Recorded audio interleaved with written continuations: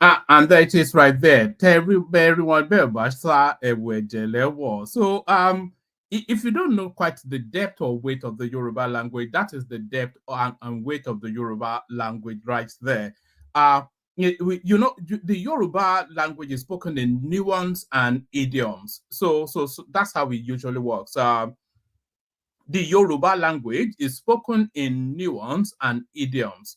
So we say lowe lowe la ń lùlù àgídìgbo ọlọ́gbọ́n ló ń jó ọ̀mọ̀ràn ló ń mọ̀túnmọ̀ ẹ̀. So that's how we speak. We speak in nuance because it's so civilized a language. You don't speak frontally, so you speak in inferred meaning. But there's no inferred meaning in that. Oh, that is a direct.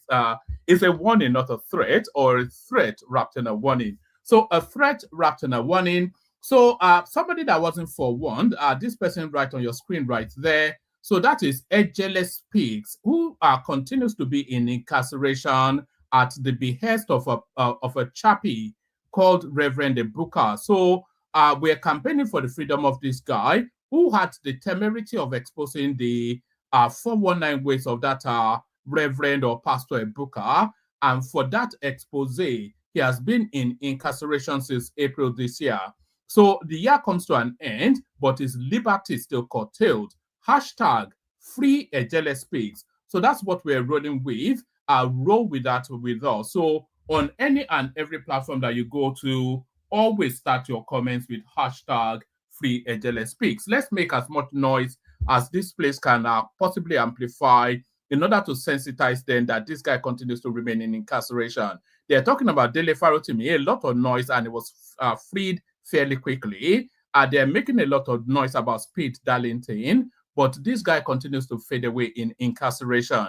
He's carrying a lot of medical conditions as well, by the way, so he's not in the best of health. So hashtag free Ejele Speaks.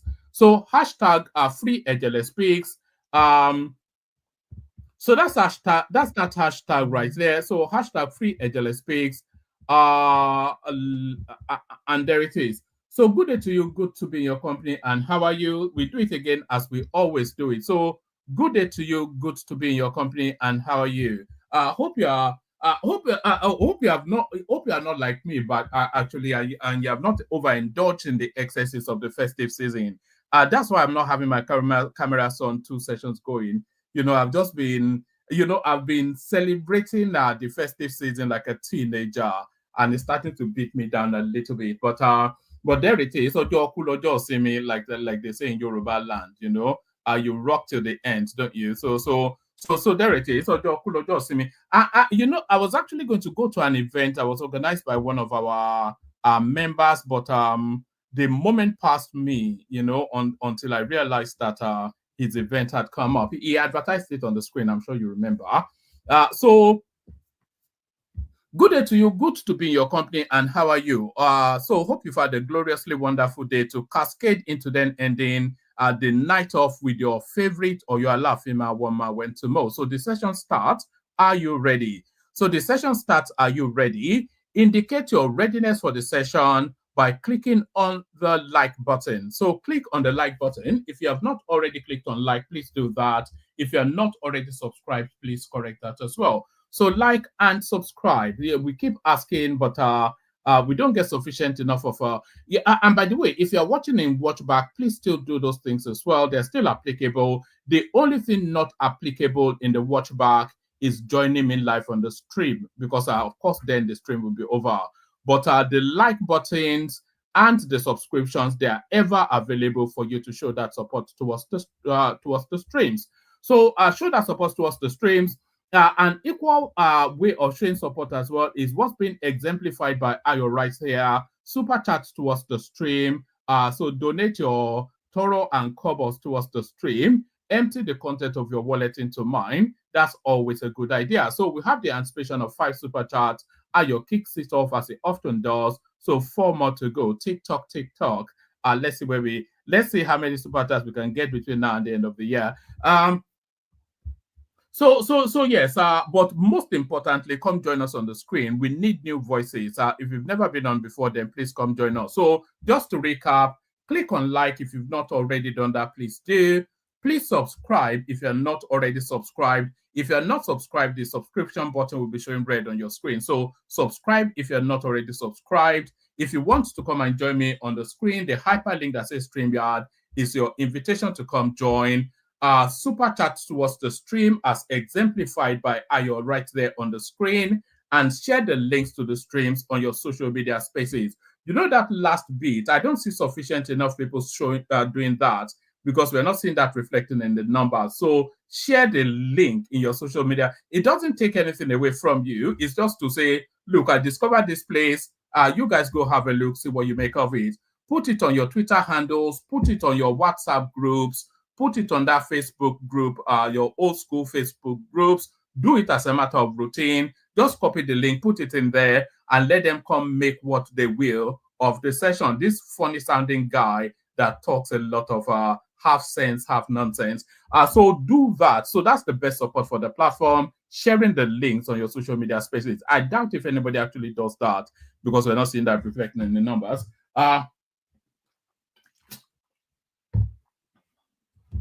So do all those things, and you'll have a Merry Christmas, although Christmas is already gone, maybe the Christmas 2025. All right, let's launch straight into it. So now, before we even launch straight into it, you know, all this, there's trouble simmering in the northern quarters of the country. There is trouble simmering in the northern quarters of the country. There's always trouble simmering,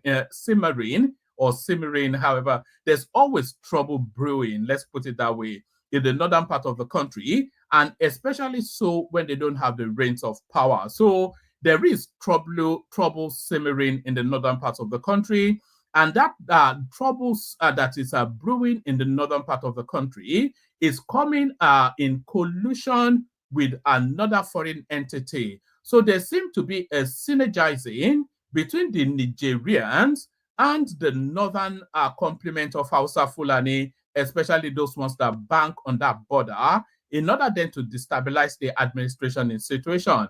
That's clearly the case, and there's trouble brewing from the northern front. Trouble brewing from the northern front. Let's kick it off with this. I'm especially more so dehydrated because I've been partaking in quite a bit of alcohol in the course of this festive season. Cote d'Ivoire fires back, denies sponsoring terrorist group to destabilize the Niger Republic. So I think you remember when that coup took place in Niger, and the coupists told us then that they are fighting against the corrupt administration of, is it Bouzum or something like that, as some half-caste Fulani president that they elected, and that they were going to stabilize that country for about a year and a bit, and then they start the course of reverting it back to democracy. So there's no such thing as that reversion. What we seem to be getting from the Niger Republic instead is people that are paranoid as they try to hold on to the reins of power. Nigeria stands accused, but it looks as though Cote d'Ivoire also stands accused. Cote d'Ivoire fires back, denies sponsoring terrorist group to destabilize Niger. You remember, of course, they accused us of having French troops on our borders to invade into theirs, and it looks as though they're accusing the Cote d'Ivoirians of something similar. All right, General Lassima Douambé, Chief of Defense Staff of the Armed Forces of Cote d'Ivoire, in a statement issued on Saturday, described the claims as, okay, let me take it from there. I think that's just a caption. Let's take it from here. The Armed Forces of Cote d'Ivoire have vehemently denied allegations.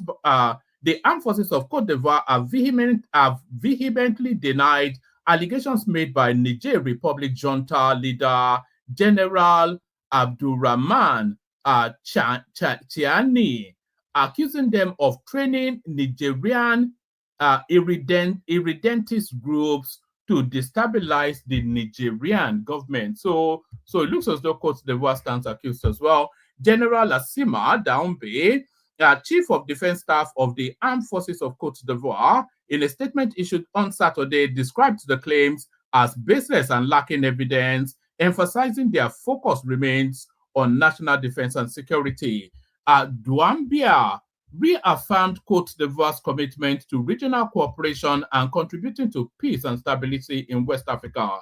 He urged Nigerian military authorities to address their internal security challenges, which remains unresolved. The English version of the statement partly reads, in a video broadcast by Nigerian state television and circulating on the internet, General Chiani, head of the ruling junta in Niger, felt it necessary in an interview to launch into a series of recriminations against, in particular, the armed forces of Cote d'Ivoire, which he openly accuses of contributing to military training of alleged Nigerian irredentists who have taken refuge in Cote d'Ivoire. The objective of this training, according to General Chiani, would be to destabilize the power resulting from the coup of July 26, 2023. The seriousness of the accusation made, the chosen media and the personality of the speaker requires clarification in order to dispel the doubts that this succession of untruths could rise. The armed forces of Cote d'Ivoire, which remains focused on the defense and security of Cote d'Ivoire, oppose these serious accusations made without any evidence by the head of the junta in Niger.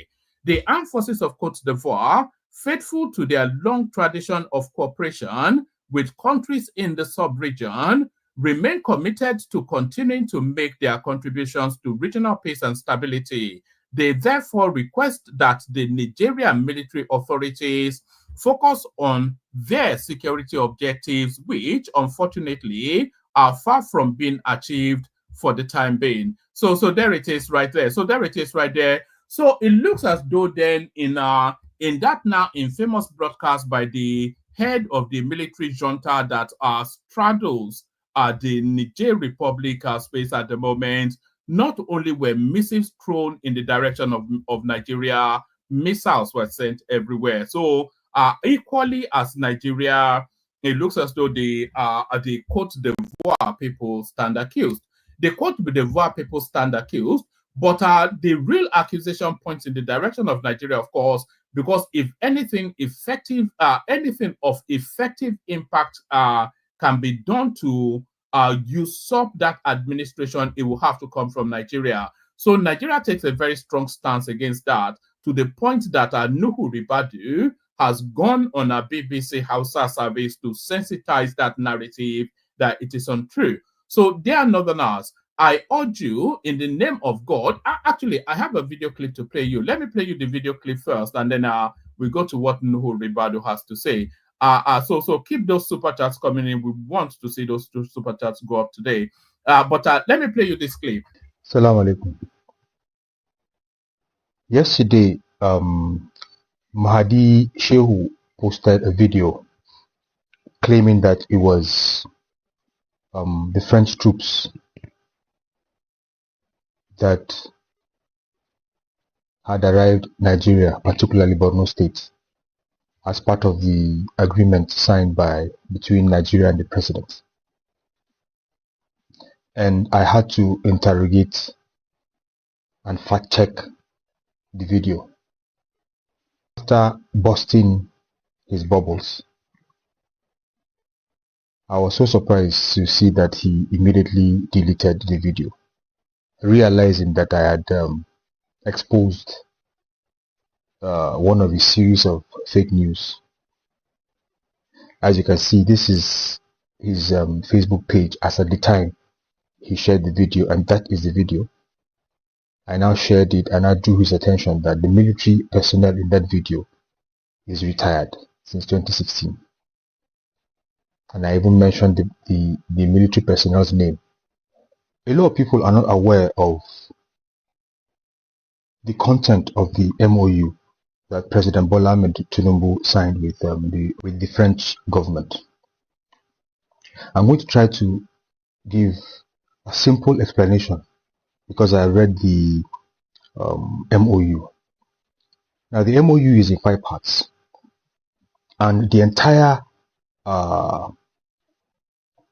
provision in the agreement is clearly around solid mineral excavation, solid mineral patronage, and the business around it.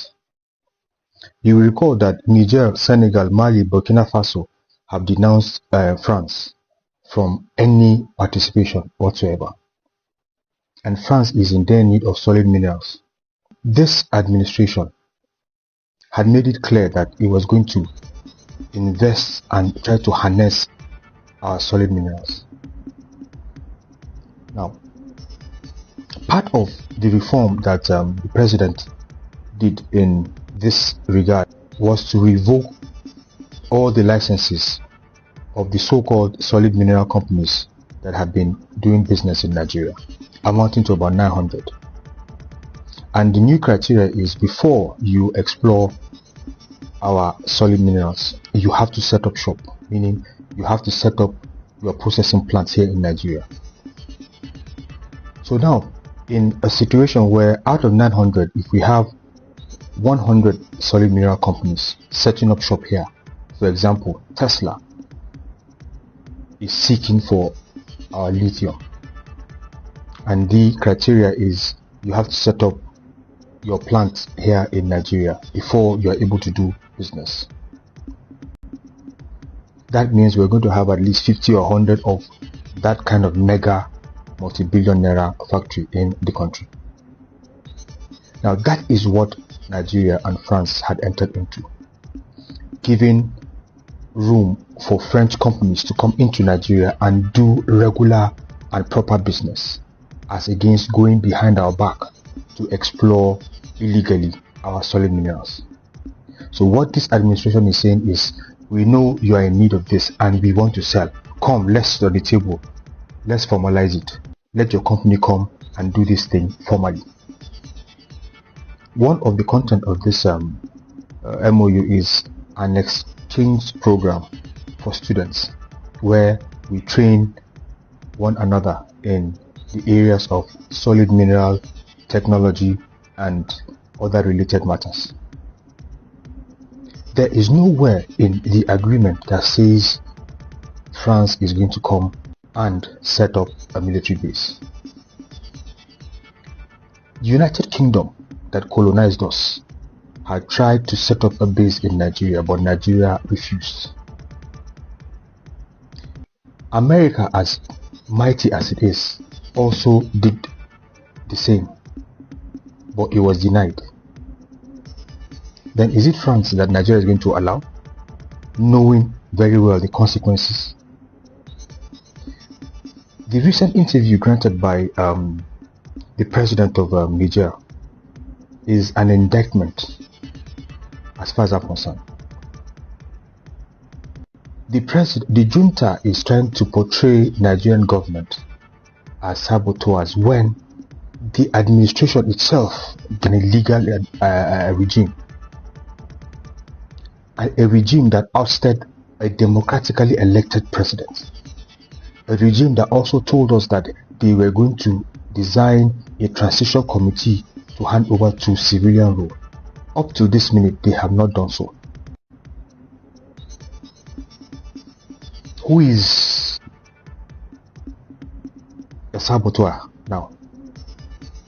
Before this administration, Nigeria has lived with Niger peacefully and other neighboring countries without any form of conflict or misunderstanding. Is it now? So let me quickly use this medium to tell Nigerians, my brothers and sisters, fine, we are having challenges as a country, okay, but let us understand that there are things that Nigeria cannot go into, and that is what these people are insinuating. People like the Mahdi Shehu, who is alleged to have swindled NHIS. So let us know the kind of battles to fight, and let us know the kind of utterances that comes out of our mouth. Because I always say, if Nigeria catches fire today, I tell you, brothers and sisters, there is nowhere to go to because we're over 200 million people. There is no country on earth that can accommodate us. Let us peacefully use whatever platform that we have to objectively criticize government, give government feedback so that government can improve, not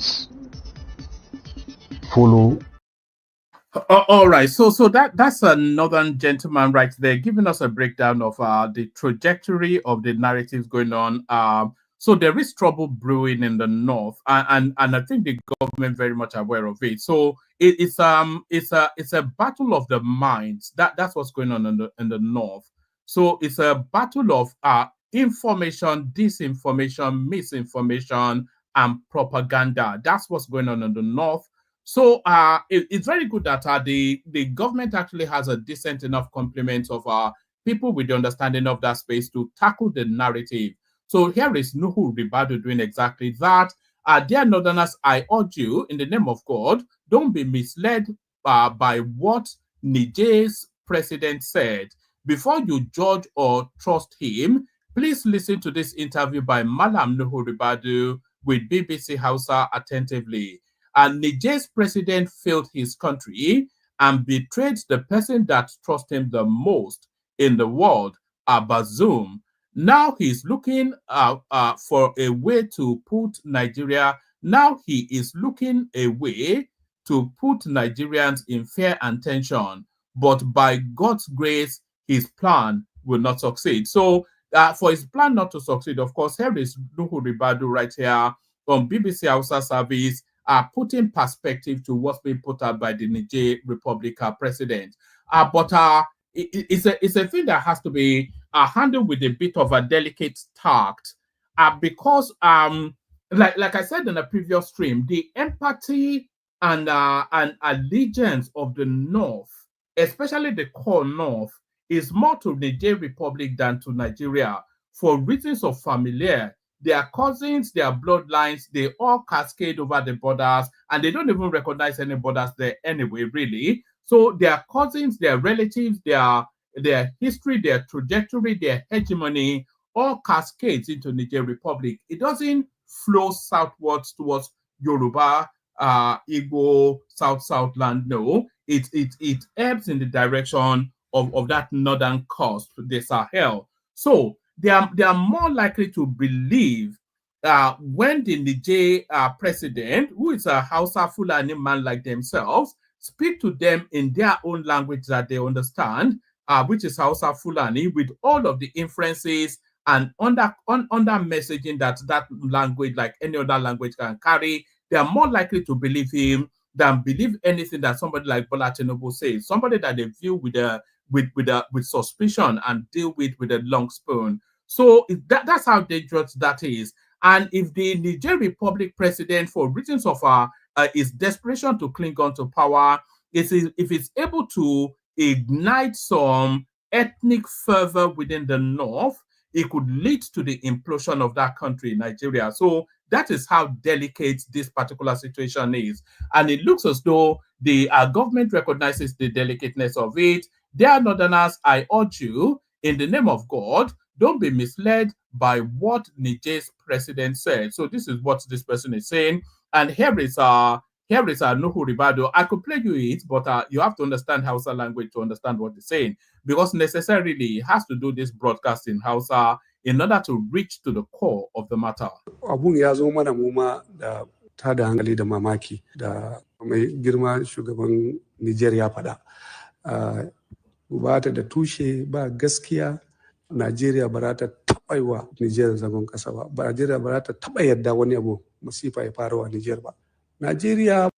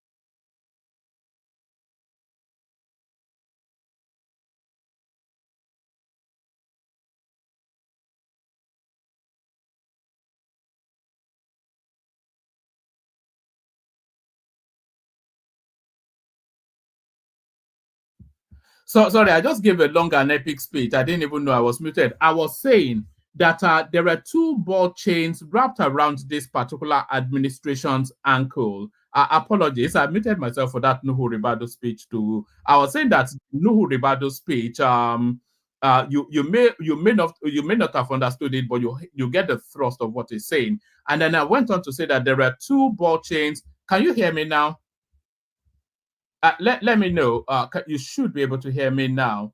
Tell me if you can hear me now. Otherwise, I'm just wasting my time. Um, uh, can you hear me now? Can somebody say in the comment section if you can't hear me? Hello, is it me you're looking for? All right, there it is. So I was saying then, yes, you heard what I said then, if you can hear me. So there are two ball chains, like I said, wrapped around the ankles of this particular administration, one from the north that wants to continue to maintain their hegemony. You know, they want to continue the hegemony that they have, and they want that grand plan of ultimate conquest of the Nigerian state for the Fulanese. You know, by the way, the Fulanis are not looking to conquer Nigeria just as a standalone prize. They want to conquer Nigeria and then use the Nigerian state as a bullhorn to conquer the rest of the West African sub-region. So their grand plan does not even stop at the conquest of Nigeria. So that's the first ball chain wrapped around the Tinubu administration, the current administration. The next ball chain wrapped around the next ankle is the ball chain of the obedient space, who are still smarting off the loss of an electoral attempt, and they are determined at that the pain of death to frustrate this particular administration. So I was saying then that the Tinubu administration is trying to move forward with two heavy ball chains wrapped around each ankle. So that's what I was saying when I was muted. So we go on from that. They have already done what is it? So we go on from that. We go on from the sublime, as I always say, to the ridiculous. Back in the make-believe country that is known as Biafra, you know that country that exists in the comic books, there's been a development there. Simon Ikwa's deputy, Ngozi Arabueze, announces recruitment into Biafran Air Force Navy Special Squad. So it's just a they say we laugh at this people. Why would you not laugh at it? Are they not the most ridiculous yet of any sort of persons that you've? It's just unbelievable. Middle-aged theatrics, middle-aged teenage theatrics. It's just unbelievable stuff. Simon Ikwa's deputy, Ngozi Arabueze, announces recruitment into Biafran Air Force Navy Special Squad. So, well, good luck with that. Ngozi Arabueze, the deputy to the detained Finland-based self-acclaimed Prime Minister of the United States of Biafran government in exile, Simon Ekpa, has announced the recruitment of agitators into the Biafran security forces. So I wonder if they will I wonder if they make them pay for application forms. This may well be just another money grabbing. They've squeezed every little penny out of those people, or they are determined to. They are determined to squeeze every little penny out of those people. Ngozi Arabueze, the deputy to the detained Finland-based self-acclaimed Prime Minister of the United States of Biafran government in exile, Simon Ekpa, has announced the recruitment of agitators into the Biafran security forces. Arabueze made the announcement in a statement dated December the 25th, 2024, titled Announcement of Conscription Call to Serve the United States of Biafra Security Forces, which she jointly signed with one Solomon N, identified as the Secretary of Defense. So it's and these are middle-aged people. This is what makes it even more as tragic as it is coming. These are middle-aged people doing all this nonsense. According to Arabueze, the conscription / recruitment is into Biafra Defense Forces, Biafran Liberation Army, Biafran Navy, Biafran Air Force, and Special Squad. The statement reads, the USB under PM Simon Ekpa, represented by the COS, DPM,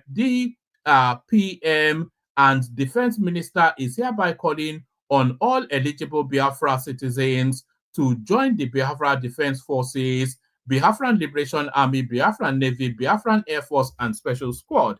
This recruitment is decentralized using state commanders, deputy commanders, state administrators, and special trainees. The task is to strengthen our armed forces against reintegrated terrorists wearing Nigerian military and police uniforms. Is critical to protect the sovereignty and geographical space of the newly declared nation, United States of Biafra. So it's just is it even worth reading? Anyway, there it is. There it is. So there it is in the land land of the people that are look. You know this woman here. She's a medical professional. You know this Ngozi Orabweze. I wonder if she's going to get herself struck off. She's a medical professional in the United States. Back to very bad, very dark black man, and it looks as though we're seeing the beginnings of the unraveling of this man from is it from the creeks or the middle belt? We're seeing the beginnings of the unraveling of this chappie, this guy, this muscle man, this wannabe Rastafarian. Provide the 160 million naira or go to jail, be Lord to very dark man. So it's almost like a parallel universe, really. All of these characters that are suddenly in the frontal play in Nigeria, they're not recognizable or acknowledgeable to somebody like myself. These people have no meaning to me. And I've been in Nigeria for longer than they have. So I suppose you have to surrender the space for the next wave. But if this is the next wave of Nigerians coming through, then that look at them, look at that. It's like a criminal anonymous. It's like a wanted. It's like a police lineup, isn't it? The two of them, unbelievable stuff. Provide the 160 million naira or go to jail, be Lord to very dark man. Nigeria cryptocurrency entrepreneur and businessman Linus Williams, known as B Lord, has called out social media influencer. That's now a job, by the way. That's actually somebody's job title now. Social media influencer is now a profession. I wonder what that even means, how you write that on your CV. Nigerian cryptocurrency entrepreneur and businessman Linus Williams, known as B Law. It's these funky names: White Money, E Money, Ubu Kubana, B Lord. It's like, is that the new guy name now? Nothing, like Patoski used to be like a guy name. Wolex, if you are called Wole, they call you Wolex. That used to be a guy name. But this one's now, I don't know, a White Money, E Money, X Money, Blood Money, Voodoo Money, and B Lord. This is what they call themselves now. These are these funky cool Medinas that have taken over the space. Nigerian cryptocurrency entrepreneur and businessman Linus Williams, known as B Lord, has called out social media influencer Martins Vincent Otse, known as Very Dark Man, on an alleged loss of 160 million naira from charity funds. Correspondents reported that Very Dark Man on his social media handle on Friday narrated the sorry, I need to pick something up. No, I'm not leaving the screen. No, somebody sent me something that is actually in line with this. That person actually in the comment section, it's even Niger Man. So let me bring this might I need to play this just as soon as I finish the readout. Let me just let me just grab it quickly. So what used to be your guy name when you were a kid? My guy name used to be Babs. It's just like an abbreviation of my last name. That's what they called me in school, Babs. So it wasn't anything more funky than that. Certainly not B Lord or Blood Money or whatever it is that these people call themselves. So B Lord, C Lord, Blood Money, and XYZ. So sorry, I'm just grabbing something quickly that I'll play to you just after this readout. Now let me pop it into the studio and then we carry on. Where is it? Let's grab it from there. B Lord, E Lord, XYZ, and ABC. So there it is. All right, let's get back to it.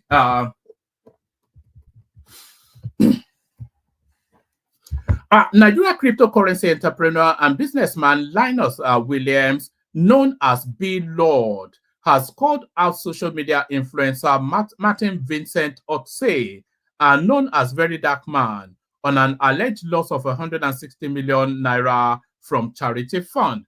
Correspondents reported that Very Dark Man on the social media handle on Friday narrated that hackers made their way into his website, leading to his loss of 160 million naira donated by Nigerians to his charity. Very Dark Man's account has been generating criticism from his fans and donors, most of whom argue that hacking website does not result in loss of funds in account balance. So this guy, he doesn't know. The average Nigerian is a 419 now. So you want to, don't kid a kidder.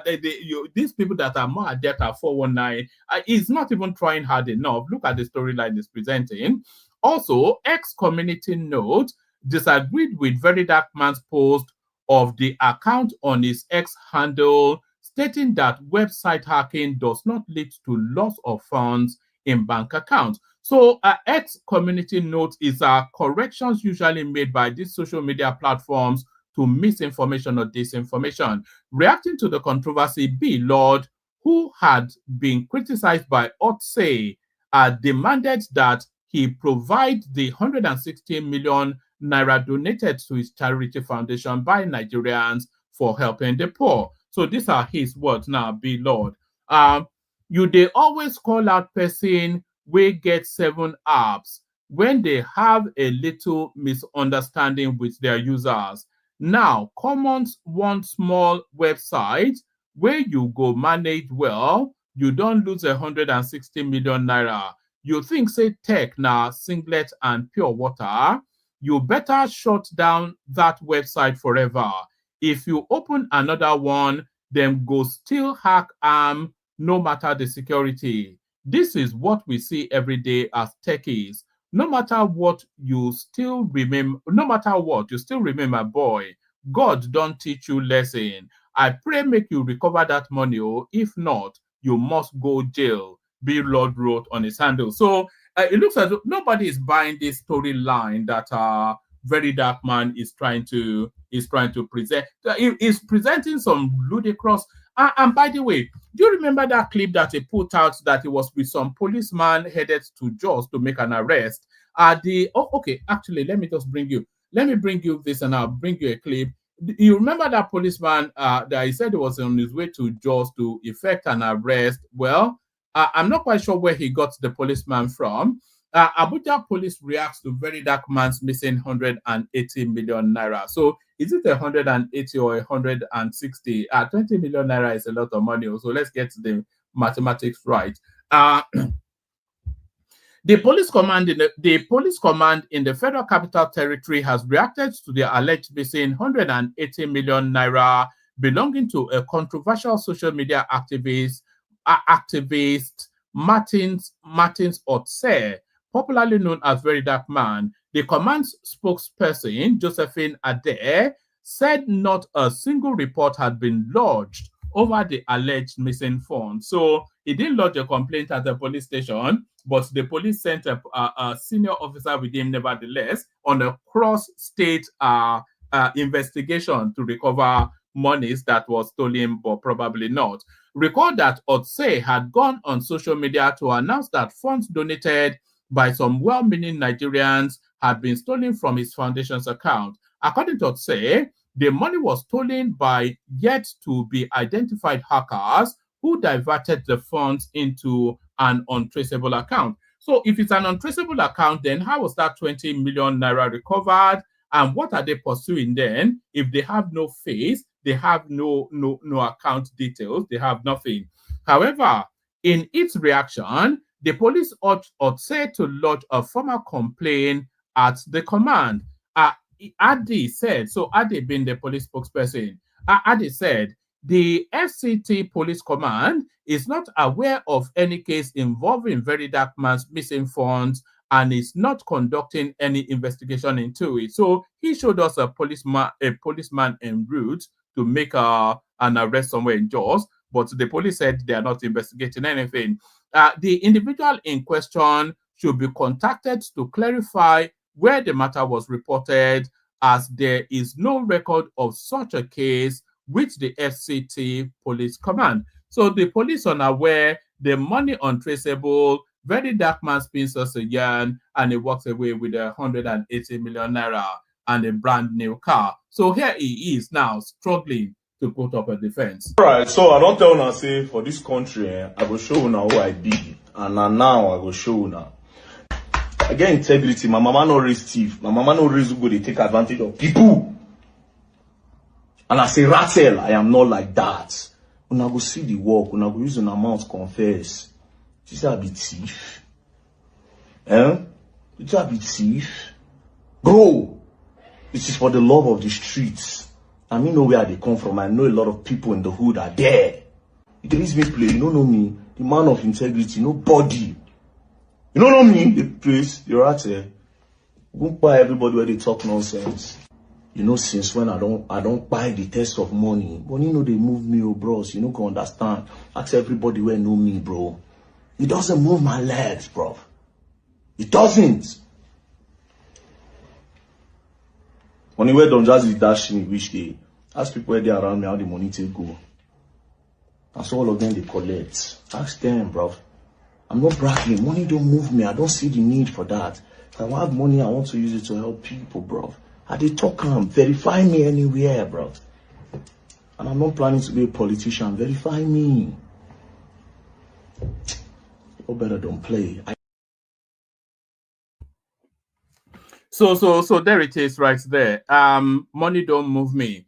You know, the biggest lie that anybody will ever tell you is that they don't care about money. There's nobody yet born that I'm aware of that doesn't. Everybody care. What lubricates your life other than money? There's nobody yet born that doesn't care about money, and certainly not some. You know, it doesn't come from money, by the way. I think it comes from either a lower or lower middle class sort of background. I'm not quite sure what his backdrop is, but he doesn't come from any money. So him now telling us that he doesn't care about money, that's just, you can tell that to the birds. So let's go on from there to more serious matters. We are sorry. Vice President Shettima commiserates with victims of military airstrike in Sokoto. So this is the second instance of collateral damage now that we're seeing under this Tinubu administration. I think it was roundabout Sokoto, the last one as well. Vice President Kashim Shettima has extended condolences to the government and people of Sokoto State over the loss of lives in a recent military airstrike targeting terrorist groups. So they are not even giving us numbers. So they're giving us numbers. About 10 villagers were killed and many others injured on December the 25th, when the military targeted a logistics base of the Lukarawa insurgent group at Gidam, Sama, and Ramtua communities in the Silame local government area of Sokoto State. So there it is right there. Shettima expressed his heartfelt sympathy to the families of those affected, acknowledging the incident as one of the rare sad moments when innocent civilians are caught in the crossfire. So it's not a rare, it's happening with increasing frequency. It's not rare or occasional. This is the second time, I think, or even the third time we're seeing it. We saw a lot of it under Buhari, of course, but this is the second time we're seeing it under Tinubu. I call for understanding, and especially when it is considered that our gallant men of the armed forces were fighting and paying the supreme price to protect the lives of those caught in the crossfire, he said in a statement issued by his spokesman, Stanley Nwocha. On behalf of the military, Shettima expressed regret over the incident and solicited more support for the troops. he assured the people of Sokoto State that the federal government is committed to wiping out terror groups and other criminal elements. Security is not one man's business. Together, we will surely make a difference as a people, he said. So, Sokoto bombing survivors recount experience. Uh, Earlier correspondents reported that a survivor of the military bombing recounted the harrowing experience of watching her family perish in the ensuing inferno. The distraught woman, who pleaded anonymity, described how her father, mother, and 4 younger siblings were burned to death during the airstrike. I saw them burning, my mother, my father, and my 3 younger brothers. So I wonder who she packs the blame with. She would hate Tinubu till eternity. Probably his ethnic stock as well. So there it is right there. And that's that. It just happens, and then we move on from it. That's, we are so inured to tragedy. If that happened in any other country, they would declare weeks and months of national mourning. Their television, there will be nothing else going on. But in Nigeria, it's just another Tuesday, just another Monday. Tomorrow again, another round of it. So I wonder how there's anybody left in that country, just the spate of killing. If the insurgents don't get you, the military will. El Rufai reacts as Perogi accuses Tinubu of appointing Yoruba people to major positions in NNPC. So Tinubu has not yet appointed Yoruba people to major positions in NNPC. It needs to be getting rid of Military, and then because that's the only real position that matters. But let's see what's going on here. Nasir Ahmad El Rufai, former governor of Kaduna State, has weighed in on Professor Farouk Parogi's recent criticism of alleged ethnic favoritism in President Bola Tinubu's appointment. In an article titled Tinubu's Buhari session of the NNPC, Parogi accused President Tinubu of appointing Yoruba people to significant positions in the NNPC. So what else should he be doing? He said an anonymous source claims that a certain Bayo Ojulari is being proposed as GMD after Mele Kyari's tenure expires in early 2024. So, we passed early 2024. I suspect that's early 2025. Now, I haven't independently. If Mele Kyari does leave, there is absolutely categorically no doubt that it will be a Yoruba. Who else will he replace him with? It's like putting a Hausa Fulani man as chief of army staff. It's not so. It's too sensitive a position for him to have it outside of his own ethnic stock. So that's just how Nigeria runs, isn't it?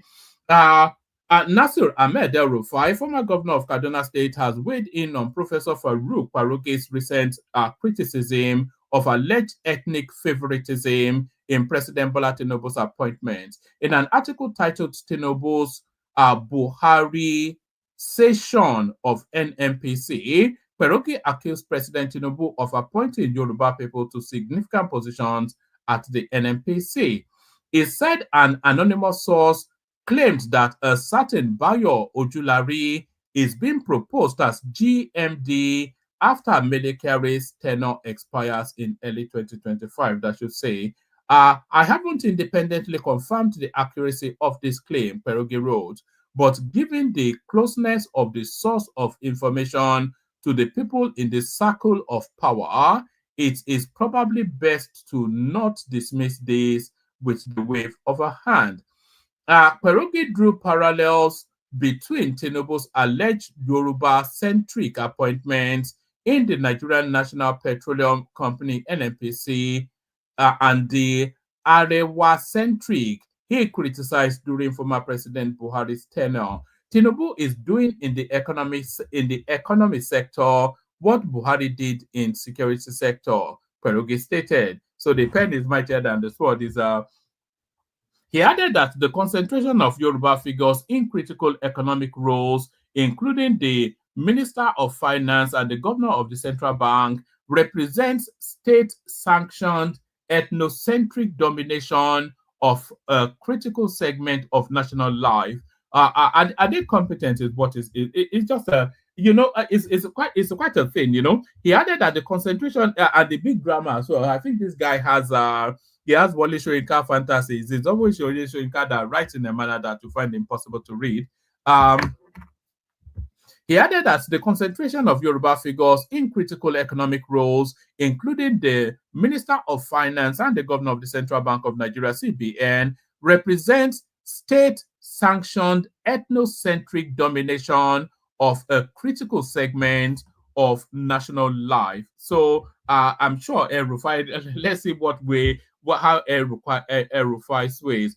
Two wrongs do not make a right, El-Rufai reacts. Reacting to Peroge's article on X, El-Rufai said two wrongs do not make a right. So that is to say that is a side swipe, isn't it? That is an aside. So El-Rufai is primed and ready, by the way, and we want to see where his launch is going to come, because El-Rufai is going to launch at this administration in a way that will inflict wound. But how fatal would that wound be is the question. But El-Rufai, no, there's no hell hath no fury like a fool and his corn. So his words: two wrongs do not make a right. Sensible inclusion always trumps arrogant exclusion. So sensible is that a cryptic aside towards his rejection? The way they treated El-Rufai was actually quite rough, actually, because they presented him all the way to Senate verification, and then they publicly humiliated him. And I think that's what rankled him the most, because after that, in the build-up to the election, El-Rufai said he wasn't going to take a government position. He wants to leave governance and public administration for a moment and go and pursue academic pursuits. He said he was going to go and attempt at a PhD or whatever. So that was his plan. But I think the Tinubu administration, and we saw them at Chatham House, didn't he? When they made him stand up rather, and answer a question like a minister. So Tinubu effectively strong-armed this guy with inferred assurances that he was guaranteed something important, and it was going to be given the power sector, the electricity sector. And that got all the way to the Senate, and then they publicly humiliated him. So I think it's that public humiliation more than anything else that El-Rufai is smarting from, and it demands his pound of flesh. Reacting to Peroge's article on X, El-Rufai said two wrongs do not make a right. He wrote, two wrongs do not make a right. Sensible inclusion always trumps arrogant exclusion. And he even ends that with an exclamation mark.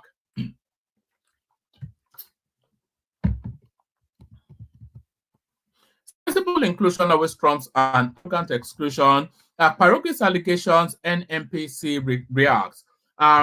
Correspondents earlier reported that the NMPC debunked allegations of ethnic bias in its leadership structure, stating that employment decisions are based solely on merit. In a statement made available to correspondents on Saturday, December the 28th, Olufemi Shoneye, Chief Corporate Communications Officer of the NMPC, addressed concerns raised by Peroge's article. Shoneye clarified that the NMPC's leadership structure is guided by business requirements, expertise, and merit, rather than ethnicity, tribe, religion, or political affiliation. He said the NMPC prides itself on being a professional organization with a diverse leadership lineup, including individuals from various parts of the world. So what else would they say other than that? But Tinubu does stand accused, and those accusations do have merits.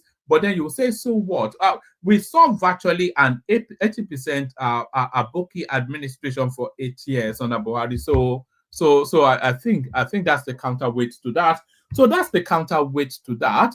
So now this next one that I'm about to bring you, this one catches me. It caught me off guard. Might well catch you off guard as well. So look at this. So this will catch you off guard somewhat. So I'm not quite sure about the veracity of this, because it's just coming out of a little satellite catch from the Twitter space. But we'll monitor the space and see if there's any veracity to it. So here it is. It goes Lagos with a series of exclamation marks, and it goes, how did you guys hide this data? So what's the data?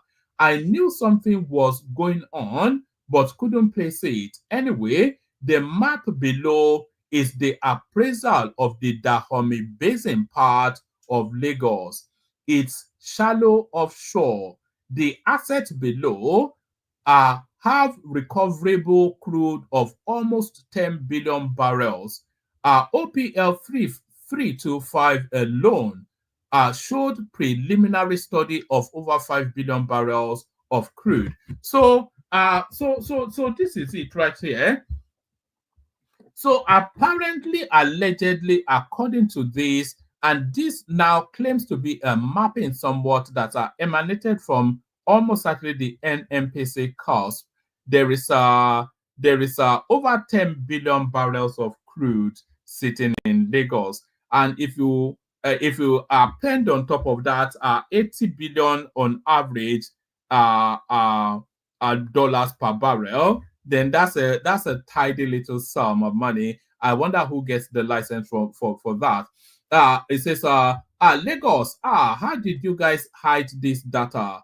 I knew something was going on, but couldn't place it. Anyway, the map below is the appraisal of the Dahomey Basin part of Lagos. It's shallow offshore.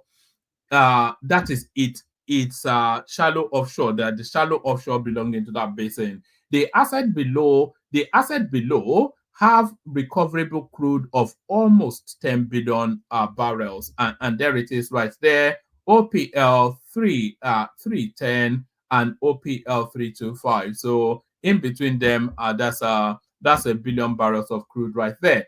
So let's go on from there to what's going on with David Udein. It says one more thing. This is going to the PDOM sort of narrative that we were regaled with just a few weeks ago. It says one more thing. You know, this guy, he fancies himself as some sort of sleuth. He probably wears a Panama hat and a Macintosh, doesn't he? That's probably how he sees himself.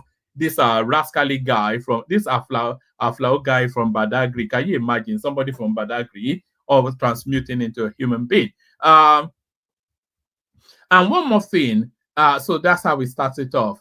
I have since come to understand that the entire PDOM thing was completely contrived. It was a cheap gimmick for let's do that again after I've had a sip of water.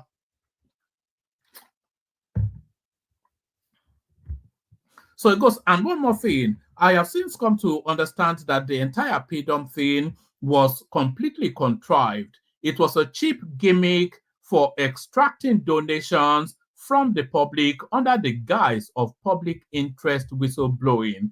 The random Port Harcourt Abobi saw my work and its crowdfunding model, and as a typical Nigerian could not, the Port Harcourt Abobi, by the way, is the character. There are audio clips to go with this, so just stay steady. Let me do all the readouts, and then that will bring you back into the loop. If you had lost traction of this storyline, just kick back, listen to the readouts. It sequences into two beats, but listen to the readouts, and then you'll be back in the loop.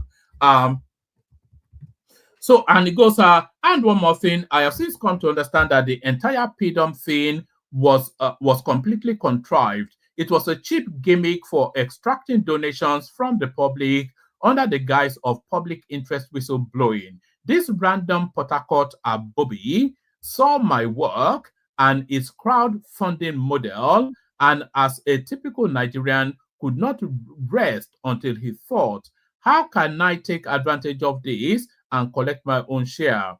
That is how he came up with the gimmick of calling himself an investigative journalist and threatening Nigerians every 4 market days for not sending him money.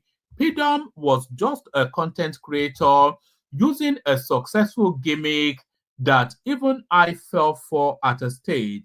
After I had spent close to a year initially ignoring him because I thought his work was crude, his persona, hubristic,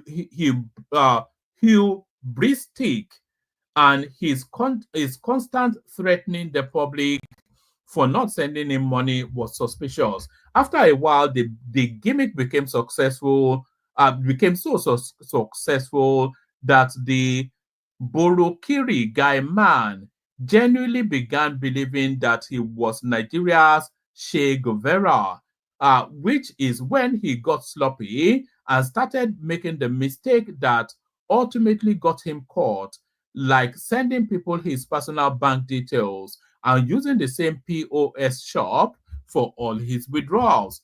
Now he may be out of prison, but he is effectively a prisoner forever. He can't even physically leave Abuja. I hope the attention and money was worth it, because there is not even a lot of money to be had from crowdfunding in Nigeria. I would know. So then it gives us then a screen grab. It says, it was until the face behind Pidom came to the limelight as Isaac Bristol T that I took a step backwards to ascertain if he is worth pushing, if he is worth pushing his release from incarceration. I do not support the Nigerian government about their unprofessional and flagrant abuse of law. Isaac Bristol T is a serial fraud whose fight for justice, equity, and freedom for the oppressed can be likened to that of an opportunist. So, I think you may well be looking in the mirror there, Hudei. He borrowed money from different persons at that. He borrowed money from different persons at that workplace in large sums, with the promise that as soon as the app launches. So I think this dovetails into something else. So let's go on from there because it continues still. Let's go on to this tweet. Before I go any further, let me publicly confirm that the original owner of this account is in fact the one behind it right now. Let me also confirm publicly that this person, I'm going to play, you see, I'm going to play you this clip, this one here, which will shed a lot more light on what's going on there. But let me just give you the readout quickly, and then we get to that clip. When you listen to that clip, you'll be agape, you'll be aghast by what these people do. Uh, Before I go any further, let me publicly confirm that the original owner of this account is in fact the person behind it right now. Let me also confirm publicly that this person has now been fully bought and paid for by the government, whatever his motivations may or may not. And by the way, David, they may be posting from the Twitter handle of PDOM, because when Pidom was in incarceration, he handed the platform to him to keep it alive and keep agitating on his behalf. So he may well be exposing this Pidom on his own platform. Before I go any further, let me publicly confirm that the original owner of this account is in fact the person behind it right now. Let me also confirm publicly that this person has now been fully bought and paid for by the government. Whatever his motivation may or may not have been when he initially started the anonymous whistleblower thing, is now 100% owned and controlled by whoever was behind his arrest in August. There are many things I could say, but I would just restrict myself to these few points. Number one, after I led the media campaign that forced the police to charge him in court instead of keeping him in the FCID dungeon, this fellow from his cell at Kude prison tried to entrap me in a scheme that would have forever destroyed my credibility and put me in legal trouble that could have followed me anywhere in the world. I trust absolutely no one, so I recorded the entire 54 minutes call in the event that one day that a day like this might come. I have uploaded the relevant 6-minute segment of it here. So let's just go to the segment and have a listen to what goes on in that kind of space. So here it is. Dave. Yeah. Dave. Yeah. There's a post I would like you to put out for me. I would like you to put that up post for me. It's like a breaking news. Understand? I would like you to put that up post for me. Okay. That post was, yeah, it will scatter them wherever they are. Just that post will be, just put it that breaking news, like just like come like a breaking news. 2 DIGs, 3 commissioners of police, and 2 top appointees in Tinubu's government has been linked to exposing classified and secret documents. Once you put that, everybody will run away. They'll start suspecting each other. Are you getting me? That's a very that's a very risky strategy, to be honest. Especially if it's not true. Yes, it's okay. So, Are they your sources? if what? Are they your sources? If there is what? Like, is it actually true? Because if it's not, there's no way I'm putting my name on that. No, you can post it with my handle. Yeah, but everybody already knows that I Everybody control knows your handle. he's the one handling your account right now. Dave, I'm telling you, that is like, it's a reverse psychology. No, it's not.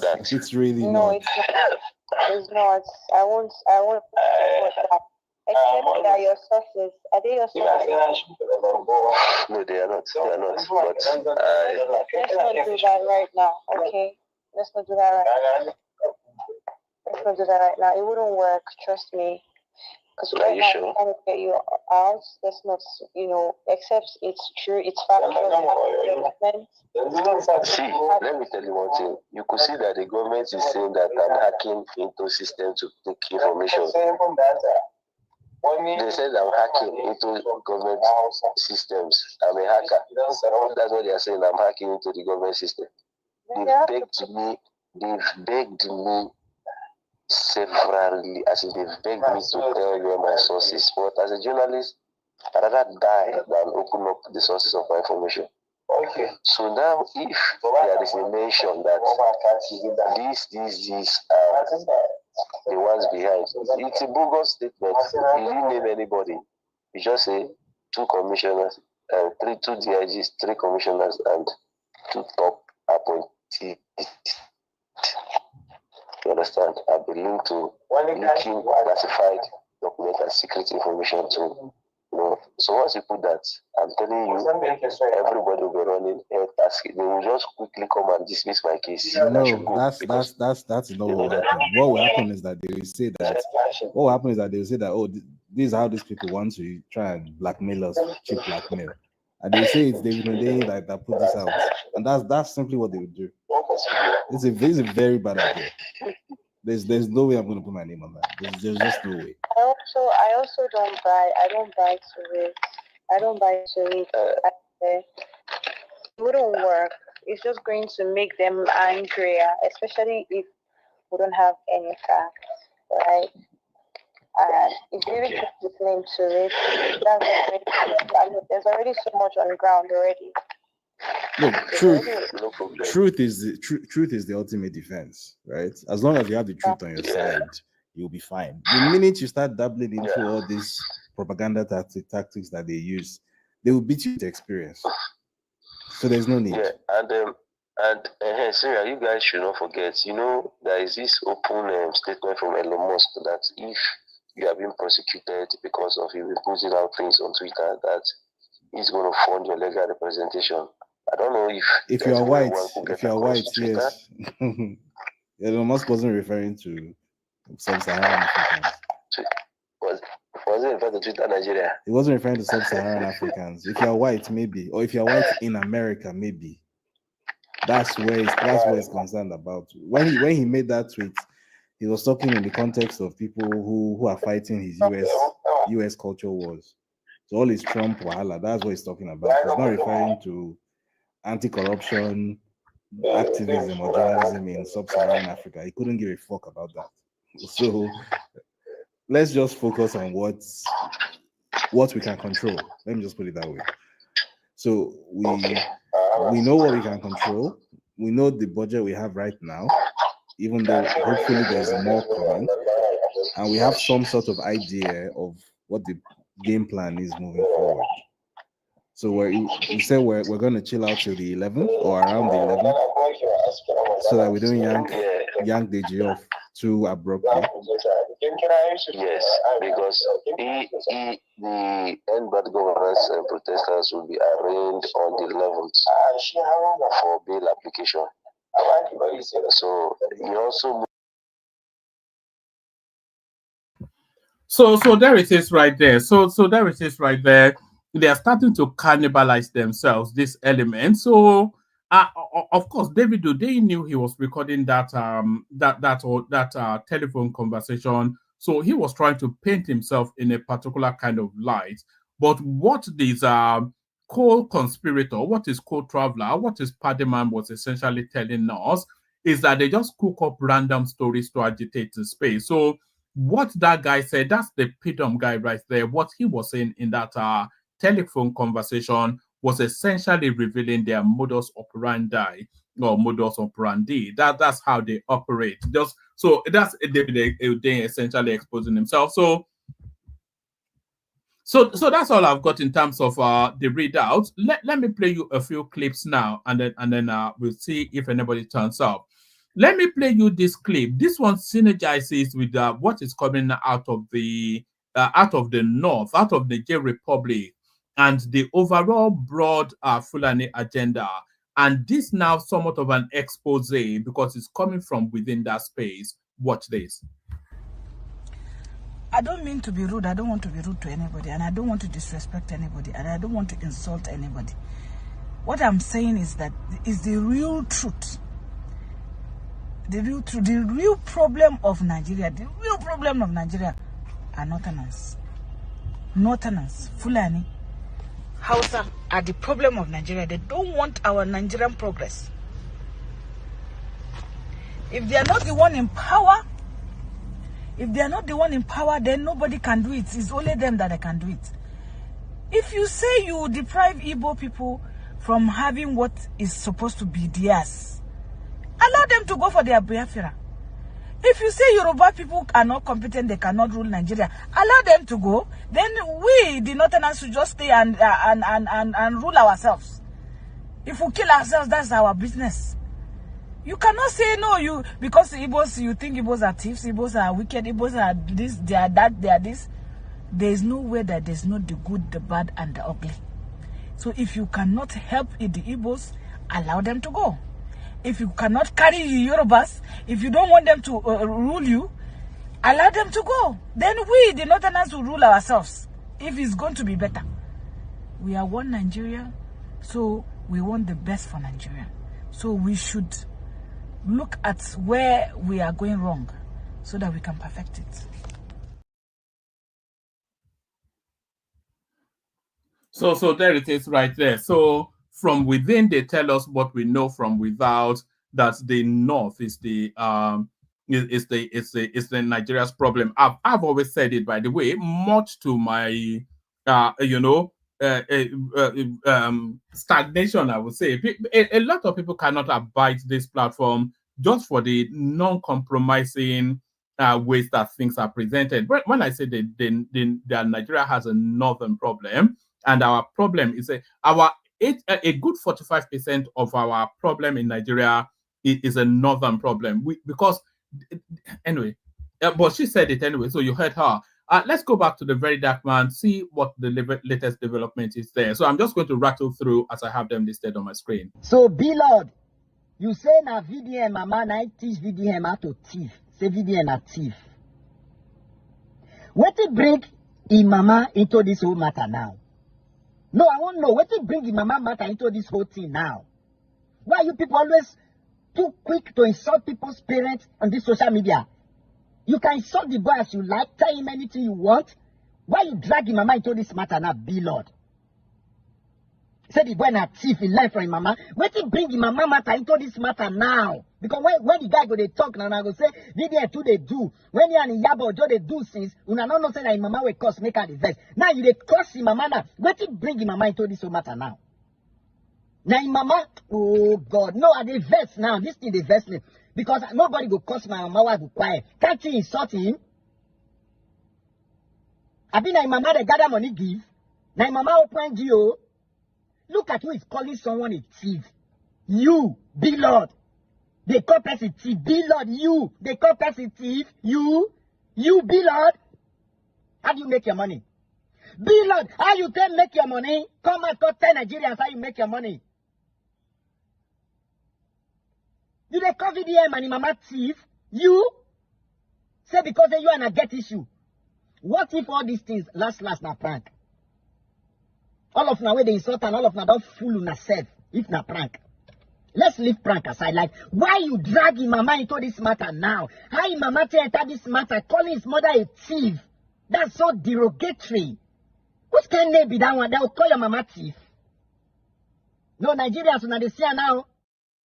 All right. So those are fan bases adopting entrenched positions. So it's now a battle of the fans. That's it's just a nonsense, isn't it? That guy better just return that money or you spend time in jail. With that much, I agree with B Lord. So now this next clip that I'm about to play you. This guy speaks on behalf of the obedience, but it's not enough. The guy that I'm about to play you now, he speaks on behalf of the obedience, but it is not enough. Each individual obedient must now release a clip as saying exactly verbatim what this guy has to say before matters are settled. This guy speaks, he breaks rank to speak truth to the space, but it's not enough. He cannot speak on behalf of the whole group. Every single individual of the obedience space has to issue out a video of this nature. Watch this. I want to apologize to every Nigerians. I am sorry I supported Peter Obi during the last presidential election. President Bola Ahmed Tinubu, I am sorry I didn't support you then because I didn't believe in your vision. Today, I want to say I believed in your vision. I see how far you are moving Nigeria. I knew where we were when you came in as a president and where we are today. And I want to assure those who supported you last election that in the next election, we will be the one to support you. And I want to say thank you for we Nigerians. Today we are speaking one language. We now understood what it means to have a credible leader as a president. And there it is right there. So that's one. And then 6 million more to come. So that's the obedient. That's a particular obedient with that the wool has finally cleared from his eyes. So the wool finally clears from his eyes. So this one now here. So that guy was speaking to the situation in Nigeria. The situation in Nigeria is so harrowing. Everybody is looking for an exit route, but exit at your leisure. But exit in a hurry, rather regret it at your leisure. So Japa not the solution to the Nigerian situation. Learn from this. Watch this. This UK, you are one visa application away from emptying all your bank account. Imagine, let's say you come here for masters after paying £15,000 to the school. You want to apply for post-study work visa. That they will give you 2 years so that you can work. Visa application is £800. You have to pay NHS surcharge £1,000 for each year. So that means for that application alone, for you to just get that 2 years after you study to be able to look for work, you are going to pay £2,800. If you have a wife, they will do the same. If you have a child, they will do the same. That means one person alone, more than £2,000. 3 of you, more than £6,000. Just to get that 2-year post-study work visa. There are people that have gone back home because they couldn't raise that money. And they just need that 2 years experience on top of their masters to be able to work and get UK experience to increase their value in the global marketplace. So it always surprises me whenever anything happens here and people just say migrant. Our hosts, some of our hosts, they'll be like, hey, it's the migrant this, the migrant that. I'm thinking the migrants, they pay through their nose to even be able to get anything. They don't have recourse to public funds and they are paying all these fees, application fee, NHS surcharge every year. Even after all that, if you want to apply for indefinite leave to remain, visa application fee is 2,800 plus. The application fee alone. And then you now have your own people back home as well. You hear some people back home, you say, he lives in the UK, oh, his brother is doing wedding, his sister is doing wedding, he cannot send any money. I'm thinking, how do we resolve this kind of issue? We need to deal with ourselves with empathy. You see some people during that period when they want to apply for visa, you see your brother, he can't even cut his hair. He's trying to raise money. Say, Baba, what's in the happen? I just want to make my application. Me, my wife, and my children. When you look at the cost, it's running up to about £6,000. It is not easy. Oh. You can be in this UK, and that's why people like us try to put information out as much as possible. It takes time to get to figure out what is going on when you move to a country, a brand new country. So give yourself patience. Be patient with yourself. It is not easy. Find some good people around you. And if you have somebody that is here, support them with prayers. They are also going through a lot. May God help all of us succeed. Oh. It's not easy. Oh. It's not easy. Oh. In this land, God help us. So there it is right there. That's the cost of Japa right there. So the cost of Japa is not just you getting yourself into the country, which is already broken the back of your bank account anyway. Is the cost of you now being in that country, because as that guy rightly said, you have no recourse to public services, so therefore you must pay some sort of insulation insurance. I didn't even know it to the level that this guy. So you can't just walk into the hospital. You have to have paid some sort of insurance scheme, which is an arm and a leg for yourself and each individual of your family, not one lump sum, but a sum up each, and on it goes. The student fee itself is just a back-breaking. The application forms are a real killer. Is a real torment. So Japa may not be that. If you calculate all of those monies that this guy, we're looking at the best part of 40 to maybe 70,000 pounds. So if you had that as something you could put together, then maybe that will better serve you in Nigeria. So that's that. So now this next clip that I'm about to play you is a public service notice to all of the female members out there, to people of the fairer sex. This is a public service notice to all of the women out there. So ladies, if you are of a marriage age and you're looking for somebody to marry, don't go anywhere near Anambra State. So listen to me very carefully. If you're a lady and you're of that marriageable age or marriage age or whatever the term is, and you are looking for somebody to marry, don't go anywhere near Anambra State. Why? Did I hear you ask? Did you ask why? Watch this. Don't date an Anambra man if you're not from Anambra State. I'm sharing this out of experience. I've been dating this Anambra guy for 5 years. I'm from Imo State. November last year, he said he has something to tell me. I was like, okay, babe, go ahead. He said that he spoke to his mom about me, that he wants to propose to me and bring me home. The mother asked him where I'm from. He told him I'm from Imo State, but the mom said he should not marry me. I was surprised and shocked. Why will your mom make decisions for you? I asked him why he didn't make inquiries from his mother to know the state they would like to marry before coming to me in the first place. And after wasting my time for 5 years, he's now telling me that the mother said he cannot marry me because I'm from Imo State. I told him that would not happen. We've been through so many things. I started from the scratch with him, and now he's doing where he wants to abandon me in the name of his mother said. He said his mother actually said that and decided to call his mom in my presence. When he called his mom, he told his mom that he's going to marry the Imo State lady he spoke to her about, so that his mind is made up. The mother said over her dead body, will he bring a woman that is not from Anambra State to the house? I was shocked to my bone marrow that a mother can go to this length. Mama, you don't even know me. You've not even seen me before. I've been dating your son for 5 good years. I rejected good guys and other people just because I thought we were going to end up together. Now that everything is set and good for us, you want to tell me that I cannot marry from Anambra State? I was so heartbroken. Up until now, I've not healed from that heartbreak. I'm still trying to recover because there are so many things that happened in that relationship I wouldn't want to be voicing out here. I'm sending you this message for you to share it out there to any lady that is planning on dating a man from Anambra State. If you're not from Anambra State, my sister, don't even try it. Some of these people are beasts. Sometimes their mother will not even say it. They will arrange with their mother for their mother to reject. So there it is right there. Before warned is to before armed. That's how they treat the women in and out. If you are not from my village, I cannot marry you. That's still where that mindset is. So that's still where that mindset is. But let me take you to a mindset that is evolving from its parochialism to broader, wider egalitarian thoughts. So let me put it that way. I apologize. I don't do it on purpose.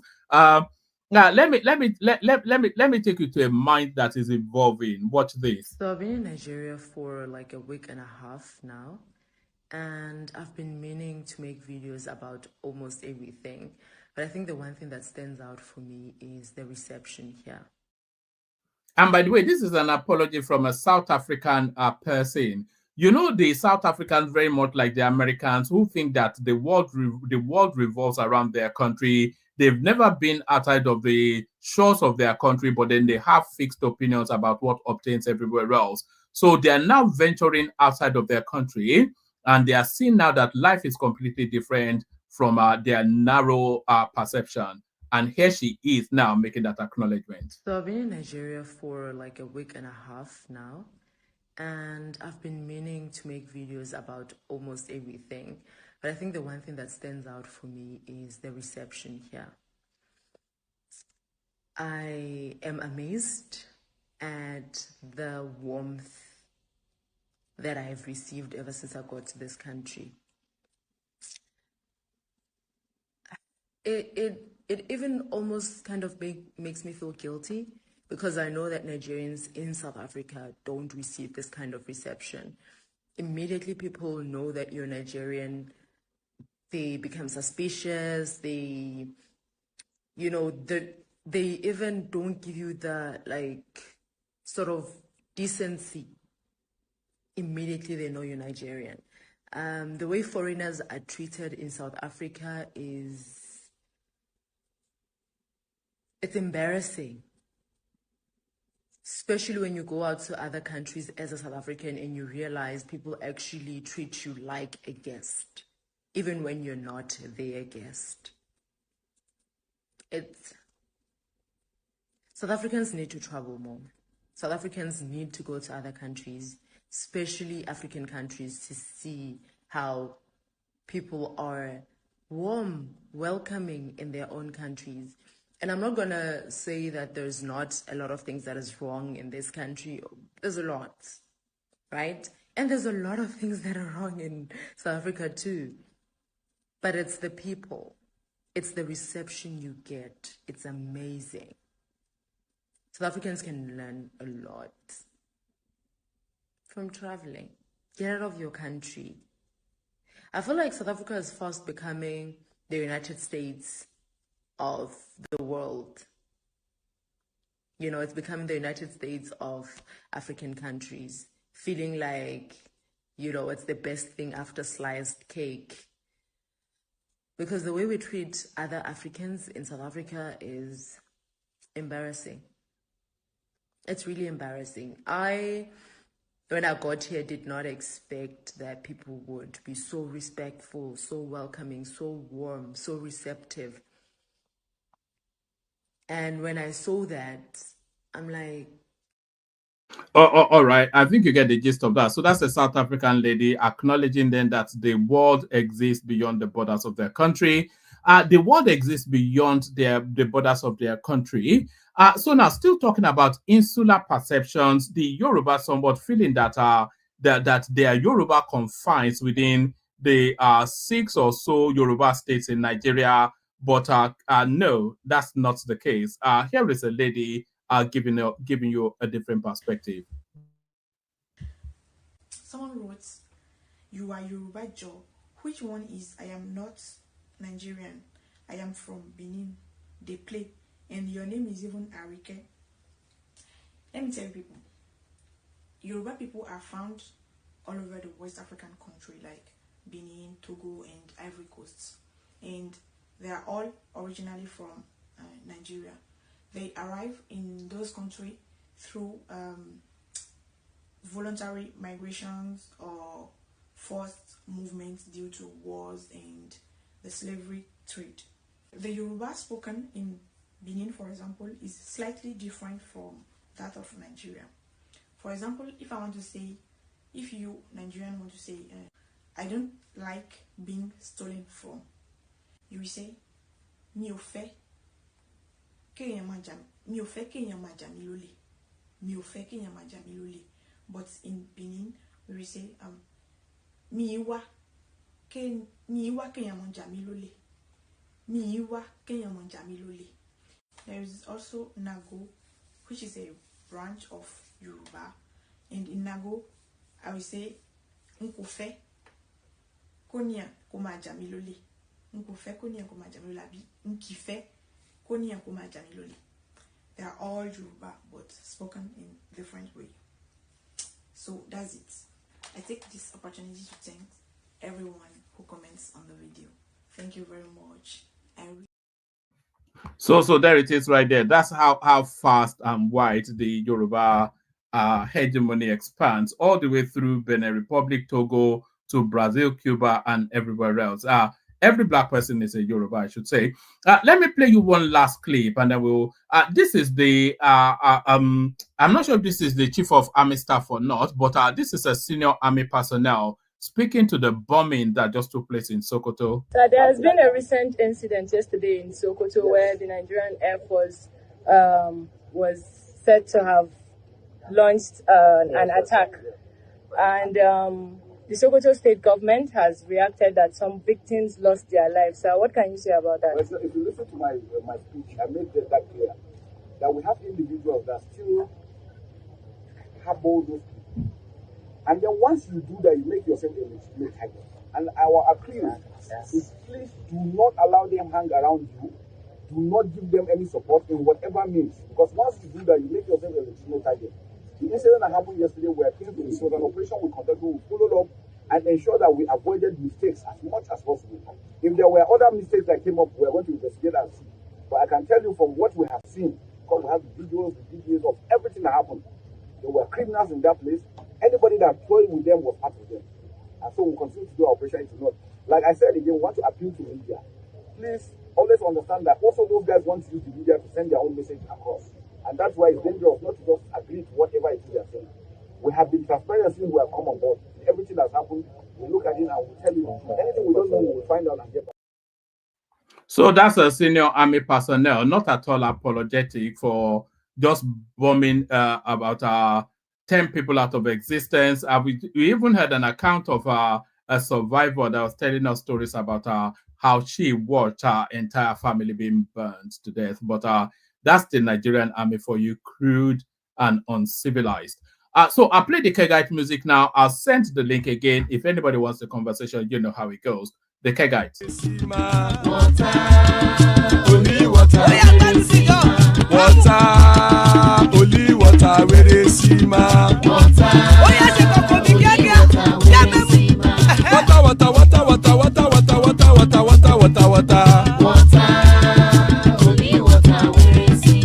Hapa o naido.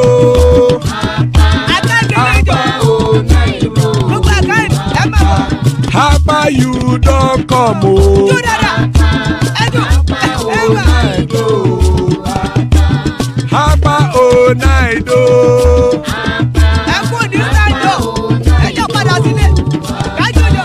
Oro kẹ̀kẹ́ ẹlẹ́mù yé o. Ilé sọ́dí kẹ̀kẹ́ rẹ̀ ẹlẹ́mù rẹ̀ o. Bobby master kẹ̀kẹ́ rẹ̀ ẹlẹ́mù rẹ̀ o. Chifu Faila ti kẹ̀kẹ́ rẹ̀ ẹlẹ́mù rẹ̀ o. Eruku lẹ̀lẹ̀ ẹlẹ́mù dé. Eruku lẹ̀lẹ̀ ẹgbẹ́ ẹlẹ́mù dòde ojàre o. Eruku lẹ̀lẹ̀ Ghana ti dé ẹgbẹ́ bọ́dì o. Ọmọ ẹlẹ́yẹ ẹ̀yẹ ẹ̀yẹ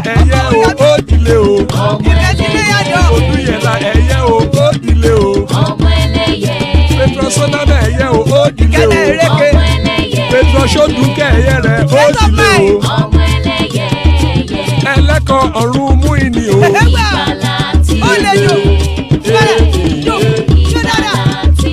àkùkọ ọ̀run mẹ́kọ̀.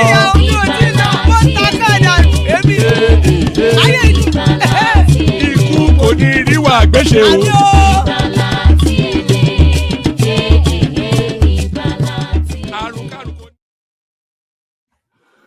And there it is right there. Ikuku Neru Agbeche may just have nothing to do with us. We may have somewhat of a session, I don't know, but we've got Tony joining us, so let's see if there's anything there or we just wrap it up. Tony, are you there? Tony? Oh yes, sir. Good evening, sir. So nobody in the house? What do they worry people now? Well, you day here now, so we talk small and then see if anyone. Now, well, I listen to your. You know, sometimes when people listen to your readouts, they will be soaked like the way you soak with oil. They wouldn't know where to start from, you know. But anyway, you know that not everybody is made to face the cloud sometimes, you know. Yeah, So I mean, what are you looking at in the news? Where do you want to take it from? Yeah, even your introduction just already settled the matter. You know that you see those people now that are more tilted, or are more, they don't see us like their own fellow country members or their fellow nationals, or that they even prefer the outsiders more than us. That is already, I mean. You know, a very big handwriting on the wall, you know, written on the wall, that we are not actually the same people. That we are forcing ourselves to be like one people, and that is why we're having all these kind of problems. You know, the problem is not just Tinubu now, or Jonathan, or late Buhari, allegedly, but the problem is that we have been forced to live together. You know, it's very bad. You know, so that is why we cannot just imagine that even Ribaduna addressing his people, the so-called region of a country, is using their language. You can see, you know. So that's why we should be praying for Tinubu to be well enough to be able to carry out all this his agenda. You know, you already know the agenda now. During the campaign, people keep saying that, why are you supporting Tinubu? Why are you supporting Tinubu? I said that because I'm not expecting Tinubu to come and be, you know, governing, the country like it's been done elsewhere. That you know, as a Jagaban and GBT, you know, man, that I know that not only he fits can regulate that country, you know, but, you know, I mean, so a lot of people say they don't understand, they don't know what is called restructuring, they don't know what is called state police, they don't know what is called tax reform, they don't know what is called whatever, you know, VAT, that only that guy, that is our last chance to come and scatter the whole place. You know, for the betterment, for the, you know, so that we can postpone the doomsday. So that we can so that we can stop postponing the doomsday, because we keep saying that we are one. You see that even though if we're able to, you know, to come together now and then organize the next election, whatever, which I'm totally against, then you see the next election again, the next cycle will be another problem again. You know, one thing that you want to know is that once they are shouting Southerner, Northerner, Easterner have to be president, and then what part of this, what the other one, the religion will come into play. Is it Muslim ticket? Is it Christian ticket? You know, that already, you know, show that it's not a one country, that we are just playing. You know, so we just fool ourselves around. You know what I'm saying. So, and then time is going. I still remember that, you know, you always say that apart from you, most of the moderator or most of the YouTubers always say that time is going.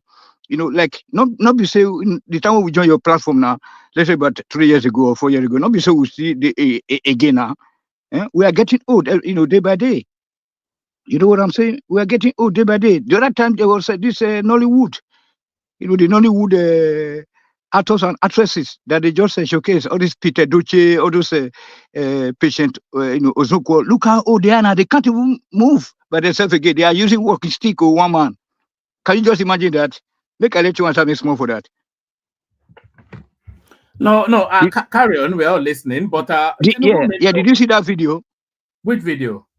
The video that they showed, you know, they showcase some of our Nollywood actors and actresses. Those. I don't follow the Nollywood space that much, so I wouldn't No, know. but they just tell a story about how people get old that quick. People cannot get old. I don't think you need Nollywood actors to tell you how people get old. Thank you very much. So, but I'm going to send that video anyway. It's very, very touching. If you just see that video, you just look at. You just put yourself in their shoes. Like, oh, how am I going to be like? In about 10 years time, in about 15 years time, will I be that powerful to come and speak like? You know what I'm saying? Like using such energy. Do you know when I came to that realization? That epiphany that you're describing. It was when Buhari was voted in, because I was so against Buhari being voted in, and I thought people, and because it was such a retrograde step, and I thought people would realize that it was a retrograde step. And then when they announced him as president, I just looked and I thought, oh, this guy is going to cost me now 8 years of my life, and it's going to set that country back. And that is where we are. So that was where I knew the price that we individually pay for all this sort of bad governance. We pay it in just so many. We pay it with years of our lives being wasted by these people. And the worst part is that they are growing younger. You know what I'm saying? They are injecting. They are going abroad to inject fresh blood into their veins, while the poor masses are suffering. You know what I'm saying? Look at Tinubu now. You know that. Do you know that? Apart from from Obama just time, have you ever seen any stable or unsteady president that can go to the world and speak? I mean, off-head without looking at a book. You know what I'm talking about? I give that hand up to him. I mean, what do you think about that? Are you not surprised? The time of campaign, you were hearing Bora Balu and Bora Ba, Kulata, Balatoni. But now look at that guy. He will not go there. Well articulated. But, I mean, just like. Is he speaking in Bula Balu, though? Because it's very difficult to understand anything he's saying at any point in time. It's not a coherent speaker. You just have to pick between what he's saying to make. When has he ever spoken in a? Nobody understands him in most instances. All those foreign dignitaries, they just nod along now, and then on their way home, they will ask their minions, what did he say? Nobody understands what but even he doesn't understand what he's saying half the time. But can you compare him to any of the northern presidents or the so-called rulers? Buhari was a better speaker than Tinubu, even in his slurred garment. He speaks better than Tinubu now. Oh, one man. When did they say FIFO? Sorry, when they call people FIFO. That's accent, though. Everybody has an accent, But Buhari is a very articulate man for what he is. Certainly more articulate than Tinubu is the least articulate president we've ever had. No, but no, even if he's not telling you the truth, if not telling you what he's gonna do, or probably is telling you different things that are different from what he's gonna do. But the way Tinubu is just like, he's a very powerful guy, well educated, my friend. Don't just give that one up. Do not say that at all. Have you ever seen a Nigeria president that can just come to the stage and then face the camera, whether national or international camera, and then speak like as he does? Look at the other day at this the face the press interview. You don't see that all the journalists, they were scared of him. You know what I'm saying? He was even giving them some kind of bearings, or some kind of guidelines to attack him. Show me one of your ministers. Show me one of my minister. All the whole journalists just fear. They don't feel say, okay, this minister is good. This one is good. This one is not good. They said they're just nodding according to you. How did the international communities nodded for him when he's when he's addressing them, because they are after what he can get out of Africa. You know what I'm saying? So I think that if you want to have a good country, which invite men like all this Badenoch to come and take over without an election. Okay, come and show us how to do it. You see, the other day we were just castigating that woman. Especially you were that she was not proud to be a Nigerian. Why should you be proud to be a Nigerian? Where that particular place is not has never given you any form of is it security? Is it food? Is it social security? Just imagine what happened in Ibadan last time now, or in Anambra State. The north, that one not concern me. Yesterday I was unable to contribute to that because there was a big question yesterday you asked during your readout. where you were talking about or asking us about why is it that the southern part of Nigeria are a lot of checkpoints, whereas in the northern parts there are no checkpoints. Yeah, the same thing with the good roads now. They don't have good roads in the south, but there are good roads in the north. They don't have nothing. We don't have any defense system in the south, but they have a NDA. They have everything. All this money we are spending, I mean, or we are wasting, on all this war equipments are being stationed in the north. Whether you call it 1,000, airplanes, they are all in the north. The so-called presidential jets are all in the north. What do we have as a southerner? Look at how our roads are looking so muddy and dusty. You know what I'm saying? But just beam your camera to the north, you see the difference. The difference is clear. Like is it 7 Up and the Pepsi? I don't know. Back in the day, those are those advertisements in Nigeria. The difference is clear. So we are not the same people. These people, they are hellbent. But one thing I want to say that even though I don't celebrate Christmas, but at least Tinubu made my day or my holiday season by going to Lagos to celebrate. Or at least coming back to Lagos every weekend to come and spend weekend in the southern part of Nigeria is very good, which is like a payback to Amadu Bello's evil wish or agenda, or say that they don't want to legislate in the south again, that they want to capture our country. So that's it. So I think Choma did his best yesterday, but at the end of the day, see that the checkpoints look good road, the same thing. When you drive in northern space, Wama, it's just like you are driving in Germany, But if you go to the south, look at the whole roads, right from Osun State downward, or from Kwara, sometimes from Kogi, into Edo. You just start to know that you are in a different place like Congo or like other, not even Ivory Coast. Ivory Coast, they are looking like beautiful, like Paris, more better. Look at all those greeny. Look at Benin. Look at Ibadan. All those our trees. They are cut. Yeah. But So Tony, they are just. Yes, sir. Tony, Mhm. don't you think that, like Good Road, for example, the north has a better topography than Is that Patrick? Is that Patrick? Yeah. Yeah, Patrick, you know that hold on, sir. So, you know that you whatever your contribution here is always you always put a particular fact or like one help. Once upon a time, you was traveling in the north, then you were stranded, and then one family gave you a night. No, hold on, a night rest, and then entertain you. Look, I've been to the north more than yourself. Do you know that one minister, Lieutenant Adamu, was my best friend. I do go to his house every time. So all those Benny Kebi, Benny Gwari, Benny Dish, Kauda Namoda, nowhere when I know they work out with leg there. You know what I mean? So don't come and tell me that because they give you one, hospitality in one night, so therefore Northerners are good. They are evil people. Make I land now. Okay, now come on. Thank you. Yeah. Do you know that? Let me even touch on. You have even brought up some other issues which I'm going to address. The first thing I wanted to address is that the topography of the north makes it easier to put roads there. What it will cost you to develop 1 kilometer road in the north, in a place like Niger, it will cost you far more to develop 1 kilometer road in a place like Delta State. Do you understand? Because you are an engineer, so the level of earthwork and all these things you need to do in the north is not going to be as much as what you have to do in the south. You understand? And yes, if you stay for some northern place, the topography is like what we have here in North America. You can Okay, let me stay just pause you. Let me just pause you. Let me just pause you. Let me just pause you. Let me just pause you. No. Make Let me I just pause you. finish. You will go No, further. don't You will go pause me. further. I don't want to interject. I don't want to interject a bit, please, sir. Agree, Ma binu. Laho wo. Ejo. So now your own local government in Edo State, that ought to Sobe. Do you know that is a flat land also?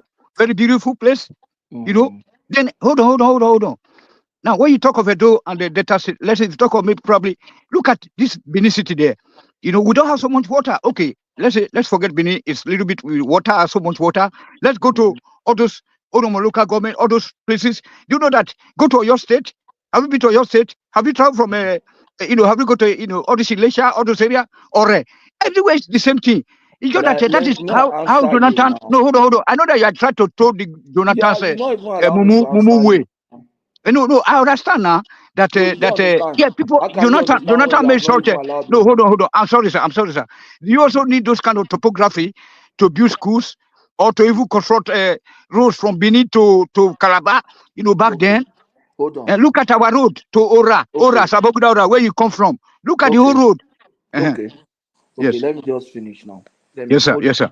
Don't interject me again. No. You see, I tell you the topography of the area is just from our own. That's all why it's the best side where you talk. Look at all those big rainforest trees. That side is heavy rainforest area. It's not savanna land like you have in Middle Belt and North. Between Isobe and Sabo, if you pass Ifon like that, enter Sabo. See all those trees, see all the water, see the big trees. The whole place is just cool. Trees cover. There's a place between Isobe, between Ifon and Isobe, that is just trees that cover everywhere. You can't even drive that place at night because during the day there's not so much light there because the trees are covered everywhere. I don't know whether they are cutting. Each time trees are falling on the road and we are having to cut the trees on the road to be able to create passage. If you remember, we pass that place where one tree feed on fall because you have heavy trees there, and the road is not flat. It's not flat because of the rain that we experience. So they create channels like that. So that's one of the reasons, but that's not enough reason for us not to develop, construct our roads. But you Thank you agree very to much. that. Meanwhile, Hold on, the let me resources finish are coming. now. Okay. The most of the roads you have in the south that are federal roads, they were constructed by northern presidents. Go and mark it. All the roads, even all this Calabar road, all these roads. Okay, hold on. Hold on You come back now. again. You I'm come back. giving You you come some back again. You facts. come back again. Look at Anambra State. Hold on. Look at the whole Imo Now. State. Do they have water there? Hold on. Is it federal government that will provide water? That state that No. contains water now. I mean, why can't they do the road between Enugu and Onitsha and all those places where there is no water? They call it landlocked. Hold on. They said landlocked. Why can't you repair the roads there then? In the landlocked area of Nigeria, southeast. Why can't you make that? I've just started making a case. And you know I'm trying to make you see something different from the way you are seeing it. Because you have a crude way of seeing things and seeing people. If you see people like this, it is not good for you. You are damaging yourself. That you see some people as evil and then no. Let's remove the people, say people they evil or bad. Let's look at the fact on ground and say, let's look at things that are good, maybe that are done that are good, things that are done that are bad. The statement I was trying to make, all these roads that you claim that are in the south, this Lagos Benin Road, all this Calabar, they were constructed by when northern leaders were president. Look at Obasanjo trying to reconstruct that Lagos Benin Road. No be your town man steal the money and any. You know this now. Is it not that man that stole that money? And then he was Minister of Works. Obasanjo gave him money to do that road. Ngozi brought it up now. Obasanjo gave him money to do that road. Lagos Benin Road. That road would have served Benin, served people going to the east. And then your town man, Esa man, took the money. Was that a malam? Most of the major construction job taking place in the south are either going to be done by Julius Berger or southern contractors. That's what I've discovered. If you go to the north, the major construction work is done by Dan Tata and Co. All those major construction companies, if they are not done by Baja. Look at the work that those people are doing there. Look at the work that our own contractors are doing in the south. The kind of contractor that your brother Anini will go and hire to do Lagos Benin Road. They ate that money. And where is he now? He's gone. Did he take the money to the grave? No. And now you are talking saying that our side there's no road. Why would there be road? We have Anini was Minister of Works. They gave money, didn't do road. When Anini left, you have Oyonvere, the other Minister of Works. What did they do? The same your town man too. What did they do there? So what are we doing? All the construction, the major construction you have that have happened in the south, Lagos Ibadan Expressway, renovated, reconstructed, was done, finally finished by an Hausa man. The Niger Delta Bridge, the Niger Bridge was finished by an Hausa man. The Lagos Ibadan Rail was done by an Hausa man. In fact, Patrick, you could say that the second Niger Bridge was entirely built because they just did the groundbreaking under Goodluck Yes, Jonathan. now. So the entirety of that second Niger So Bridge most was of built this by Buhari. Wari Take Abuja road rail to Niger Delta, to your brother, your neighboring, your sister state, was done by an Hausa man. Tell me which one an southern person do for us? Which one?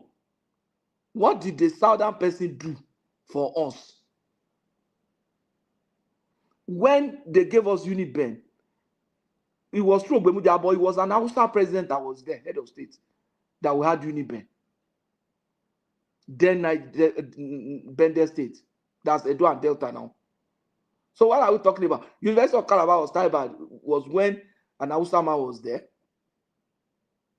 Ilorin, all this, apart from UI and Ife. So what are we saying? What thing do our people don't do now? Tinubu has been there now.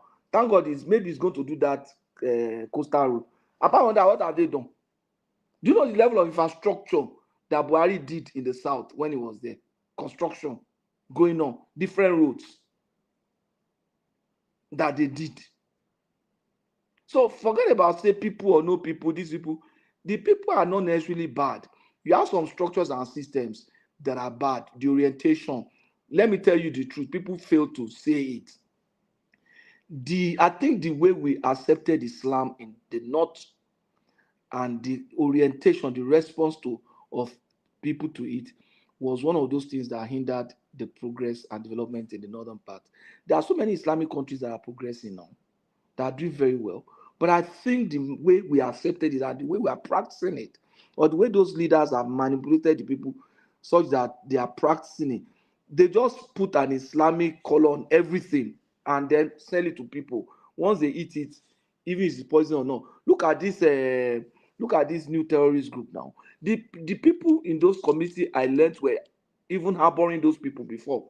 When they first came, they have been around for over 2 years. Those people were harboring them because they said, no, we are Islamic people, we are going to make Nigeria Islamic country. And they were so happy about that. They harbored those people until they started killing them before they now spoke out. That's the kind of mindset that they had. We have Islam in Canada. We have Muslims here. We have Muslims in short, one of my Muslims will be coming to my house to come and eat Christmas food that is left. So what difference does that make? We have Muslims in Dubai. We have Muslims in the UK. But I don't know, one man will be able to tell me the implication of opening your doors to Syrian refugees and refugees from Middle East and the kind of experience you have. Well, we had an incident recently in Germany, didn't we? And the Germans are starting to rally against those Muslims. So we must. Yeah. We must. But it's the big elephant in the room. Nobody wants to talk about it. Nobody wants to talk about it. But we need to look at it and address it because it's eating up not our people, it's eating up their own people. And that's a terrible thing. We must address it. You mean the strain of Islam being practiced in the north? Yes, the strain of Islam being practiced in the northern part of Nigeria. We have Muslims in the south now. We have Muslims in the south. When I was in school, when I was in college, my best of friends were Muslims. Saddam, Sulaiman, Mikhail, Waliu, all of them, my best of friends. Even though I'm in Canada, my best friend in Canada currently is a Muslim from Lagos State. When I mean there's a strain of Islam called Wahhabism, which was hitherto being promoted by the Saudis, but I think the Saudis are moving away from that now because I don't think they see a future in it. But that particular strain is being so entrenched in the Sahels that it will take a real lift to reorient them from that strain. Some of them will be telling you now, which is a that the conquest. Saudis are not practicing good Islam. Yes, anymore. the pure is that's the thing now. That's what we have now. Those people are back like they are. Allowed one man to land. Allow one man to land. They are now having nightclubs in Saudi Arabia. They're even now having beauty pageants in Saudi Arabia. So that is to tell you then that they've pivoted from Wahhabism. But Do you know go to the, Do you remember when Nigeria wanted to host Miss World? They said, bring it and we will stone them. they will stone them. They were ready to do anything. And now Saudi will be hosting beauty pageant. They will be hosting World Cup. Maybe later they will host Olympics. Olympics has its source in paganism. They've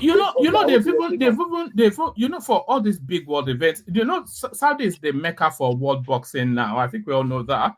Yes, what they are even now creating designated drinking areas for people to have alcohol in Saudi Arabia. Okay. And in Kano, they are breaking beer bottles. They are breaking bottles. So the strain of Islam that takes a young boy from his parents, a boy that is supposed to be nursed, that should have been still be under his mother, or you understand, and his father, that takes a young boy from his parents and puts him with an imam or a teacher whose life is not even worthy of emulation. You understand? Because if you take people, the essence of taking somebody to a teacher is you want this person to be like the teacher. The Bible even says that is enough, is a good thing for the student to be like his teacher. So you look for the best teacher who you want your child's life to be modeled after. Then you take him there and get him to inspire the child. So if you look at it, it's from those schools that those boys that are causing all this wahala are drawing inspiration from. If nobody say no, I'll say no. They are not drawing it from Redeem. They are not drawing those inspiration from winners. They are not drawing it from the Catholic Church. So they are drawing those inspiration from those schools, those Islamic schools. That's where they draw those inspiration from. And when they draw those inspiration, they now produce what they are being taught. They become what they hear every day. And that's what is happening there now. And if that is not addressed, there's no way that place can be developed. I'm a human being. I'm not supposed to. And if that place doesn't develop, there's no way that Nigeria can progress. No, Nigeria can go somewhere now. Nigeria can go somewhere. If the North does not come out of this fundamentalist funk, I'm not supposed to talk in that kind of absolute term to say there's no way. It's only God that talks that way. But okay, but we can't say there's no way, but it'd be a real difficulty for Nigeria to progress if the North does not evolve out of that, myopia. It's going to be difficult, but it depends on how serious we are in the South and other parts of Nigeria. When we're talking of this period, these places that we have challenges about, you are only talking about the Northwest now. Northwest and maybe some area in Northeast. Not the entire northern north. Yeah. Exactly. Somebody was coming into the other one. Not the entire northern space. It's only in the Northwest, not in Niger, not in Niger is doing pretty. But you narrate to just a little sliver of our space, but we've been carrying the weight of this particular problem for a very long time. The thing is, the penny doesn't seem to still be dropping. That change is an absolute necessity, and their way of life is not sustainable. You had Lamido Sanusi trying to effect that change. They kicked him out of the throne. Anybody that tries to tell them, you had Goodluck Jonathan go to build schools there, they kicked him out of office. Anything that even hints at changing that particular feudal lifestyle, they recoil and rebel against it aggressively. But they are not stopping us. They are not stopping us from developing our own space. Well, they are because they embed within the Nigerian way of doing things this backward myopic ways. No. They go to the airport now, and then you see the northern custom officer or something. They're regressing the country with their regressive ways. We cannot be too politically correct not to acknowledge that now. They're stymieing, they're impeding progression with their regressive, feudalistic, whatever. They're a burden on the country. They are. No, I wouldn't say that. You see, why I say they can't stop us, they don't stop from developing is this. If we say we want regional government and they say no, we say okay. But nothing stops all the governors in the southwest to say okay, legally or constitutionally, we are not forming a regional government, but socially, we are going to form a regional government. We have regional economic system. We have a regional security system. Currently, we have a regional security system. We can have our own regional economic system. We can have our own regional educational system. So that all the primary and the secondary school in the southwest are brought to the same standard with what you have in Lagos. The quality of, you understand, we can even have a common board that is helping us to manage all the Western schools in a way that is going to be more. We use our resources. Our old professors are retired. They want to get busy. They still have energy in them. They want to do something for their people. You understand? We can do that. There's nothing that says that the whole of Southwest cannot have rail line that will integrate them. If there's nothing that says the Southwest cannot say, okay, since they have removed power, let us put our resources together and build our own power. Build the power company called Southwestern Nigeria Power was Kinikon, and empower it. Look at the way we built Ife now. That's one of the best. It's about infrastructure wise, is the best university in Nigeria. Yes, but was that not built under when we had a regionalized system? That's what I'm saying. So, but if the the thing is, they leverage to do that. There's a lot of things parked in Abuja now that even if the will is there to do it, you still have to surmount Abuja to be able to do it. No. You know, in that exclusive list, it's a ball chain round progression. Anywhere in the south. A lot of things have been taken out of the exclusive list now. That's yes, recently, yes, but not sufficient enough. You know, those people have really held us back. Or I don't want to see that way. I know you want to be politically correct, but in the truest of the heart, we all know that. Woman, let me give you something. Look at, we have built Ife now. We have built Ife through our law. If all the 6 governors in the southwest decide to have an endowment fund and decide to say we are building another Ife to be sited in maybe Ibadan, and we have some satellite campuses in different states, you understand, and they put money towards it, first and foremost, they are going to get the license. It is easy because even private individuals are getting licenses to build university. Look at what that man has done with Covenant now. Whether I would like it or not, that Covenant University is one of the best universities in the country. I know, I work with their staff, with their graduates here in North America, and they respect them because they are good. So the Southwest we can have 2, 3 Ife. We can decide to say we want our own rail. They say we can do that now. It's out of the exclusive. We can decide to have Southwest Power Company. So by the time we are doing that, we are not disturbed, we are not distracted. If another region let them continue to kill themselves or buy themselves, even though I don't love that, but that does not, we are not even going to disturb ourselves with that. We will continue to develop ourselves. Look at what, it's not only in the north now. If we continue to talk about north and we develop hatred and we come up with the idea of fighting them and we blame everything on them, we will not develop. We'll just be complaining. When Awolowo and the rest were doing all those things, so we should just stand aside. We should just stand aside. No, we should just stand aside as they are fighting us. Tony, you are not standing aside. You are just busy developing your place. You have ignored them. How do you develop when they are? Hold on. When they are holding up to all our resources, they own the oil wells. They are not holding they up own to the central resources. bank. They own everything. They are not. Why can't we just separate ourselves and live together as a fellow African country neighbors? Tony, they are not holding up your resources. You get your allocations. Use your allocation for now. to do what you want to do with your resources, what you are supposed to do.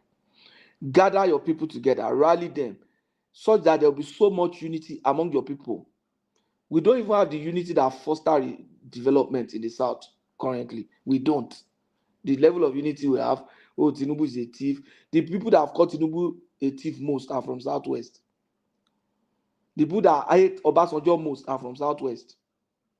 The people, you understand? So if we remove all those disunity, hatred for one another, those are the atmosphere that foster development. Make it cool. By the time people see that Southwest is different, they'll come and put their resources there. Why did Dangote put his consider putting his refinery in Southwest? Why not South? Because he feels comfortable with Southwest now. South has the resources that he needs to do those things, but he feels that Lagos State is stable. Lagos State is this, so he put it there, not even in the north. So they will see that. They will see that. If they don't, then that means by the time they see that happening, they will change. They will change. So we need to just, since that has happened now, let's just ignore and continue to do what we need to do to develop. Build more schools, build more hospitals, build more, put up structures for enterprise, build business schools. By now, I expect every Southeastern state to have at least 1 or 2 business school, advanced business school. They are the people doing business now. A business school where an Ekene can be trained on how to set up structures and process. That will make him know that he doesn't have to be in the store for his business to run. A business school that will give him an idea on how to scale. They should have, we should just ignore the rest, but we are not doing that. One of the reasons why I came on today was one of my brother who was in the military was telling me an experience. I didn't even know it was like that. When you show me this Simon Ekpa thing, there was a young girl who lost her parents when she was young. She grew up with her grandmother. When Jonathan decided to say, okay, they wanted to start admitting girls into Defense Academy, a lot of girls didn't take it serious. She jumped in. She got the opportunity. She went to NDA to do her degree where she doesn't have to pay, being an orphan. She finished, became a second lieutenant. She dressed up. She was going home to go and appreciate her grandmother. She got to her own region in Southeast, and her brethren. She got to her own region in Southeast, and her people killed her by her. In the name of what? In the name of content creation. Because that's what this guy said they were doing. He has used content to destroy someone's life. Is it the knot that made us to do that? Is it the knot that made that to happen to us? You know that yesterday we had this discussion also. You are just like just like our brother when he did yesterday. Exonerating the Northerners from every problem we're having. So continue. Unilag was a university that was built when a Northerner was leading us. Abi, if I'm not mistaken. So what are we talking about that we are saying this and that? National Theatre was built. Okay, Obasanjo was the one that built National Theatre. Or is it Obasanjo go on? Okay, must be Obasanjo. But what I'm saying is that even the northern leaders have done more infrastructure in the south than the so-called southern president had done. We have had a number of them. That's somewhat of a false narrative anyway. It's Abuja, sorry, woman. It's Abuja no more than the whole development that has taken place in the entire southern Nigeria. Abuja alone. Is a central place. It's a central place. Yeah. Does it belong to you? Geographically, is it part of your future country? Listen now, the capital will be somewhere. It doesn't have to belong to be in my village. That's not my capital. Does it belong to the Southerners in general? It's the capital of Nigeria. No. capital of Nigeria, if we move now and we say let's have southern Nigeria, the capital will be somewhere now. If the whole of South decide to go together, the capital will probably be in a place like Benin and Anambra, because that's the geographical center of the southern. If we say southeast and southwest with south go together, the capital will probably be in Edo Delta or Anambra, because that's the geographical center. But what we are saying is that place is the geographical center of the country is okay. That's how nature bestow things on people. How many developed countries have their capital city, their central? That's Germany, Australia, USA. That's their own method. Let's do our own thing, our own way. That's our own way now. We have decided to put our own thing, our capital in our center. But before I even let one man continue, so look at what we have done there. It wasn't the North that helped us to buy our sister.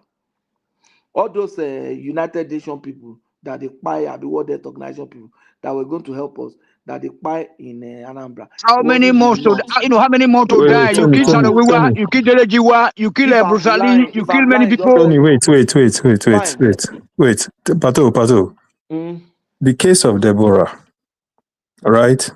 You're familiar with that case? I'm familiar. Okay.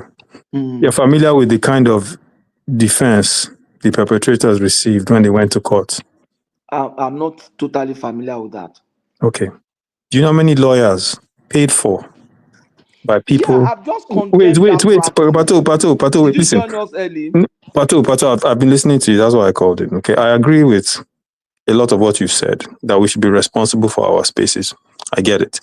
But the reality of it is we are not a true federation, in the sense that a lot of things are still controlled and the power is controlled at the center. Right? A lot of things have been given to yes. In the case of Deborah, right? A young lady was spied. We have a Christian minority in the north that constantly live in fear. This is a fact. A young lady was spied. The perpetrators of that gruesome act are still free. They went to court. People paid for the best defense they could have received. And these people are not behind bars today. Waziri Abubakar tweeted against it, but because of the pressure he received from a tweet, he retracted his tweet. We have, listen, I have no issue with anyone in the north. I have a lot of friends from the north. I even went to secondary school in North Central. But we have a real fundamental problem. Right? And I sent a report to one man yesterday by UNICEF. Okay? If you break it down according to geopolitical zones, the non-graduation, non-completion rates for primary, junior secondary, and secondary schools, if you look at where you have the highest percentages, even the North Central that you are saying is doing well, they have much higher percentage than any southern region. Anyone. Right? So if you have 26% of your youth not finishing primary school in North Central, and you compare that to somewhere like Southwest or South or South. Wait, my brother, I'm stating facts. These are numbers. This is not me. I agree with you. Southerner, what can we do about that? We are a united. Wait. See, I'm not one. Unlike my Pato, unlike my brother Tony, I'm not one that is like, oh, let us totally put them in some kind of quarantine zone. And no, we're under the umbrella of this nation. All right, I am a Nigerian. But at the end of the day, you cannot fix a problem if every time you attempt to fix the problem, you get pushback. Okay, even what's the solution from your preferred solution? Well, okay, I'll give you an example. Jonathan tried a very realistic solution. I'm profiling a solution. I am okay, but before I profile a solution, let us first agree on the problem. Okay. The problem is this. Do we agree on we the have problem? highlighted the problem. Then I can move to a We have solution. highlighted the problem that did Do not. we agree? Do we That agree? did not. Hold on now. I want to reiterate so that maybe I'll know that's what you're saying. Okay. That did not has a social problem. No, not just social. Wait now, which is fundamentally based on their religious orientation that has hindered them economically and educationally, and consequently, in developmentally, they are behind the rest of the country, and that this is in a way drawing back the other people. Is that a problem? Do we agree on that? What I'm not doing. Understand it together. No, well, the part where you're wrong is I'm not making a connection to their religion or to their culture. I am simply stating. Wait. We are not getting being. I am simply stating. I'm simply stating the fact of the numbers. Looking at the outcome, I'm looking No, at no, the no. I'm looking at the current statistics of the yes, issue. that's the outcome now. That's the result. That's what is happening. But me, I'm looking at the cause, the root. If you continue to talk about the result, oh, children are out of school, this one are out of school. Those children are out of school, but where are they? Some of them are in Quranic school, some of them are on the street. But when Jonathan tried to fix it, what was the feedback he got? Why don't you hit the nail on the head and just say we have a northern problem? That's what. No, one man, I don't want to broad brush it. No, the thing is, but let's look at the root. One man, I don't. Created a school, and they didn't respond. Then It wasn't a school. Why? It wasn't a school. He created alimentary schools for yes. them. Hold on now, and they didn't respond. That is still fixing the symptoms. Oh, we saw that these children are not in school. Oh, they didn't have school that is accessible to them. That's why. And now when you have built the school and they didn't go, that means the real issue was not addressed. The real issue was not because they didn't have a school. The issue was that there is something that is making them to think that they are not supposed to be in those schools. Even if what was the something? So what was the something? It's the kind of Islamic version that is currently running. So we agree that there's a fundamental you are not issue. linking it now. I'm not linking it, but you are saying that there's something that made them. I'm saying so that's that is the root. Okay. So fix that root today. Okay, how do you fix a socio-cultural and religious root issue? You need to start a reorientation. You need to regulate that place. One, let them be issuing. If the Arabic school is a school, then any school has to be licensed. Who's going to pay for it? No, anybody that wants to run a school should pay for it now. No, but I'm asking you, their governors currently are not doing it, right? No, they are not licensing them. You can just open anywhere. And you put people there. And you but who is going to pay for that? Is it the federal government? Is it at the state level? Pay. They already have the schools. Okay, but are those schools run properly? Because the last one of the schools wait. I'm trying to fix a problem. Hold on. Let's speak honestly, Pato. I am not trying to broad brush this issue. Let me land first. Okay. Those schools are there. Those are the schools. Because what we started talking about was children are not going to school. So those schools, Jonathan built a nomadic school, but those children are still not going. So there must be something. When those children are not in the school, where are they? They are in those Islamic schools. Some of them are on the street begging to support those Islamic schools. The question is this: if you say, okay, I'm issuing licenses. If you don't have a license, you cannot run this Islamic school. If they come to get license, it means that you have them registered. It means that you can regulate them. It means you can look at their curriculum and see the kind of things they teach. It means you can, you understand what I'm saying? It becomes a school.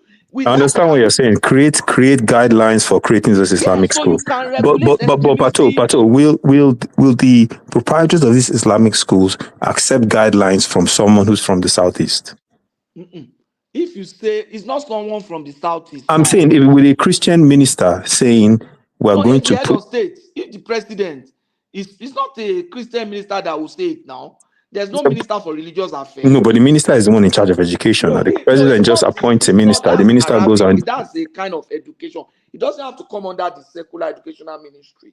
No, so you're saying they should create a special ministry for Islamic education. Have to be a ministry. What does it have to be? It can be an agency, it can be because you can have a Will the agency fall under the Ministry of Education? No, hold on now. It doesn't No, have but to. let's speak realistically about No, this, wait because now. Let me tell you. You see, that's the thing. You are just looking at, okay, this is how it is supposed to be done. It has to be under Ministry of Education. You have to think outside the box. You have a problem that is not a traditional problem. That is not the kind of problem that is applicable everywhere. So you must customize its own solution. You don't have to say, this school must be under the Ministry of Education because normally it's a school. Okay, let's run with your idea. I like ideas, but let's run with your idea. We create a special agency. You create a special that vehicle is going to be a special post vehicle that is going to be run. It's going to be a vehicle that is temporary until you are able to get that system mature before you can now move it into the mainstream educational ministry or any other social agency that you think it will feel like. But you can have a temporary vehicle that will help nurture it, help it to get the right attention, just like this livestock, whatever that Tinubu created. In the long run, that will go back to the Ministry of Agri. But because of the challenge of farmers' header, let's create a temporary vehicle that can address this issue. When it matures, we just put it back to where it's supposed to be. But don't you, let me ask you this. Politics is most effective when it is local. Don't you think this kind of implementation will be better done at the state and LGA level? But since they are not doing it now, but that's my point, though. Why can't so it's supposed to be? But since the federal cannot manage it effectively? The one that drives the idea. That's what I'm saying. So that's what I was asking. Who pays for it, right? Because because this is the thing, right? If federal is driving it, then it's coming from federal coffers, which means. But it's going to solve a problem. But the state has been allocated a budget to fix educational issues. It's going to be solving a problem that is of a national concern.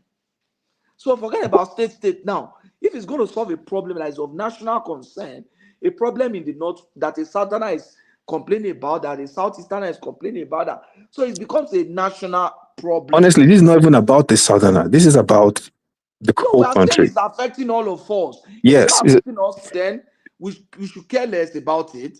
But because Pato, let me tell you something I saw when I was in Nigeria a couple of months ago, right? And I said this on this show to one man.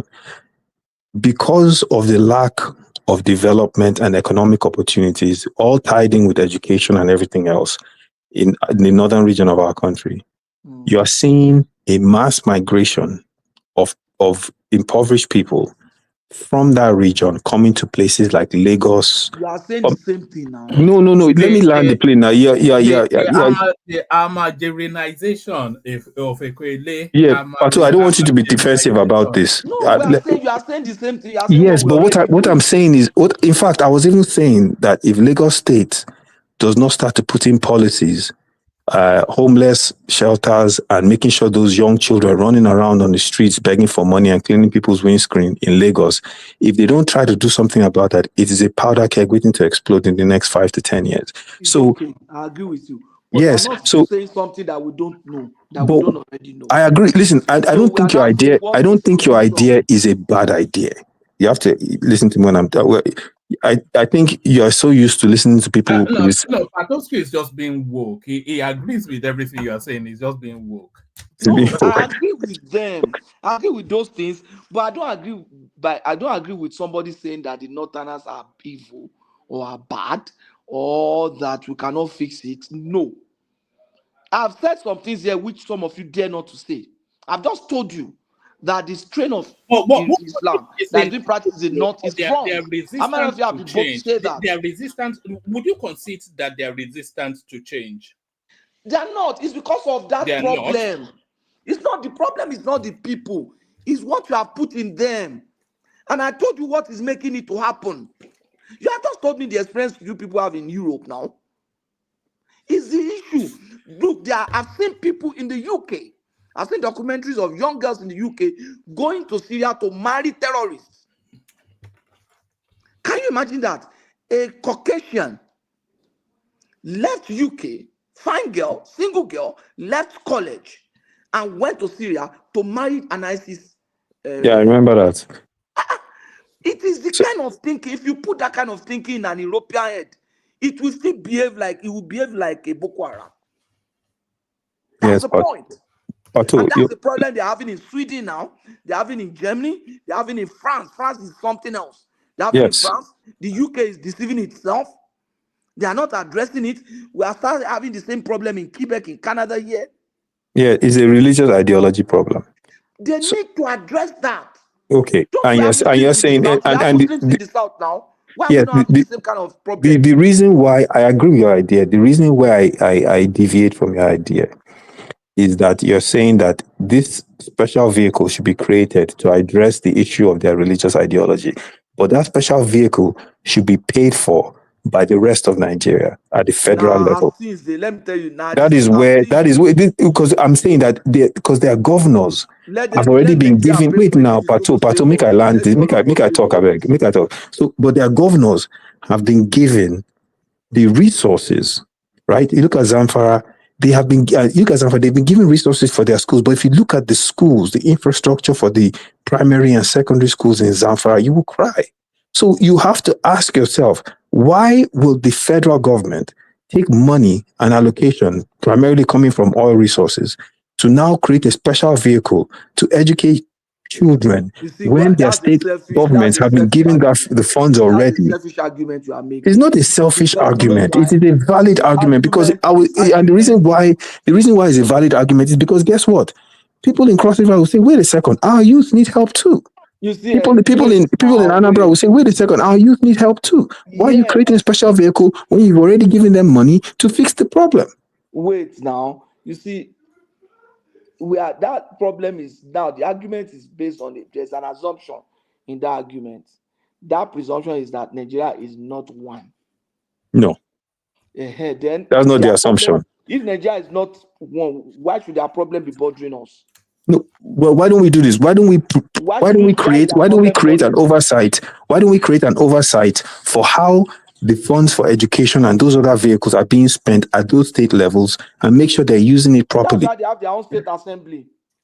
Yeah, but they're not doing it. I don't accept that presumption hypothesis that Patoski just put forward, because here in this country also we have a north-south divide, and the people in the north, maybe places like Manchester, Liverpool, etc., they are always forever complaining of a southern bias, that all of the resources, all of the advantages way to the south. Is still one country. So I don't think the one country argument. So what I'm saying is that, you see, when Yoruba has a way of saying that, let me just paraphrase in English. Now, as problem day, now you go determine how you go approach them. You understand? Now, still they prepare you, now you go determine how you go touch them. We don't see, we've seen that this thing is affecting us. So let us try to look at it. Let us try to say, oh, it's a national issue now. Then it becomes the federal problem. Because it's a national issue. You agree with me? There's insecurity due to this. There's economic dependence due to this that is affecting the South. There is other social image problem due to this that is affecting the South. So it's a problem of national concern. As long as we are still together, then we should look at what we can do to address this problem. So I feel that we can have a temporary vehicle to address that. But if you are doing any other thing and you are not touching that Islamic extremism that I talked about, the brand, you are not going to have any solution. Let's not deceive ourselves.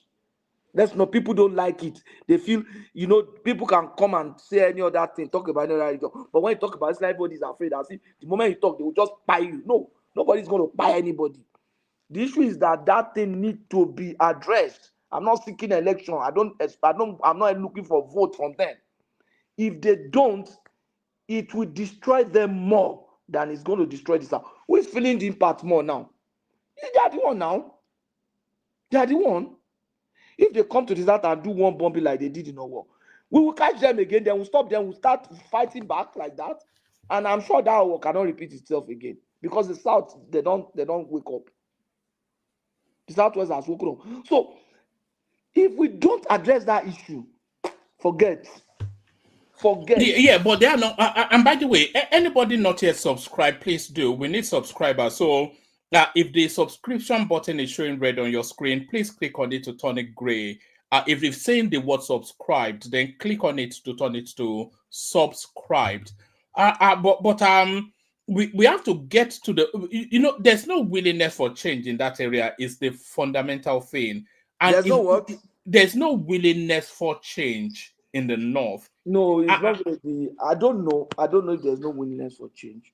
But we've seen it demonstrated now. We cited the Sanusi. If you have the people that have been, let me give you something. You see, ideas and mindsets is a very dangerous thing. I was talking to my son today. I say that to know something. Okay, for example, if you have malaria, we know that chloroquine, we treat malaria with quinine. If you have malaria and you know that quinine, you don't know that quinine treats malaria, you have pain in your body. If you have malaria and you know that quinine treats malaria, but you don't take quinine, you also have the same pain in your body.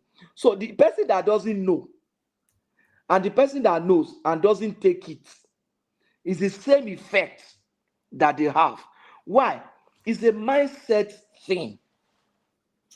Why I'm going to link that to mindset is this. These people have been taught that certain thing is certain way.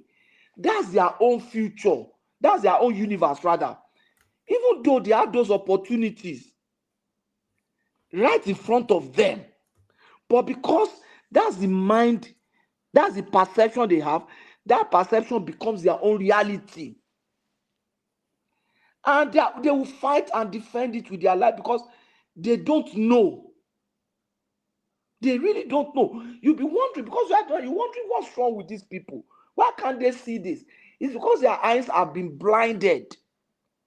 So Pato, based on that fact you're stating, then don't you think instead of saying that the focus should be on revamping and building up Islamic school, don't you think the focus should be on science, technology, engineering, and math, on STEM? Wait. The reason why I'm saying that is you are saying that they should revamp and put a special vehicle targeted towards Islamic schools. Am I correct in that interpretation? No. Do you agree that the focus should be on STEM and sciences? They won't even go to those. They won't even go to those schools. Oh, so one man is right then when he says that there's a resistance. No, you see, when you are giving them STEM, it will be like what Jonathan did to give them that Almanjiri school. But if you don't introduce them to it, how are they going to get accustomed to it? Oh, hold on. Can I interject? You can, but should there be uniformity in the educational architecture of the country? Should there exactly? There doesn't have to be. No. See, Patoski, let me ask a question. Yeah. Someone said the North was a problem. Is the problem the other time? You said no. Maybe that's not necessarily the problem. No, I will help reframe it. The leadership in the North is the problem. Yes. Mm-hmm. Yes. Although the problem, they are slowing us down. Okay. The major problem started from the South. Yeah, sorry, Ola, but they have an oligarchical feudal system now. So if you are saying the leadership is the problem, then the North is the problem. Because they have a rank-a-day sort of feudal system. The problem is that we can say the North is the problem, but the source of the problem from the North is the leadership. Because I don't want to just carry the common people that are just victims of this situation. So, because if we just say the North is the problem, then we don't identify the particular problem from the North, then we cannot provide solution. What is the problem? What is the root of that problem? The leadership in the North. Why are the leaders in the North that way? Yeah, because we have to look at their interest. Because sometimes when you see human being behave in a certain way, you look, what is the interest? What is attracting them? Why are they creating that problem? Okay, what is the problem? Sorry, what is the problem that they have created? The problem they have created is that they have created uneducated nuts, those people that are so improvised that what is the tool that they are using to create that system? The tools they are using, ignorance, true religion. Truly, no, it's not just ignorance. It's true, exactly. That's the challenge that people don't want to look at. Yeah. So those people think they are doing the right thing. Oh, the people that saw this Karuawa be this new terrorist and took them in after having the experience of Boko Haram, after having all those things, they still took those people in until those people became monsters and started killing them before they now spoke out. It's the religion. But okay, now, if we must solve the problem now, the leadership that brought that religion to them are the people to use. Because where am I saying so? These victims, they can see how the leader behave differently from what they are giving them, including their imam, including their political leaders. You see, these people, they are educated. They give their children the best thing that this life can afford them. But when it comes to common people, you give them the least of the least. The most useless thing of the most useless. That is what you give to them. Now, they've seen all these leaders where what they preach against, you see their children doing it, like doing marriage with their body open. You even see some of the leaders that can even drink beer and do some other things. But the poor people, the masses, they say, don't do that. And they allow these people to keep finishing themselves, to keep buying themselves for what should not be. And the leaders, they keep quiet because they have something to gain. That thing they have to gain is what we have to target, and we have to change the leadership orientation. That is where the problem is. Now, if you are into politics, what are you looking for? Is it money? Is it fame? As long as you can find a way of depriving these leaders of what is pushing them, that motivation for creating problem in the north, then we are ready to solve the problem. So if it is money, then reduce the amount of money that is going to these people. You understand? Let them create their money. If they are going to create how they make their money, who are they going to use? They are going to use their people. Now, if they are going to use their people, you have to develop them to be able to make that money for you. Then, over time, you start losing, you change your orientation totally from unproductive religious mentality to the real economic productive mentality. So, to me, that region, as we speak today, in as much as I know that the South created that problem through political mismanagement, then the North today, they are the beneficiaries. So they are the beneficiaries. So we have to find a way to deny, you understand, to deny the leadership of that source of motivation. That's just my own contribution to this. So, but as for education, we don't have to follow the same pattern. We don't have to follow the same pattern. Because now, if the education in the North can be tailored toward industrialization, you understand, not necessarily all those office focus that you want to be some kind of banking or finance. No, you can. It can be. No. That wasn't what we were saying. We were saying about the secularity of the educational system. So they want to lean their educational system towards some sort of Arabic foundation. But the Nigerian educational system is more of a westernized global system. Exactly. And the two cannot synergize in Wait, Ola, let me read something to you. And then this is from the 2023 UNICEF report on education in Nigeria, which was beautifully written. They broke it down by ethnicity, geopolitical zone, everything. And one of the key findings there, and I quote verbatim, every now and then I pay attention to UNICEF reports, so you have to excuse me, but it says across different ethnicities, Well, what an exciting life you live. I nerd out with some things. Across different ethnicities, a smaller share of children with Fulani, Kanuri, and Hausa ethnicities have foundational reading or numeracy skills than those from other ethnicities, whereas a higher share of children with Yoruba, Edo, and Igbo ethnicities have foundational reading skills or numeracy skills. So essentially, and then they broke it down by numbers, highlighting by different ethnicities which people have the greater share of completion rates in primary, junior secondary, and senior secondary school. And with numerical numbers as a percentage of the population. So if you look at it from that perspective, and I don't know whether our government has this, but I'm sure they do because I'm sure they've received this report.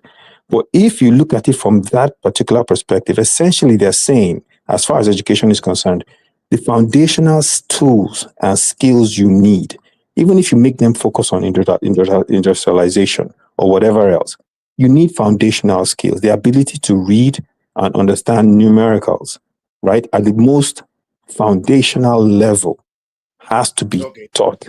You see what I'm saying?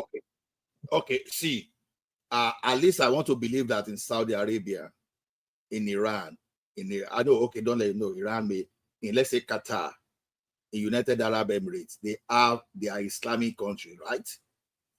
I'm not saying they should not focus on numerical or whatever we want to talk about, but we can still focus on what is like very common to these people to work with them. Fulani, let's say Fulani herders.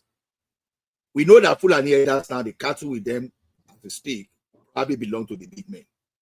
And as a result, they are not, those Fulani herders, they are not necessarily rich. They are not necessarily be out of poverty.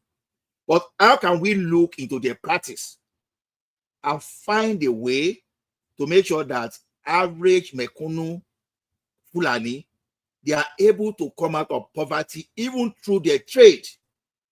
Can we better their skill in the areas of cattle rearing? That's a broader scope. What we were talking about was some harmonized educational structure. So first we have to have a holistic educational architecture, and then within that holistic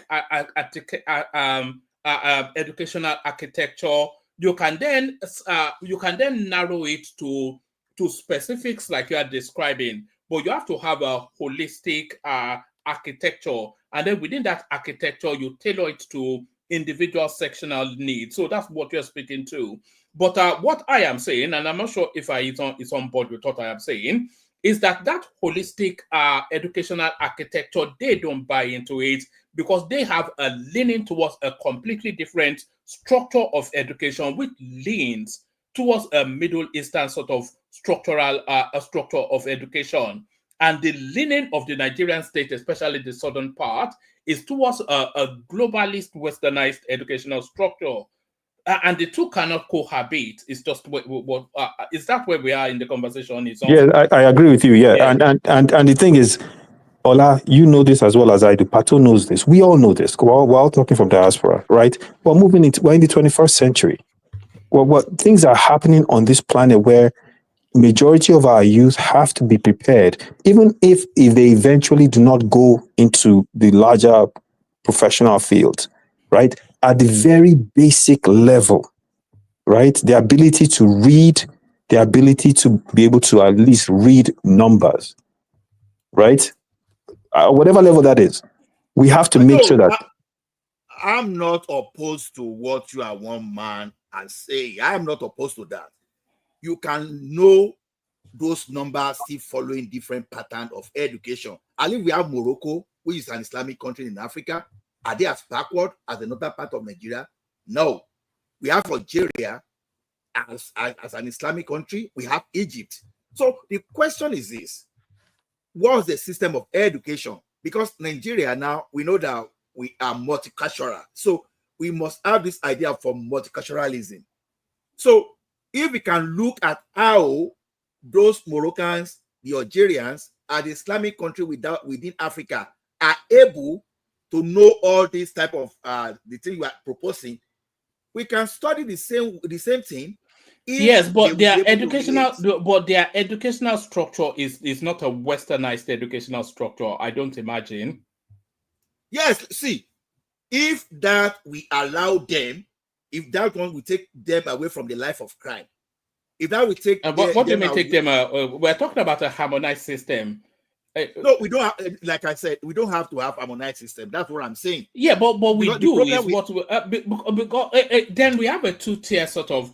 Then we have the natural fault line. Then how can we be one country, two system if they go and study under the whatever system that is to their picadillo, whatever is they are wanting, and then that precludes them from being able to work in places like Lagos, which is set up to a completely different structure, Anambra, Enugu, Sapele, wherever, and then that also prevents us from being able to work in Kano, which is, we have to have a harmonized system as a country.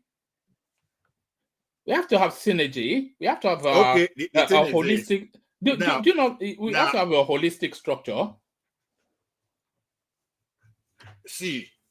Yeah, that's a clear case. That's a clear case. It's a clear case. Tony, please let me respond. Let me respond. Fortunately for me, I live in Canada where Quebec seems to do their things differently from other parts of Canada. And that one has never made them less educated, or that has not made them not less be able Canadian. To integrate with other parts. A wrong example. You are no. You can take a student. Hold on. You can start look. A student from Germany to France is the same thing. Harmonized. Yeah, harmonized. Hold on. Let me finish my point. Yeah. Let me finish my point. There's a big gap between the other part of the country and these people. Now, for them to cross that chasm now, it may look a very big task now. But what they are able to associate. So sorry, what is the chasm? Is Quebec not under a westernized system? Yeah, I can even speak to that, Ola. I'm also in Canada, by the way. Whether it's French or English, it's a westernized system. One man, the difference in Quebec is that they prioritize the French language in teaching, but but the thing is this: even Quebec as a province, they all fall under the Minister of Education in Canada, right? So at the very basic level, the way education is structured in Canada is the province that the provinces, but there's a Minister of Education for the Canadian government. Which part no. Yes, right. Yes, there's a Minister of Education, and at the very basic level in Canada, these children in Quebec, they might be prioritizing French, right, as at the early educational level as a primary language, but the very basics of what they are learning, that foundational level is still there. So it's not a good example to compare that particular example to what's happening in. Yes. Ayizon. Hold on. Ayizon. It's like taking German student, French, and England, the same thing, no different. But the problem we have in Nigeria is ideological craziness of that. So German, England, and Switzerland, Belgium, you can put that. They can always harmonize. They are the same. This is what one man started to tell you guys. Tony, you are saying the same thing that we are saying now. Yeah, but so when you say, so you can't compare Quebec and the Toronto or whatever you call it. But what we are saying, you are not even talking about it. If you like, build good school. There are schools there now. Ahmadu Bello is one of the best universities you have in Nigeria. We have ABU there. We have Adubayo University there. We have a University of Maiduguri there. We have almost every northern state has a federal university and a state university, and some have two state university. They have private university. They have good secondary school. Balewa College is there. You understand? But the issue is that why are they not going there? And I've told you why they are not going there. So how can we break that? How can we make that? How can we change that? That if you are able to we change can't that, change that. They would have to change how it. can we change that? I'm talking of us as a country. Yes. Me, I'm not seeing myself as different from the north. I'm a Nigerian, and they are my brothers, so I'm not. No, well, they are your brothers from a different mother, though. But that's you can say they are not, but At least I see them as my people. So how can we save our people there? You understand? How can we save the like of Deborah and the rest there? They are northerners too. Deborah is a northerner. So how can we save her? Is to look at the root and say and expose it. First of all, let us, as southerner, let us expose the inadequacy and the weakness of that system. But everybody is afraid to talk about it, as if you talk about it today, they will just come and stab you. No, Pato. I think Sorry, Zon. Dewale and Zita, you can come into the conversation whenever you see the slot. Don't wait to be called. I think we're just talking now, but yeah, it's all carry on. No, Pato. I think we all agree. What we're doing is we're debating a solution or different solutions to the problem here. My thing is I agree with your idea of trying to have a way to attack it. The only thing I disagree with is the way to fund it. I don't think that money that has already been given out, that is constantly being given out to these different states where we have these issues and they're not doing what they're supposed to do. But it's currently costing us money as a country. It's Yeah, it is. It's costing us resources as a country. I think we should have oversight over those governors or those places where the educational level. The constitution does not allow you to do that. So, but by creating a special vehicle, you are giving more money to a problematic area. Look at the money side of it. You have to now, because there's an opportunity cost, Pato. There's an opportunity cost to that money. It's costing you money. Yes. It's costing you resources. It's costing you the life of military personnel. All right. So, sorry, gentlemen, and Zita, I'm going to bail out. Let you carry on the conversation. If somebody will come and shut it down later, but there might not be somebody to let people in and out. Carry on. Super chatter for today are your. So let's acknowledge that. But carry on. Yeah. So it's already costing us the life of military personnel. You can't put money value on that. Look at how much you are currently spending on weapon. Look at how much all those money can be saved. And let me tell you, we have spent money on weapon, we have put personnel, and it has not solved the problem. See, Patoski, yeah, I got that idea. I got that your idea, but then we have to look at the history, because I am one of those people that blame Yar'Adua for the approach it took in tackling the Niger Delta issue. It seemed as if other parts of the country learned from what Yar'Adua did, and they created their own problem to the extent of Nigerian leaders promoting the idea of giving amnesty to some kind of I don't know whether it's good to even mention such language. So some sort of criminal, Boko Haram, and even bandits in the north. Now, because this leadership in the north, why they are making their people poor and poorer, is just because of political position and more money they are going to make.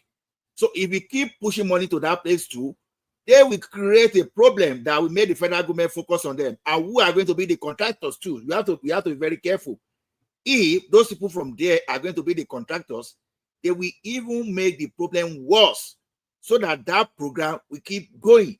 So the more we keep putting money there, the more people in the southern region and other parts too will keep saying, oh, the North are taking our money. So I want to link to what is on there. Why your suggestion look bill and though we've done it in the country and that idea backfired. That's not my opinion there. So, but what I would like to introduce there is this.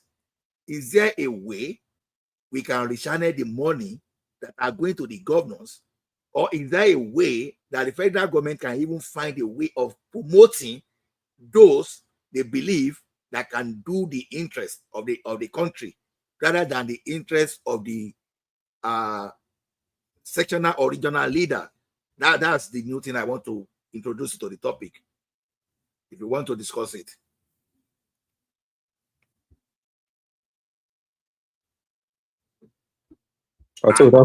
That's for you. I don't get that very well. So the thing is this. Should we find a way to sponsor leadership in the North? Because I think the idea, what I'm saying, that should we find a way that the federal government or those people that see themselves as pro-Nigeria find a way of sponsoring leadership that will be responsive to what other part of the country want the North to be.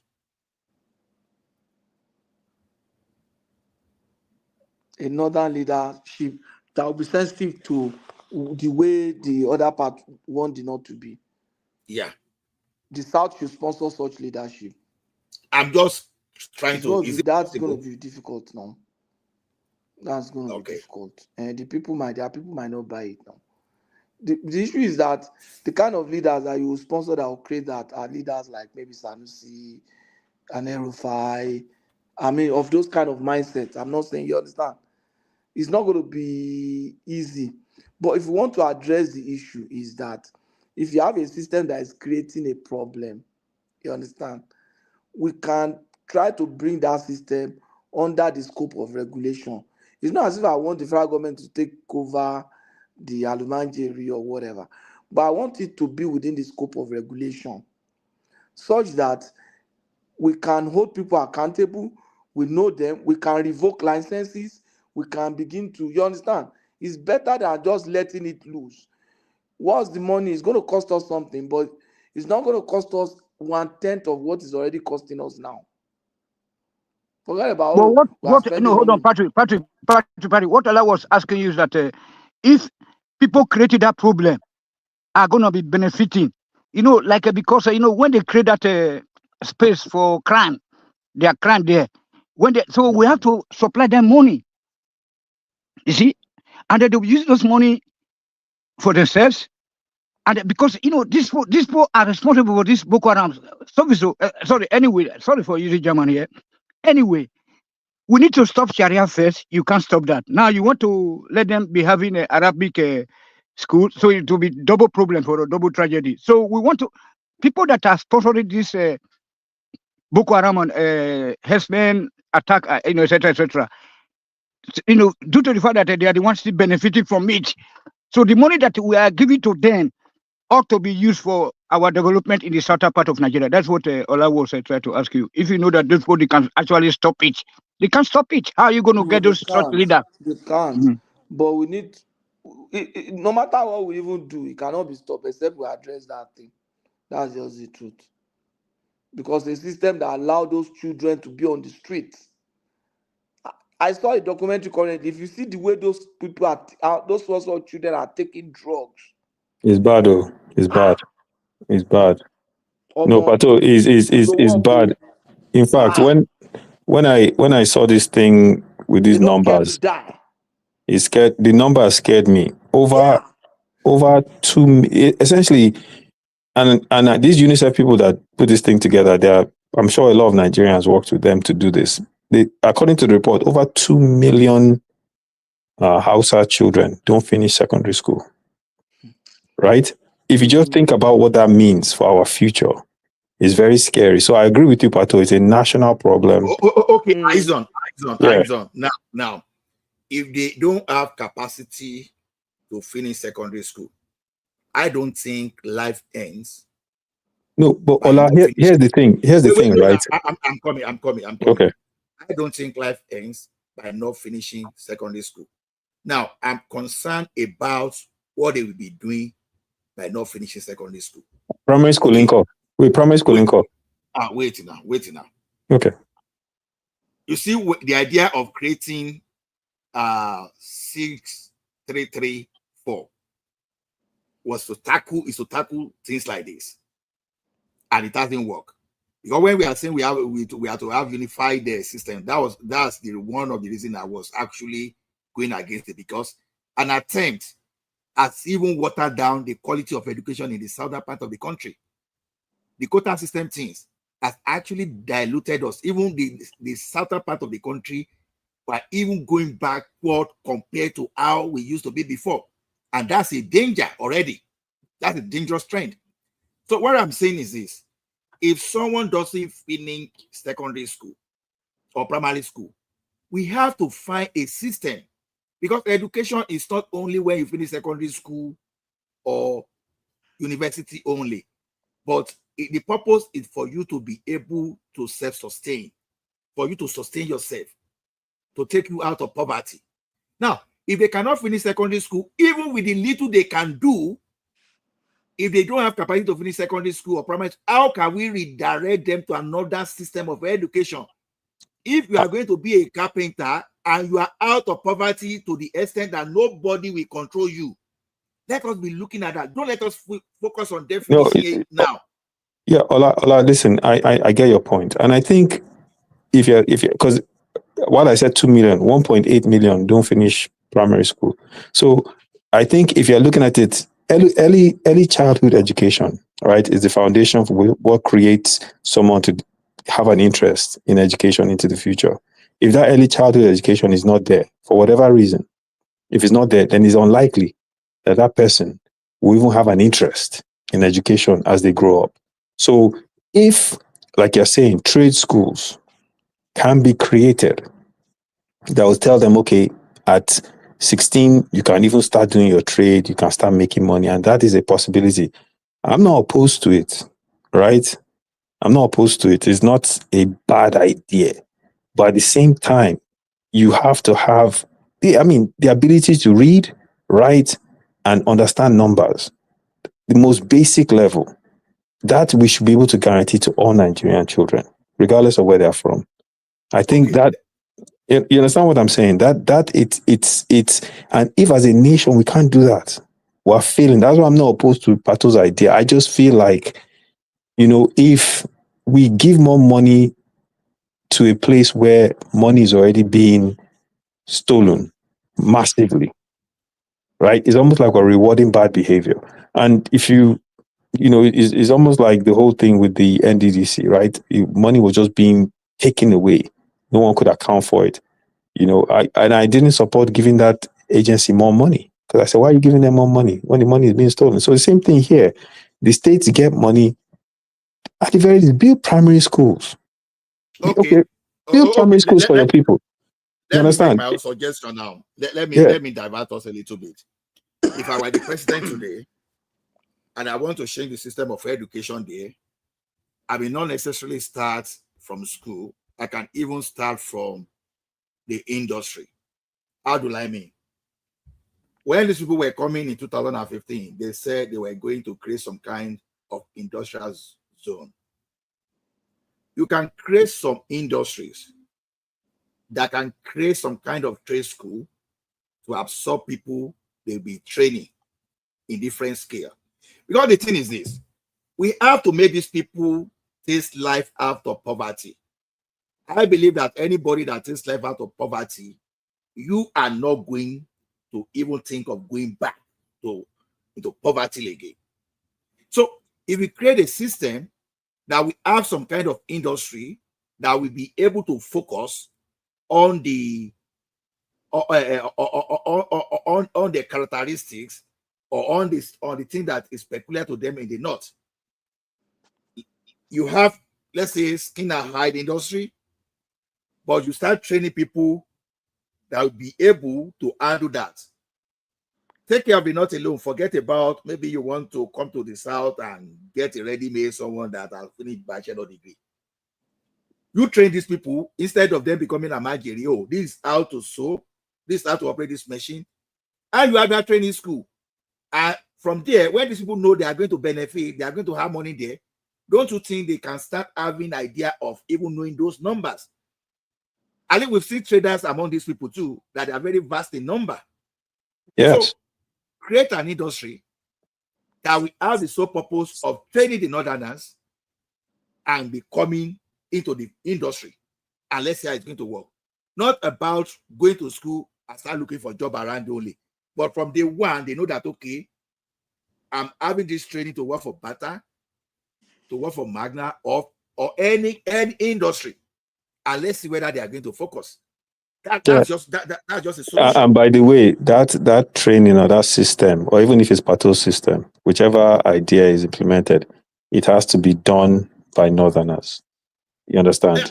I totally agree with you. Because it would be paternalistic for anyone to start saying, I'm going to oversee and do this for them. The locals and the people in that area and that community are the ones that know best how to make sure that their youth are educated in whatever way, whether it's trade or formal Western. You understand? But is a problem that has to be solved. And if we don't solve it, I can tell you this, because I look at it this way. These people Ola, do you not think that some of the program being run in that tertiary institution should be phased out and introduce some of those that are, you can say that are, 2000 compliant, the one that can easily put a graduate in employment market in a way. Because some of those programs are not actually equipped them to compete. Like which ones? Like which ones are they, Wale? Okay, there's some programs. For example, now, if you graduate with as in philosophy in Nigeria, hardly you'll be able to find employment, except you want to branch out to some maybe banking and finance or something like that. But when you are equipped, and I tell you this, I did a crash course in the computer science, which I have no idea what I was doing anyway. But I was never introduced to typing or shorthand. Now, as I am now, if I'm to type now, I'm not as fast in typing as those kids that grew up here in America. So those kids were already introduced to this right from their younger age. So at the time they're climbing and they're progressing in education, they already, master typing. And by the time they graduate, they've already been introduced to computer. And you could tell in terms of productivity, it helped them when they get to the job market. But you that are coming from somewhere in the remote village in Maiduguri, and here you have found yourself in a place like America, you will not be able to compete. You will not be able to meet up. So I believe there's some programs like that should be phased out and introduce the ones that could help. A lot of graduates actually passed out institution in Nigeria that have never been introduced to computer. Maybe these days that personal computer is now common. Unlike when you and I graduated, there was nothing like that. In fact, you would try to even get your hands on the old big box white box desktop computer in those days. So I believe that there's something that should have been done, like phasing out those programs and introduce entrepreneurship should be introduced into that crime so that people are already doing it.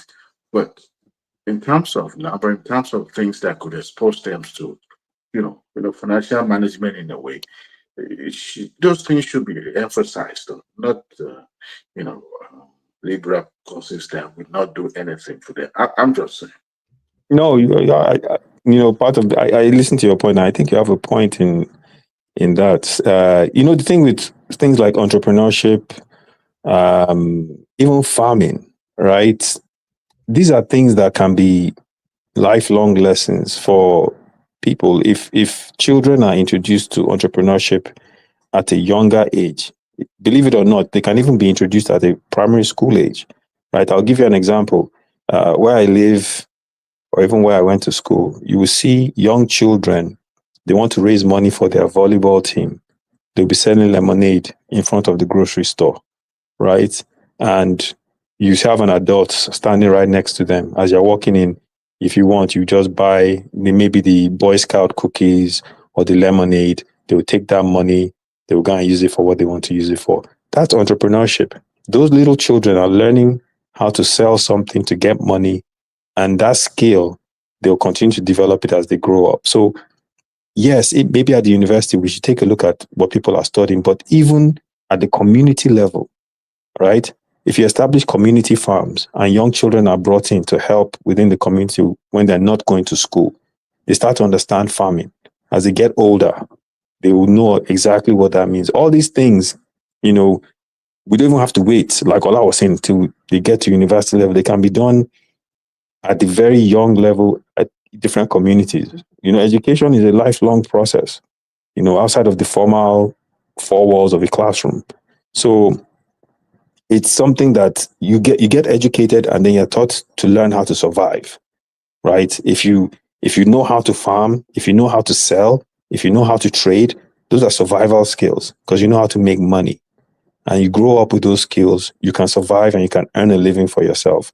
So these are things that as societies, as communities in different parts of Nigeria, children can be taught. So as they get older, they'll become more self-sustaining and they won't look for handouts from government, or they won't be waiting for someone to come and give them money, one uncle. And in Nigeria, I'll give you an example, Adewale. I left Nigeria during Sani Abacha's time, right? I was meant to go to university in Lagos. It was shut down, I'm sure. Those of you in Lagos will remember this period. Students were killed, they shut down universities. Like during that time, most of the people I knew that were at Unilag or LASU that were not going to school were at home. And it didn't occur to me till I got to the US and I started working why none of us at that time had jobs. Why were we not working? Why were we not, going to do different things, getting employment at that time? Most of the guys I knew were not working. Why? Very few people I knew. There were some guys I knew. They happened to also be Igbo guys, but they were already doing small trades here and there and making money. One guy I knew at the time, pool tables were big. He rented one hall. He built a pool table with one carpenter, and guys were paying money to come and play pool. He was making money, But majority of us were not doing those sort of things, until later on. So you see, like in Nigeria today, a lot of young people you talk to, they're either going to school or they are not. But the ones that are going to school, you don't see them trying to do a lot on the side to say, okay, I'm doing this also to make money. I started this. You see what I'm saying? Yeah. Yeah, but you also agree with me that education was never made to be fun in Nigeria. Well, what I mean by this is that the way we see education, it's more of this is what you are going to do, point blank. There's no if or but about it. And if we look at the environment, the government have a role to play. I understood that. But you see, the private educational business started booming, I believe, late 90s. Now, individuals were given licenses to start having their own private schools, starting from secondary school up to universities.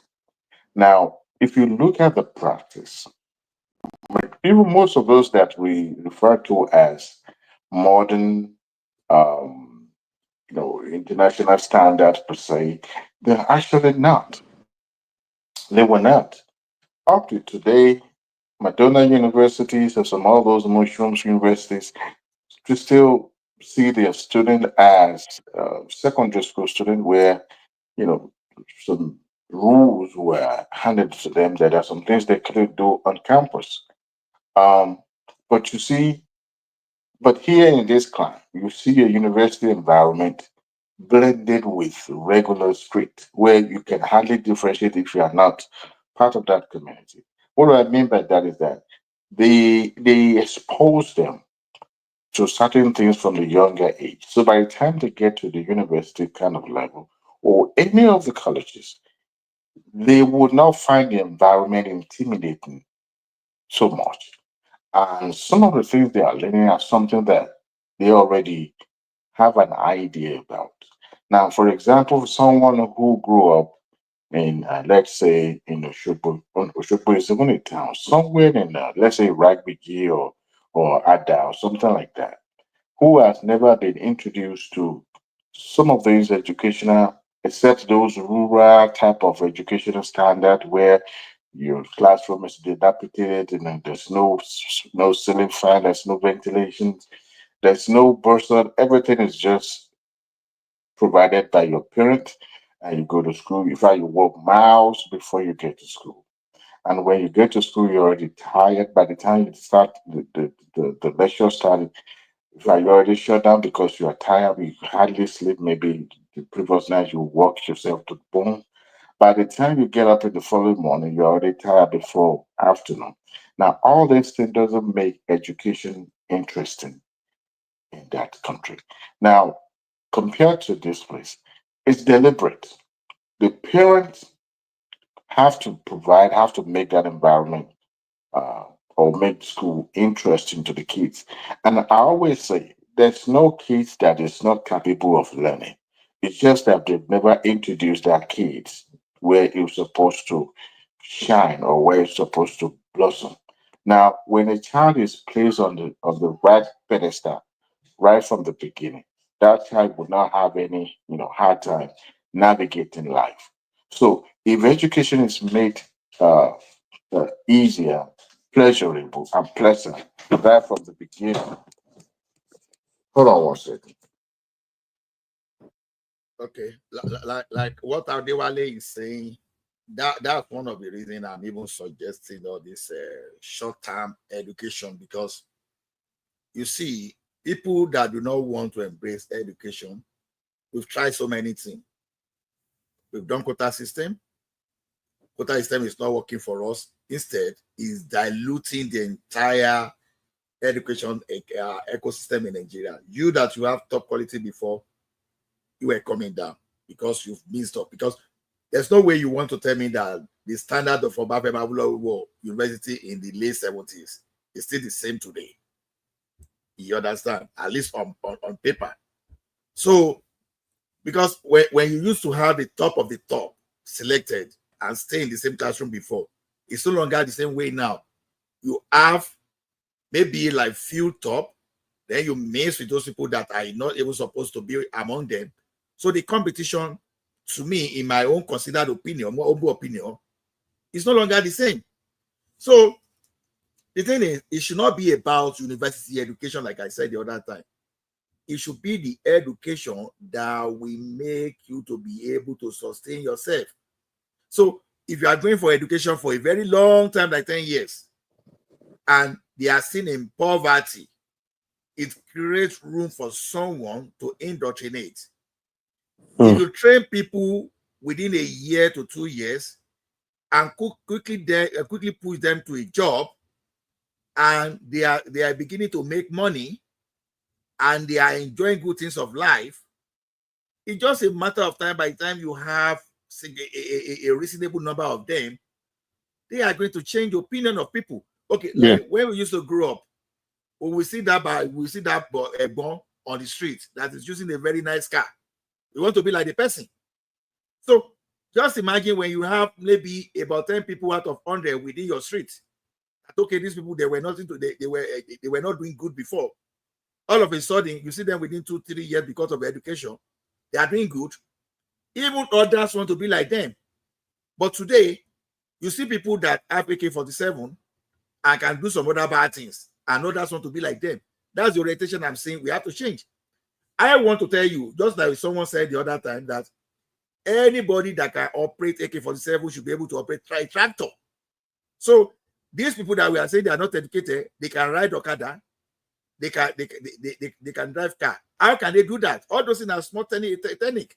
So the same way, we can give them skills to do, you understand? To do something that will make them to be more productive. Ola, let me ask you a question. I asked Pato the same question. Yeah. How do you think we pay for something like that? Good. You see, this thing has to be deliberate, right? You have to find a way. You have to find a way. I know that this thing is a bogus. It's like just like a wide statement. You have to find a way to bring some governors that will agree with your program. Because if I call myself, you know, like what Obasanjo would say the other time, that I say we do or die. When Obasanjo was there, the ticket will only go to those people that they wanted the ticket to go to. Now, because I know the power of the president of the country. So as the president of the country, I will be within those people that I want to mentor to get into that position. I will make sure that they are the people that will get tickets into 2027. Not just any errand person. So even if I'm able to push like half of the governor or 1/3 of them to 2027, and they are able to be loyal to me and implement what I want to implement within the country, then within the budget or what is going to them, we have to find a way. It's not as if they don't have, they have budget for education. So what I will just do is within the federal education budget, I can increase that without necessarily making it look like maybe I'm favoring a side. Okay, you were having, like, say, 20 billion for education before, and I know that that's my objective. I can increase it to 100 billion. But it will be distributed in such a way that a region will not necessarily be seen benefiting more than the others. Okay, you are Lagos before. It doesn't mean that Lagos has reached the level of education they are supposed to reach. You give them money to step up too, while others are stepping up.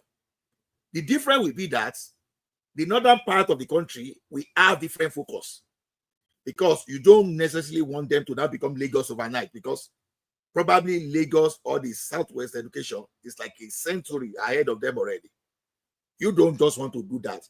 But what can benefit them? Okay, we are targeting to create value chain around the agriculture in the northern part of the country. Why can't we make the education to focus on that for now, the type of education? So instead of graduating these people to the hand of bandit and Boko Haram, it's going to be the competition between those people being recruited into radicalism and those people we are recruiting into productivity. That's just the way I see it.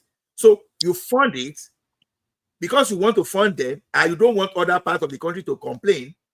Increase the entire budget for education nationwide, because as we are talking, it's not as if Southwest has reached. In fact, the education in the Southwest is so poor that we think we are there. It's just because of the standard of the country. We are not even there, because just put the No, you know what? You know, Ola, is this problem is nationwide. We're just talking about this region because it has gotten so bad there, even compared to, but all regions. When you look at the numbers, all regions are suffering from this education problem. All regions are suffering from it. The thing is, your idea behind funding it from federal. The reason why I struggle with that thing is I've come to understand that if people in a particular place come up with their solutions and come up with a way to finance their solutions, is more likely to work than if people outside of that particular region say, okay, we're going to try to find money that you don't work for. And I think you mentioned this earlier, money you don't work for that will now be funneled to you, and you didn't earn that money. You now have to just worry about spending that money. It becomes a different type of thing, you know. But if, for instance, if Zamfara State says, we're going to solve this issue, we're going to find a way to raise money, and we're going to fund a way to solve it, we're going to create trade schools, we're going to improve the education for those that go to classrooms, I can promise you it will be more effective, it will work, and it will be very successful. So it's almost like you look at the problem and you're like, this problem has to come from that space. It has to be from the ground up. It can't be from Abuja down. You understand? Because anything from Abuja down is more difficult to manage. It becomes a cesspool for corruption. People start to chop the money. But if from the state level or the local government level, people come up with their solutions and come up with a way to finance the solution, it works very well. And that's the thing I've seen in that country. You know, it just seems that works better. That's what I was saying to Pato, that, you know, and then you have the politics behind it.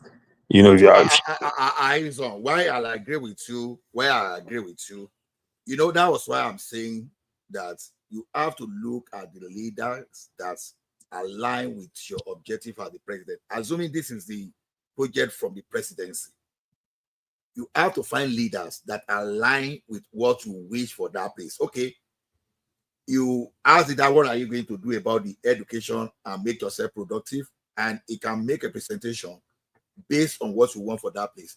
You start sponsoring the person. Okay, Sanusi want to become the Kano State governor, for instance, and you know his mind about educating people. then you start finding a way to sponsor his ticket. As a matter of fact, if I were a political leader, I'd be ruthless in such a way that I will make sure that nobody, except Sanusi, will get that ticket within my party. I can even go a step ahead to even infiltrate and or influence other parties too, to make sure that we don't have some kind of people that will be bringing the state back up, because political lobbying, that's what I'm saying. So now, it's not as if external cannot influence, because if we say that, then we start asking ourselves, how did Western education arrive in Nigeria? How did the Islamic system, religion, or a religion, or foreign religion, how did they arrive in Nigeria? It simply means some people brought it and they managed to impose that into the extent that we have even mastered those religions even more than those people that brought those religions to us. Right? The same way too, you can influence a region on a solution. So it's either way. The solution can come within, and it can come from outside. The most important thing is this: we want someone that will be able to implement. That's the point. We were not as educated like the southwestern Nigeria were. I would say the Southerners were like they were like sometimes at a particular point in time ahead of others. Why did I say so? Because they dominated the ministries there and the civil service. What did you need to dominate that? That means you be kind of education. It was because of the education that the like of Awolowo brought that the position the southern way, the southwesterners. Exactly. With the fact that when they were nationalizing all those foreign assets too, the southwesterners were positioned to acquire some of those assets. When you see Yoruba now industrialization, they didn't start because they were able to acquire some of those foreign assets too, and it helped them with the program of developing the region. So honestly, the Awolowo project, that's a blueprint for every region in that country. When you look at it, self-funded from the ground up, using resources that were local and regional, decided to say we're going to tackle education, funded it, made it free, and changed the landscape of educated people in an entire region. Right? That's a perfect case study for anywhere else in that country that looks at the problem they're facing, whether it's with education or something else, to say, we have to come up with our solution to fix this problem and then implement it fully. And it will work. And that one worked very well. Isaac. Yeah. I'm of the opinion that Awolowo would have run into a problem in the long run. Continue with that program. You know why? Why? Even as at that time that he was the premier, there were corruptions. There were people with ulterior motives. But you see, when he started, he was able to utilize the resources of the region to cater, especially he purposely targeted education. Yes, business was booming, but there was no provision for economic sovereignty in the long of future economic sovereignty. So, and the population of the region at that time, this urban rural migration that we now have that is so prevalent that people in every corners in Nigeria want to come to Lagos or Abuja wasn't that prevalent. People could easily afford to stay in Maiduguri. People in the south were hardly travel to Ibadan. So the entire central was not even that populated. So, and that helps in distribution of the wealth. But now that we have this imbalance, and the resources is focus, attention focus on the south to provide the money, all right, and that shift, that distribution pattern. Now, focusing on education alone, even though the major occupation or the major thing that the government focused on then was cocoa production. They actually truly encourage local farmers to be able to produce en masse, but not being futuristic in terms of how that diversification should have been. I believe with our population also ballooning would have put a really big issue, and other regions that are not up to par, of course, same country, probably would have come. Adewale, let me just permit me to counter that your position. You know, I've had this thing before that I keep hearing it that population will have become. So the thing is this: the way Awolowo was doing that, he was able to maximize taxation, right, to optimize the usage. Now, what we were producing then, he was able to build some kind of value chain around that. Look, what I believe will have happened to that population, because at that time, with the type of system we were running, every region was fighting to hold on to their population too. That's the important thing, because they were fighting because of what they were doing to make sure that the people stay with them. So I know that the incursion of the military that destabilized everything and created a venue for free money is the reason. You understand? People were coming. If the system stayed that way and nothing interrupted, you understand? I don't believe that Awolowo would have run to any problem. Awolowo would have even been able to create a better, prosperous, better southwestern region by maximizing the potential of the human being that are migrating. Let me tell you one thing. What I believe, hypothetically, is that over time, those people that will be migrating from other parts of the country, they might develop loyalty to the people feeding them. So why Nigeria is like it is today is just because people were getting free money. And the more reason I'm optimistic that this current tax reform that Tinubu is embarking upon may help reposition the country. You understand? Because the country that is taking the biggest money because of population, that one is forgone now. It's done. If they are able to pass that bill and they start implementing. So, if you keep your live population in poverty, it's just a matter of time. They will turn against you. You have to provide for them. Yeah, but you see that Lagos State is facing the same let me problem ask something for you. Let me ask something. I'll be quiet enough. I also just summed everything up. So I don't know why our brother Adewale, say you know like Awolowo. Now be the thing. So, but you know that we. No, hold on. You know that look. Wait. No brother. So no problem, my brother. I just spoke just now. He was, Aison is an objective guy because we are part of this region. Aison, do you know that in Delta and Edo State today, about 100, let's say 90% of Deltas and Edos, they still regard Awolowo as a hero, as the guy that Lady Foundation died for us. But if you go to the Southwest, you know that it's like 50-50.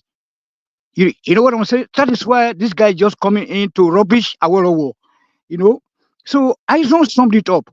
All you guys need to do is just to be teaching the life and times of Obafemi Awolowo. And then meanwhile, to Adewale, do you know that those things that Awolowo did in the 50s for our region, that also make us to be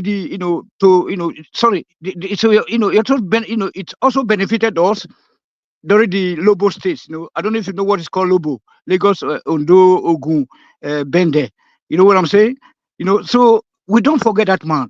So, and then during the World War time, if you said that there was no futuristic whatever, you are just lying.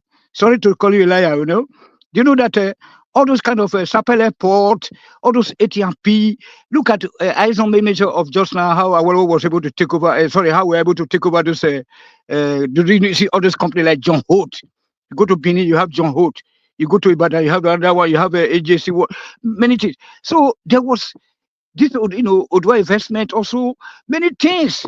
We have this today now, Wema Bank or whatever, all this cocoa research, and then this oil palm research in Benin, the Goodyear tire, what I'm saying, all those industrial estate, you go to Benin, you go to Wari, Okumagba industrial estate.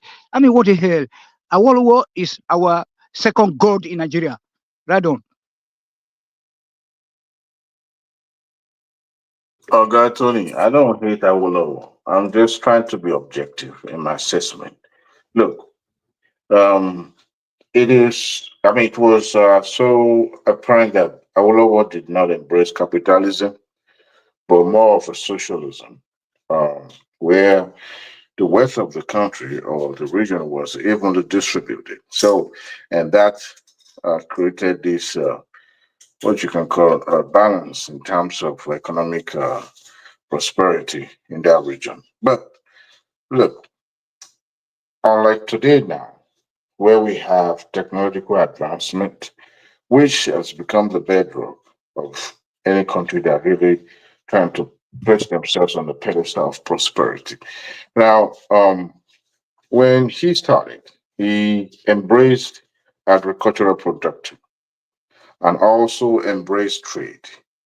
At the same time, trying to level up with the Western countries so that we'll be able to compete. Except the only exception is the fact that he did not embrace capitalism, except maybe in the future he decided to change his mind to enable a system that will be, self-sustained and paid for itself.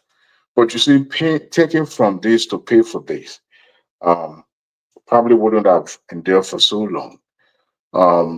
In today's world, look, agriculture, yes, agriculture is to enable uh, security, food security. And once you're able to feed them, you'll be able to, sell, trade internationally and locally. But you see, what we have now is our dependency on importation, which is far different from what we used to have before. In Lagos State example, that state is facing a huge uh, deficit in terms of infrastructure because the number of people migrating to that city every day, what that state have or what they intend to provide is not enough to cater for those people coming in. So, and that is where I also believe that they would have run into a very big problem because Okay. when you Okay. Can I have a pick it up from there? Can I pick? Let me just interject hold a bit. on, hold Okay. Okay. on Okay. before you Okay. interject. Hold So on. those region, I mean, come to think of it, we don't even have to No, look so far. sorry, Adewale, just a few seconds, we continue. Awolowo concentrated more on Ibadan and Ogun State, not Lagos Yes. State. Yes, I know. So I'm point just of using so Lagos as a yardstick, as an example of modern Nigeria. I'm not actually using that compared to the Western region per se. But I know he concentrated on Ibadan and Ogun State. Lagos State was an independent, was a federal capital then, so he hasn't, gained a state status at that time. But people were moving in, and Lagos State was enjoying that federal status, and that was why infrastructure was provided. Now, compared to other cities in the western region, they're actually more or less backward.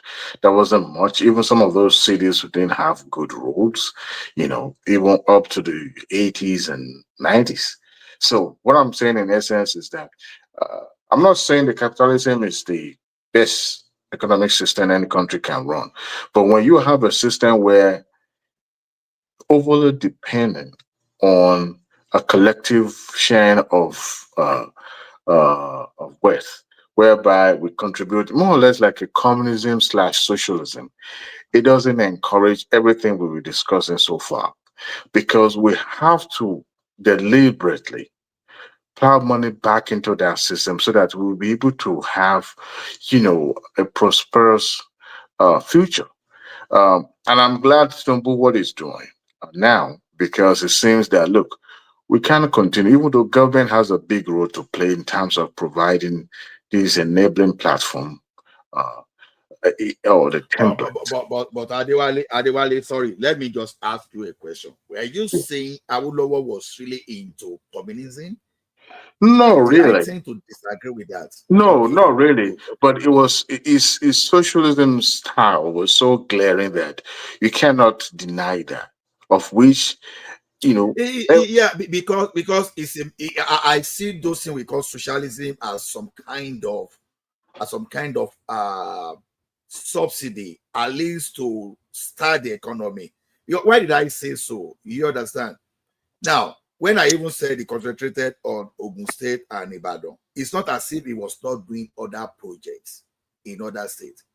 Look at how many dairy farms, for example, in Ekiti and Ondo State. Look at other projects like Oluwa Glass. Look at Irebon Bricks. A lot of things that they look at textile industry. It's not as if they don't have, but I think he was doing that in based on population. So I don't really want to believe that Awolowo will have just get to an impasse that won't be able to move forward. I believe that idea will have in addition, coming. Ola, what is wrong in creating enable environment or even creating industries and allow people to work and then tax them? Is there anything wrong with that? No, of course, the people were being taxed. Was he taking the crops from the people free of charge and then giving them something to eat, like a community of socialism that they try to portray him to be? There was a lot of every village was like having a kind of industry. Adewale, you need to know that now. So when you go to farm, hold on. When you go to farm, hold on, your crops will be bought over. There is a village office. They call them cooperative societies or something.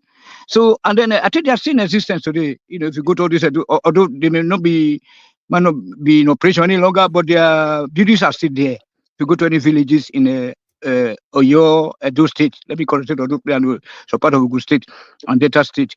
So those premises are still there. Then you go to farm, the communities they will also help you. They carve the roads to your farms, bring the crops to that particular center. Then the government will come and buy them from you with some scales. I have all this history. And then they will not take them to either Sapele or Wari and export them abroad. You know what I'm saying? Palm, all this Okitipupa, all this Bini area, rubber, something in Sapele and Bini. They have this rubber research institute. And then there's also this ATMP where he exports his timber, the timber that are coming from Ondo, from Edo, from all those houses. So when if you're able to provide the industries and allow people to work, I don't see anything wrong with taxing them. And then people, if you are there, it was like the kind of like German government right now. It's not neither capital or socialist system. Just like in Canada, everywhere, even the England, even though if a Labour Party comes in, they see that social security commitment that have to be done. That's where, hence the free education. So if your dad is a farmer or is working his pay tax, then so this his or her child will have to benefit from it. Okay, well done, sir. Ola, sorry. So Adewale, like I was saying, Awolowo was simply tailoring developmental projects to each region.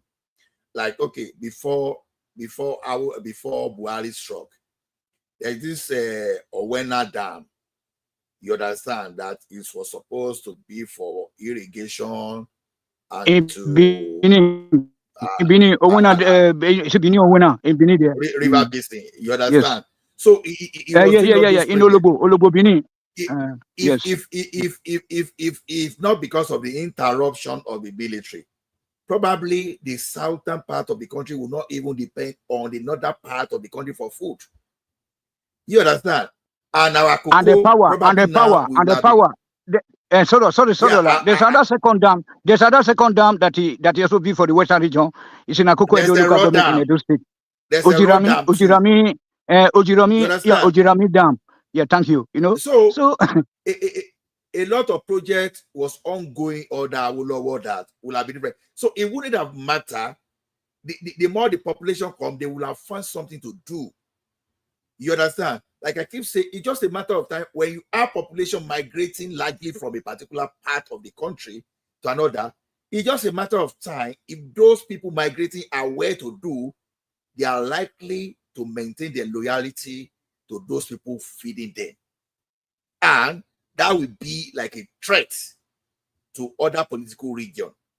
But why all these current political leadership and other regions are getting away with their impunity, with their lack of vision, is just because we put the money they don't make in the same basket and distribute to the extent that you now have population of where it's not supposed. You have a particular state that you cannot define what they were doing, that's having more population than Lagos, because they know you are going to share money based on population.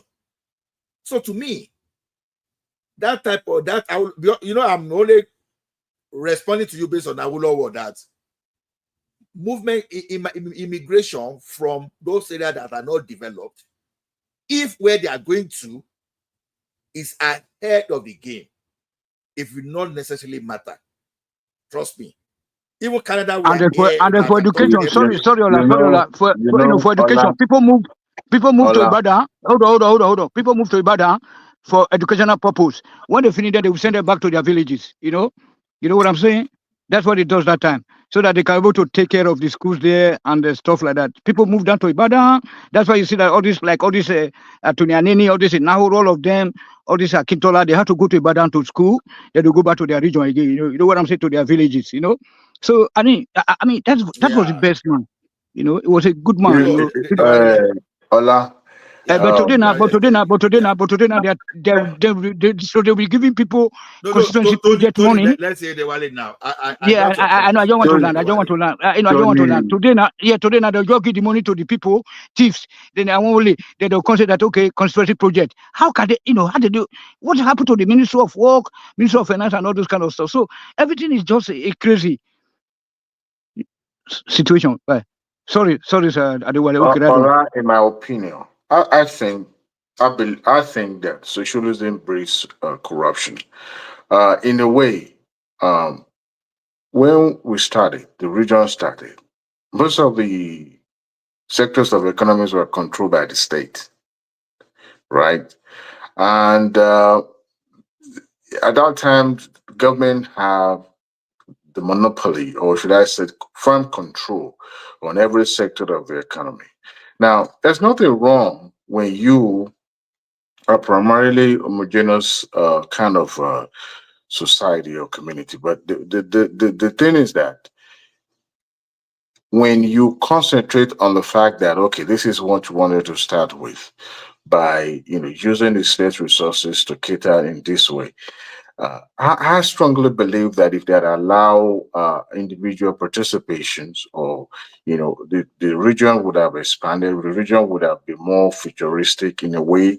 I mean, look at it now. Most of the advanced country are embracing capitalism because it opened up a space, it opened up innovation, it enables innovation in a way that individual can come in and provide program services, and that can help propel the country to the next level. But to me, as far as I'm concerned, not the country, the region. No, I'm not even talking about religion. This has nothing to do with religion. I'm not saying at that moment the program No, I was said the region, not a country. The region. So it was, because it was never allowed to be our president. Governance was suitable for that period, but the subsequent administration of the government, no thanks to the military for taking over the reign of the affair of the country and introducing the unitary system that actually turned everything upside down, and that make mockery of everything that he had built. But if he had allowed, kind of a free market kind of environment, maybe that would have helped the region to be more adapted and to be more prosperous than what we have. Because right now, everything stems from, I understand that. I think the entire region, Southwest region state, would do investment. I believe they are still in existence and all that. But what he was operating at that time was more or less like a one-man show, which at that time it was suitable because we have less populations and we have less people to cater for. But compared to what we have now, I don't think that would have worked in a system that we now have now. Well, thank you very much. Because one thing is that you never see anything good in Awolowo. I'm sorry, look, not be trouble. We know do for Ijahiro. You are We know do wrong. for trouble. No, You are Tony, wrong. Adewale is not against Awolowo. Let's clear that first. Well, no, I understand. I Adewale is understand. not against Awolowo.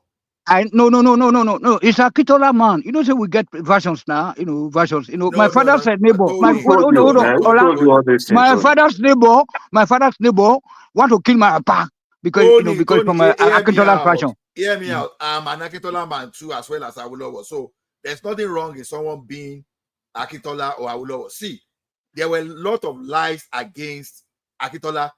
Obafemi Awolowo University you are talking today Akintola actually started it. So see, you know one thing about Nigeria is this: if people do not like another person, they lie a lot against him. Like some people will lie against Obasanjo today just because they don't just like Obasanjo. They will rather lie against him, and if we even take his achievement to anybody, as long as it's not Obasanjo, tomorrow, when we want to talk of this fuel subsidy, in fairness, even though you pay politics with it, removal of subsidy, it is the handwork of Buhari. The petroleum bill, they could not pass in 2007. Buhari did it successfully. So if petroleum industry bill tomorrow created 30 million jobs, the credit should actually go to Buhari. The only thing is that Tinubu is not reversing it. And people are criticizing Tinubu now. But once petroleum industry act start yielding fruit, you will see how people will shift immediately. They will give the credit to Buhari because now they are seeing the positive side of it. That is who we are in Nigeria. Telecommunication development today and the broadcasting industry, that is every all these artists. Don't go to Babangida at all. Don't go to Babangida. I know you are going there. Don't go to any other man here. Thank you. Even if you were bad, it doesn't mean that the good thing you do, we should just keep quiet about it. That's how to be fair. So Adewale, please let's continue with you. Tony believe that I'm against Awolowo. No, as a matter of fact, I fully embrace his full school of thought in a way. But you see, I think it would be erroneous for us to think that everything that about the man is it has to be positive. No, there are some things we can criticize him on. No doubt he was a great leader, but that some of the things that he did at that time, the state were firmly in control of every strand of the western region's life. Everything totally owned by the state.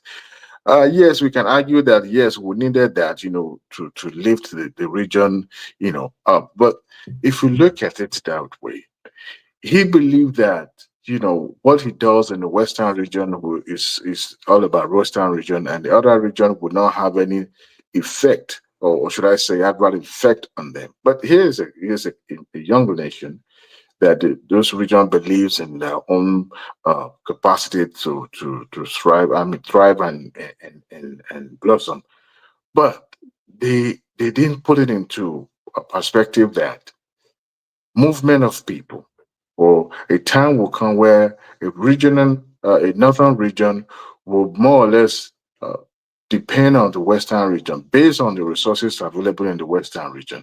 Or a time will come where I know that each region have firm control, but the interdependency on each other will also build the country. But they never put that into perspective. So to me, there's a lot of things we can criticize,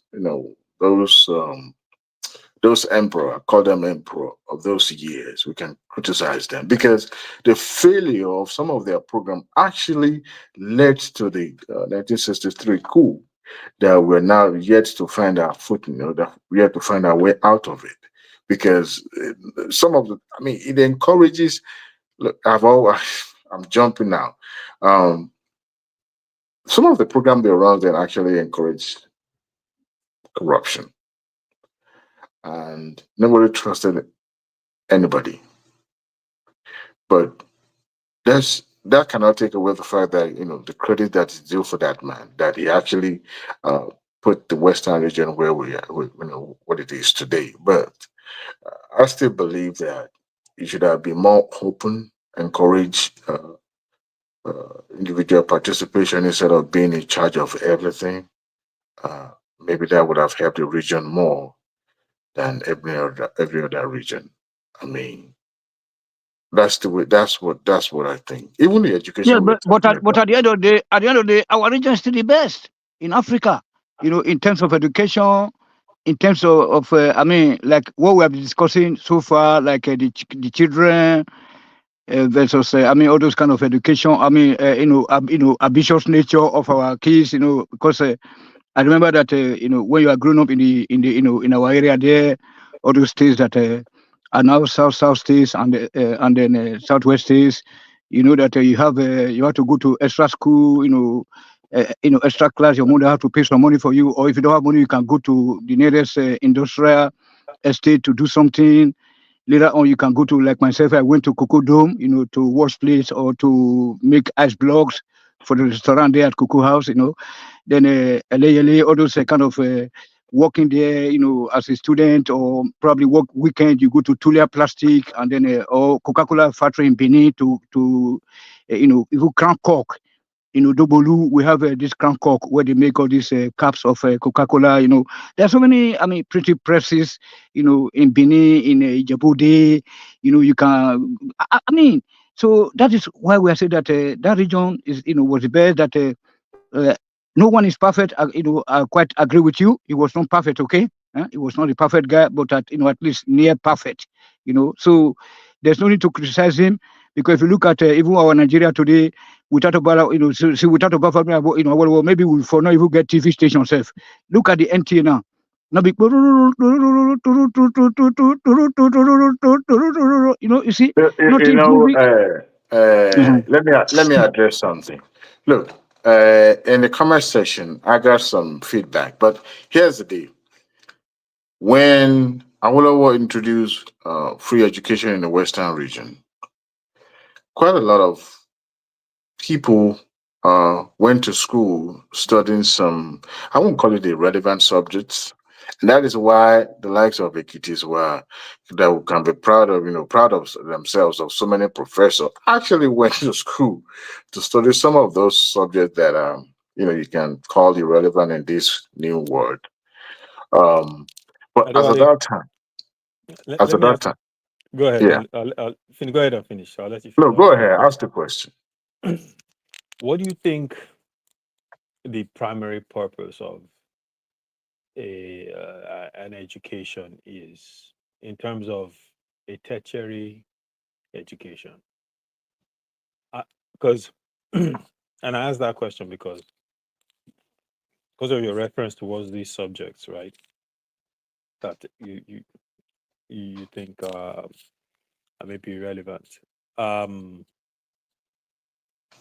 And I've heard different people say different things about the purpose of education at the university level. I wanted to get your thoughts on it, and then we can go from there. You will recall that virtually everything being taught in the university are actually something that you've been already built on when you were in secondary education. So he expanded that view for you to be able to gain more knowledge on other areas. In my own opinion, education never stops, but what you actually go to university is to gain more knowledge on the area that probably you've not really been exposed to right from the foundation. Now, you have to be equipped in a way. I mean, who knew that cybersecurity will become handy in the year 2000? as far back as 90 something, those are the things that are not studied in any tertiary institution or anywhere, or maybe perhaps just a crash course or something. Now, here we are today in this modern world, uh, digital marketing, as far back as 80s, 70s, those things were not relevant. Those things were not perhaps available. So, but continuous education exposed people to have advanced knowledge in all this area. That is the way I believe education is meant for, where you are exposed to things that not readily available to you, but you already have an idea. But here you have your view being expanded to gain more knowledge on it. That is what I believe education is all about. And the fact that, we don't, the kind of education that we were exposed to have a limitation, or perhaps being mirror, to the one being taught in the Western world, but we never use our own immediate environment as a point of reference to build on. Because some of the things being making reference to in the uh, uh, Western world are actually not adaptable to our immediate environment. So, but if we had used our educational system in Nigeria or the tertiary institution to expose students to things like that, maybe we will have solved our own immediate problem that we have now. Maybe. Go ahead, Aizen. No, I think you have a point. I think but it is kind of about that. I also think it affects your ability to learn new concepts and quickly implement them. Because when you go to like the university level, they introduce you with so much different concepts, methods, intelligence, different things. They introduce it to you, they teach you, they test it on you. When you get to the graduate school level, they test your ability to analyze, solve problems, adapt. So, in essence, at that point, your ability to think and look at problems and become more of a problem solver becomes more important. So, for me, I agree with what you just said, but I think on top of that is also your ability to immediately solve problems, to critically think. Um, you can see some people, they might study philosophy, but then they become an MD of a bank. Why? That particular student, while he's a good philosopher, he wasn't able to get a job in philosophy. He leaves, he goes to a bank, he's be able to quickly pick up and understand the whole structure of the banking system, and he moves up the ladder quickly. Right? That's an educated person because he can immediately look at a new concept, decipher it, understand it, implement it, and move on. And we find out that for every one of us, we're constantly in that learning process in different phases of our life. As we go on, we encounter new things. You want to start a new business, you have to learn about the business, you have to figure out how to problem solve, all these things. So I think, when I look at it, you might be studying philosophy or, liberal arts or something that you might not be able to get a job in as a first degree. Right? There are people that study philosophy and go up and be fantastic lawyers. Right?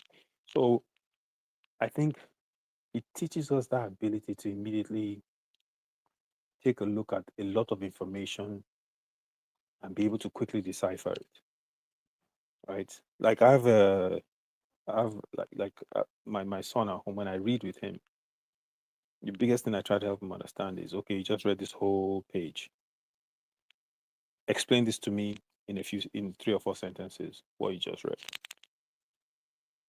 And his ability to do that concisely is very important, right? Because he can look at all this information and take it and say, here's what happened in 3 or 4 sentences, right?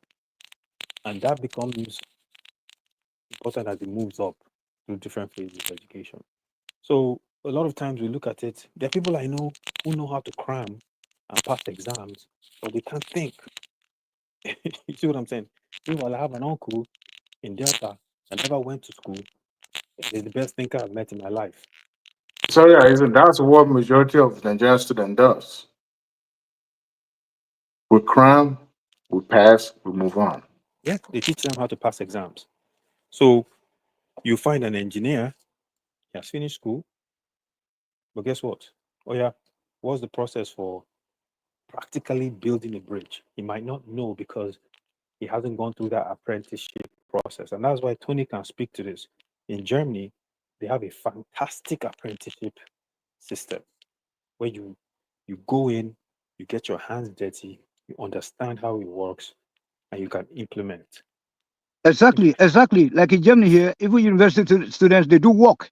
They have probably 4 days in a week and 1 day for correct practical. You know what I'm saying? There are technical schools, even there's secondary schools. They send people to bakery, to mechanic workshops. You know what I'm saying? So they have some days off for that. And then just like also when I was at Ibadan Polytechnic, your IT now, where you have to go to a company to go do your practicals. You know what I'm saying? 6 months, industrial, attachment. So they have to report back to your school. So that's what we're talking about. But anyway, when you say that most engineers can't carry out what they are taught at school, it's only that one applies to only the universities in Nigeria.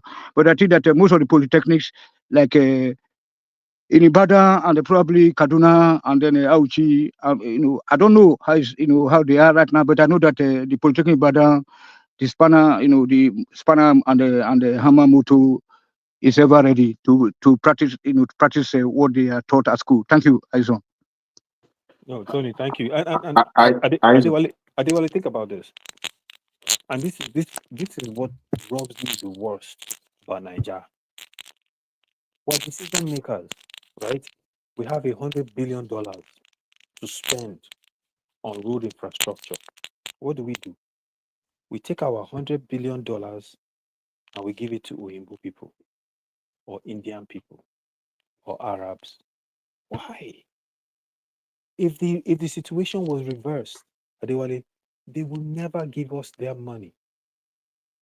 Never. Who gets 100 billion and you don't keep it within the family? They will never give us their money. The Delta State government now, gets, $30 billion. I want to do infrastructure in Delta. They'll go and bring one European and give him the chunk of the money. That's madness. I don't care if we have to scour the earth to find Nigerians you have to find a way to keep that money within your borders. You must. And if you look at us, okay, how many years of independence? You can't tell me we do not have engineers that don't know how to build roads. We do not have engineers that don't know how to build power plants. You can't tell me that. I refuse to believe it because I know that we exist in every industry around the world, working for some big corporations, giving them our time, our labor, everything. Right? So, and that's the thing that drives me crazy. And this isn't a Tinubu thing. It's not. It's all of them. Aizon, Yeah.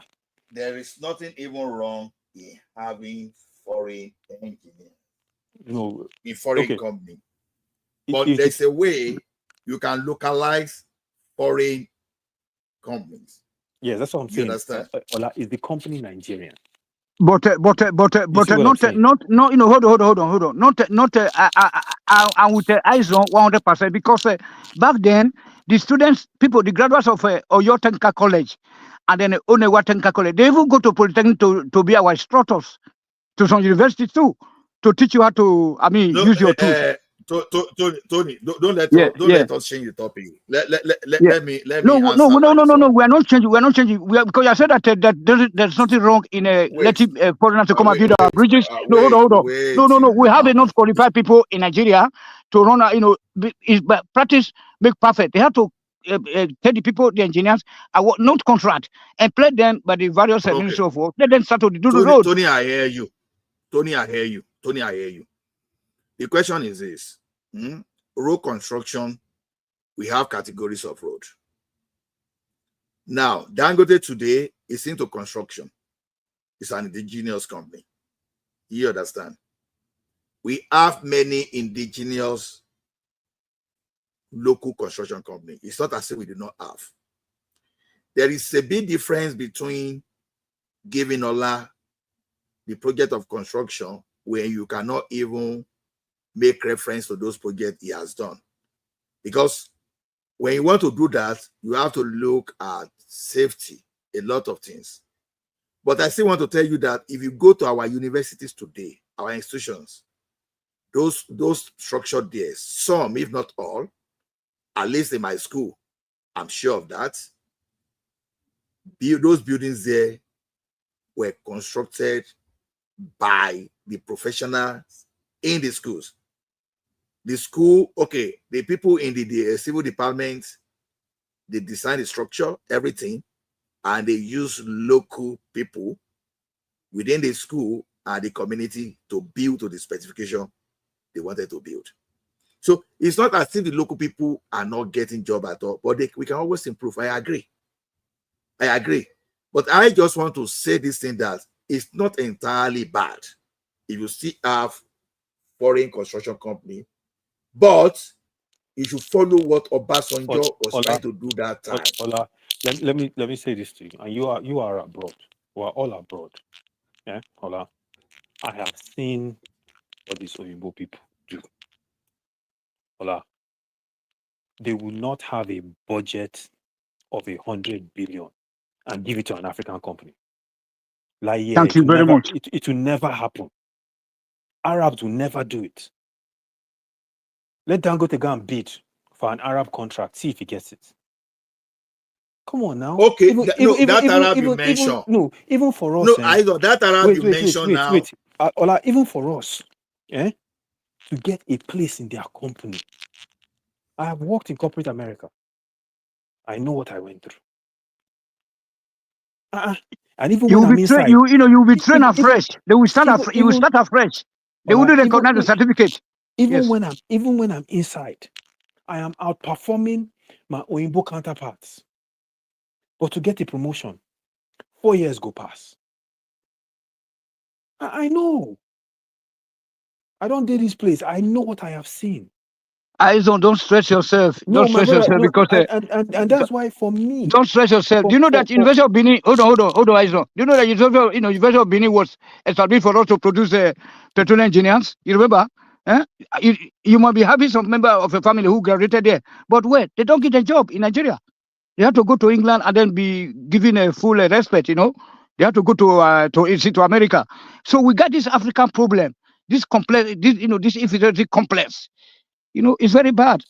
And let me tell you something. And that's why for me, every time I see an African country say, they are doing this, they just gave this French company the contract to do this or this, my belly they turn every time. Because the way I see it is, we are at that point, we control the budget. We decide who we want to enrich and empower. Economic empowerment is everything in this life. Keep the money within the borders of your country. Keep the money with your people, so your people, their companies can grow and get bigger, and then they hire so many more people. Dangote's company has grown because Dangote has been successful within the borders of Nigeria, and God bless him, right? But we need 100 more of him. And the way we can do that is to use our money for our own. We cannot continue to do this thing. We are the only ones. Give me one Nigerian company bidding for contract in India from their government. It just seems like madness. I don't understand it. Like, why in God's name? Can you just imagine it? Ayuson, sorry, my brother. Can you just imagine this our road now? We give it to a Lebanese man. You know what I'm talking about? Very bad. Tony, that guy, some people go tell you saying a Nigerian guy. But very bad. His very bad. Very, that's the lowest. That's the lowest. That's the lowest, a black man can go. That money is going back to Lebanon. Don't get me wrong. And then they'll be killing Nigeria. It's Nigeria. None is there. Aizon. You are my brother now. Aizon and Tony, let me add my own contribution, please. Don't get me wrong. I only said there is nothing wrong in allowing a foreign company to come and bid and execute a contract in Nigeria. We are missing a lot of things here. Don't forget that some of the foreign countries we talk about sometimes, they bring fund they source for the funding for us from somewhere where Nigeria could not easily go and get such kind of a loan. An example are those Chinese companies. But the problem I had with those Chinese companies under Amechi, Rotimi Amechi, was that it totally ignored the local content. Because, see, you can ask Nigerians to bid for a contract. Maybe Nigeria, as a country, within a financial fiscal year, they have 30 billion to execute a project. Right. Even when you are going to give to the local company, you stay within that 30 billion. But you can expand the scope to allow foreign investor, foreign construction company that will bring their own investor along. And consecutively, you may be executing a project that is worth $150 billion, just for an example. So this idea that the foreign company, there are some railway that the Chinese firm built for America. We have the same situation in Canada. I'm not saying the only thing is that our own local construction company, they need to step up their game. I won't say just because I want to. Yes, I know that in Nigeria, truly, because our politicians want to see money, they prefer foreign company. No doubt about that. But at the same time, I can't just give just green lights to local construction company just because they are local. Because we've seen even those people that call themselves estate developers. Ola, We've seen here's the building. This is what I'm saying. I'm not saying give them because they are local. I'm saying give them because they are Nigerian and they are qualified. Right? So I'll give you an example. I know Aizon, you will continue. You will continue. You will continue. Just give me 30 seconds. You will continue. See, I'm saying Nigerian contractors in the construction area are still getting jobs. They just need to step their game. Go and find a way through Korean or Nigerian Society of Engineers to you. Find a standard that will limit. Because Canada now today, there's a standard that will even phase out all those foreign bidders if they don't have a company within. You understand? You as an engineer coming from Nigeria, you can't just come to Canada and practice. It might even take you 5 or 6 years before you just get a PhD. Nigeria too can find something like that through their institution, and they can lobby the right quarters. It is not for us to be saying it online. Olusosun that you see there, those essays you see at Olusosun, constructed by Nigerians. I know a person personally that I even helped to secure loan to get involved there. Initially, the contract of that place was given to a Chinese firm. They took the money and invested in stock, and they lost money. And when union owners were trying to rebuild, they prefer Nigerian contractor to build, and they evaluated, and they will pay. That is the model they adopted later. So there are many construction companies going on, especially those housing projects that are purely Nigerians. But when it comes to some critical infrastructure like railway, like some kind of bridges, I think they think the risk is too much for Nigerians to bear. So that is when Nigerian Society of Engineers and Korean need to stand up and prove that understand the country wrong. But however, Dangote is still one of the local construction companies today that when we mention Dangote here, that many people they just want to silence Dangote immediately. Yeah, no mind them.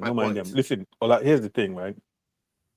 For most of these companies, the expertise or the experts around the world, right, are there. It is the entrepreneur that can access the funding and get access to that contract, right? So you mentioned people coming in with their funding. Do you know there are Nigerians that are successful around the world that have access to funding, global funding? There are Nigerians in Nigeria have access to global funding if they know they actually have a real shot at that particular contract. All they have to do, they set up the company, they get access to the funding, they hire the best technical experts. All these things you're talking, they will build it. Is it refinery? There are technical experts around the world today, whether they're in Norway or anywhere else in Texas, and that know how to construct a refinery from zero to 100. They know all the equipment you need. They know everything. Is it road? You hire the people, but the company is Nigerian. That's what Dangote does. His company is Nigerian. He hires the experts. They come in, they implement it. The money stays in the country. Same thing. You just have to make the decision. Stop the mentality and the culture of taking our money, whether we borrow it or we raise it internally, and giving it to these foreign guys makes absolutely no sense. Meanwhile, it's our economy See, I agree with you. I agree with you. What I'm just saying, Okay, look at Lagos State now. I've been looking at this space very carefully. Every time they say, "Oh, there's a contract they want to do," something else is happening. I always watch. Okay, make I see who they will give this thing to. And sure enough, they don't disappoint. Look at all they are calling Wiki Mr. Construction or Mr. Whatever in River State. Go and look at who one Turkish guy today, one Turkish company tomorrow. You guys want to let me speak? Which kind of thing is this? Yeah, go ahead. So, yeah, because I know BT just got here, so I just want to speak before he starts talking. But I agree with Ola, and you need to put yourself in these governors' shoes, Mr. Izon, because if I have this amount of funds, I'm sorry, I'm not giving it to no Nigerian. I don't care. I'm not giving it to no local contractors. I'm sorry. Unless I know you personally and you're an engineer from the US and I know you on a personal level and I trust that you would deliver. Because Nigerian contractors, they always take the shortcuts. I mean, look at the buildings. Some buildings are collapsing, the houses, the infrastructure. Okay, there's local contractors that you hire to build a road, and the road is like poto after like 6 months. They don't use the right um building materials. They don't use the right cement and stuff like that. So yeah, if I was a governor, I'm sorry, I don't care about Nigeria first. I'm gonna hire international contractor. If it's a Nigerian in international that I know personally, that because I know a lot of Nigerians in the US that I can trust, and I can never trust any local anything in Nigeria to deliver, especially with my money. I don't spend money stupidly. I have to know you personally if you're Nigerian to give you that type of contract. Other than that, I'm not supporting nothing local at all. I've seen what Nigerians can do, and they do not deliver. They always do shortcut jobs, and then they will frustrate you. And it almost seems like you were governor for 4 years and you didn't do anything substantial. That's why Edo people feel like, that guy didn't do anything because he's hiring local people to, construct the road. That's what I have to say on that. So I agree with Ola. Yeah, but which way forward now? Because it wasn't so. From the beginning, Chioma. Because back then it was even better for you to be advised to go to school in Nigeria than go to the USA or the UK. So when I was at the Polytechnic Ibadan, you see the United States Information Center, they have two stations in Ibadan. One is in Edugwe, and one is in Agodi. So and then they always tell us to. But if you take a second look, okay, your parents want to have the education was in Nigeria in the 80s or the early 90s. So, but things have just gone, so degenerated now that we're now denying our people. I have a lot of uncles who are, who are petroleum engineers, Chioma. They couldn't get a job in Nigeria as a result, of this quota system. So that's why we're looking for a way to start afresh right now. So do you want to just discard Tony, our own people now? Hold on. Our own race, instead of looking for a way to correct the wrongs. Chioma, let Chioma, our So princess, our goddess. I'm gonna answer you, right? Am I gonna discard Yeah. our own right? Not totally, but if I have a job, if I have an important job as a governor or a minister, I'm not looking at if you're Nigerian or not. I'm trying to get the job done. That's why I like someone like Wike. He's not. I don't do my sister. I don't do all that stuff. I want people that can deliver the job. And when Nigerians can frustrate you, I don't want to deal with. I don't have to tell you twice to do your job. You get what I'm saying? And I don't want to be defrauded. So I don't like problems. So yeah, I will go with international person that can deliver. And then Okay, forever, forever, Tony, let me just say forever, this. forever, Let me just say forever, this. no, forever, Wait. Yes, Chioma, is it forever? Eh? that's why it goes back to what Ola was saying. Nigerian contractors need to step their game up. Let me We just say this. cannot be seen on social media. Buildings are collapsing. Roads are turning into poto after. Did you see that road? What's his name? Built. The governor of Anambra, and they were just showing the video of how they just covered it with black cement or something like that. It was just so bad. How do you know it was a Nigerian contractor that did that job? I'm sure it was. You see, that's what I'm saying. Because Wike had to fire some foreign contractors he brought in. Even in Abuja, he fired some recently. See, this is the stereotype of what. I'm with you before you go ahead. It's very important. Sure. This boils to sincerity of purpose. By the way, good evening, everyone. Okay. Because you brought up the point that you would prefer a Nigerian to own the company, then get the experts to come work for the company. Yes, that's an additional option. Yes, and he pays them, but he still owns the company. Now, to say the purpose is from experience to what Chima's concerns were, which is remember what happened with the Genkos and the Discos. Yeah, where we gave it to Nigerians. Yeah, they were supposed to get the experts to come fix the problem. Yes, and it turns out that they didn't even know what they bought. I mean, they got it for cheap for scraps anyway. It wasn't that expensive. So I think it's from experience that we've seen that this movies before where they buy something, but because they were not really sincere about doing anything with it, they can't even find the expert. They can't even pay somebody from China or Germany. So how do you fix? I think that's the main issue now. Like, I don't mind giving the Nigerian the contract, but how do I know for sure that they can get the right person to work on their behalf to solve the problem? That's a very, very good and question. let me say something. Wait, Izon, let me say something, right?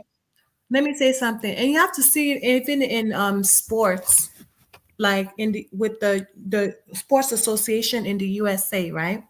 The Olympics, they don't care. They don't give a rat's ass if you're white, black. They will get the best athletes, even if you're, and that's why most of the football players are black. Most of NBA are right? Because they're trying to win. The point is they want to achieve a mission. Yes, but they're all American, right? They're all American, but guess what? Yeah, but if there's look at Motombo. Remember Motombo? He's not American.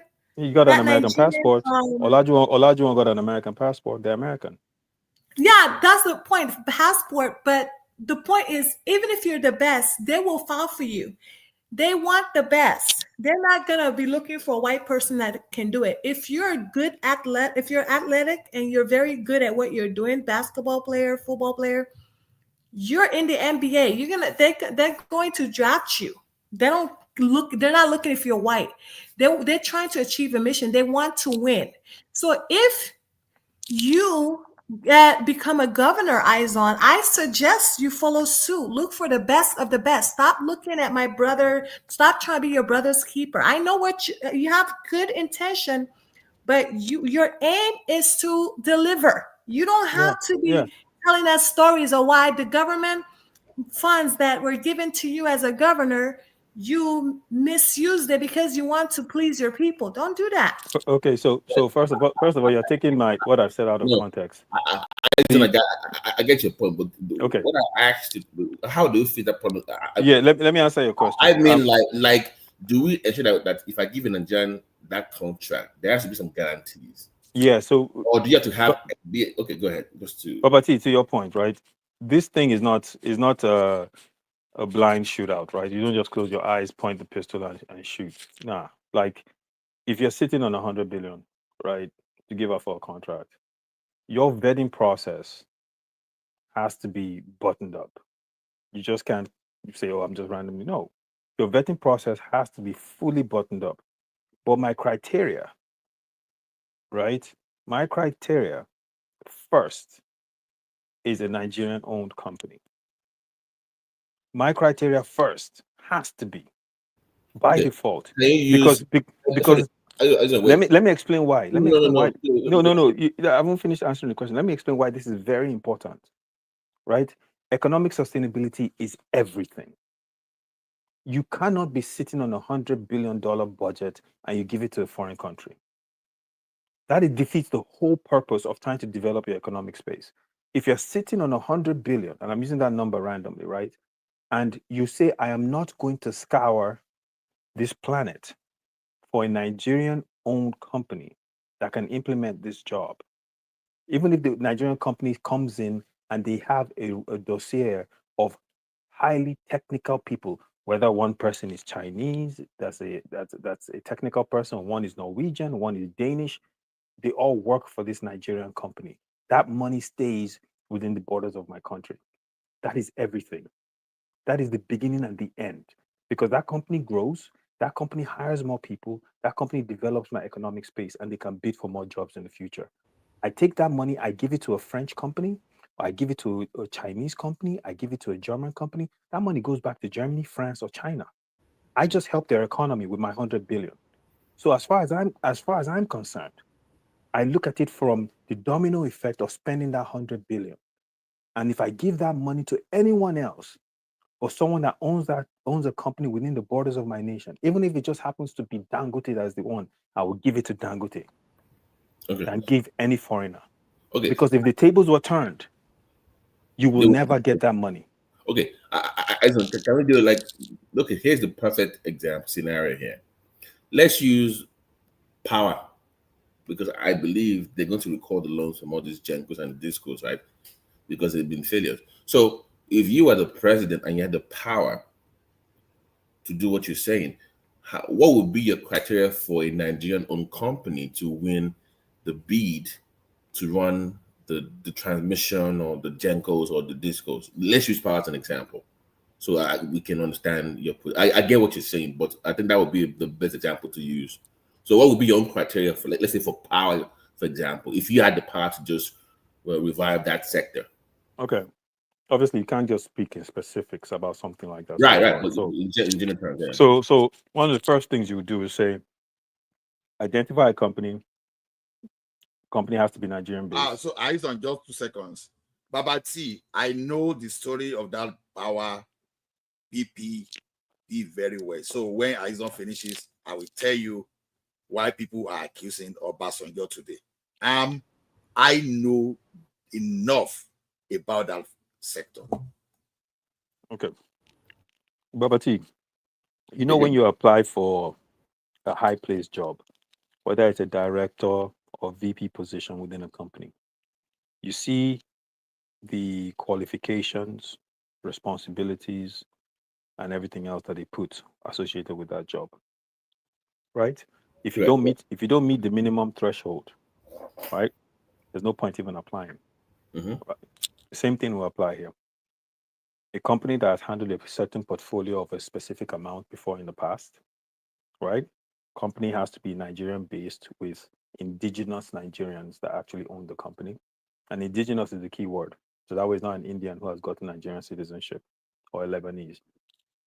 The company has to have a certain number of technical experts with a minimum number of experience in that field implementing projects. Examples of those projects implemented have to be presented as well. Those are key criteria. So labor, highly qualified. Finances and ability to handle big projects and big money, highly qualified as well.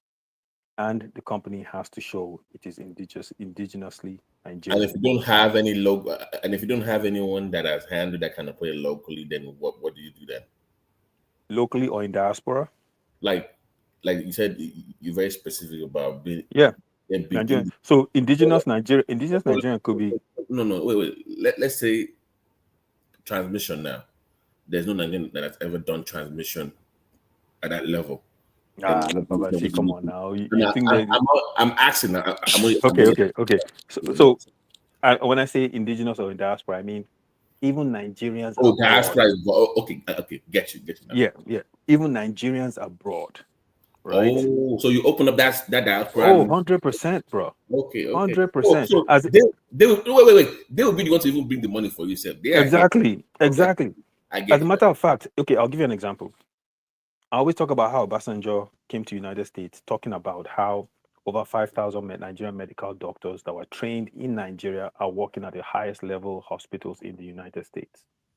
Anytime I think about that speech, it always kills me because I think, why didn't you have a round table with those guys and give them carte blanche to come to Nigeria and restructure the entire medical industry? They would have done it happily. Our diaspora, to me, is the key to our future. Because I don't care what field it is, we have experts in every field. Is it building roads? I personally know 2 guys, Igbo guys, in Indianapolis right now. Civil engineers, some of the finest you've seen. And the list just goes on and on and on. So when I say this, I'm saying it from the perspective of there is so much of us out there.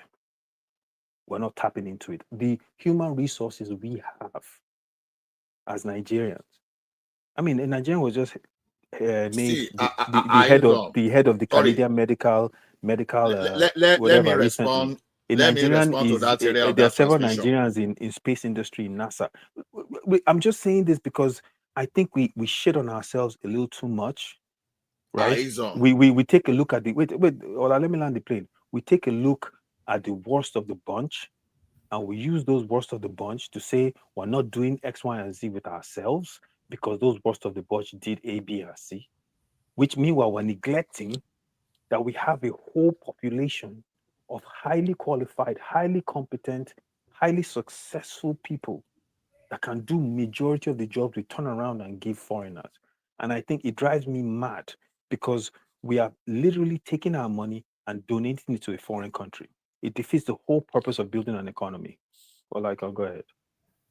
Okay. You see that area that Babati mentioned in that power. So I think I follow the event in that area of that power very well. You see, when Obasanjo decided to change the approach, because initially he was making it in the old federal government thing and he was adopting different approaches until toward the tail end of his government. Now he caused some contractors to bid for building power plants and some of the power infrastructure. They were majorly Nigerians. Those people that won those contracts were majorly Nigerians. Now, those guys, they made quotation. And the first flaw discovered in their presentation was that the cost of construction work was between 70 and 75%, which was a major red flag in a power project. Because the global standard expect the construction job to be between 20, anything between 20 to 30%. But reverse was the case in case of that Nigeria. Now, a major flaw. That was what triggered Obasanjo now to find a way to lane the manufacturer of those turbines immediately. You understand? And work through CBN to know the cost of that. They are still going to give you your money as a contractor, but we will, on your behalf, we will pay the manufacturers. They find some organization international to know the actual cost of those things. What happened at the end of the day? Nigerians, they still find a way to frustrate because the impact assessment, it failed. Some of them did not even know that some of those turbines they were going to buy could not even pass through a major section like bridge. That okay, if we are going to do that, we have to build bypass. So they failed a lot. That's our power project.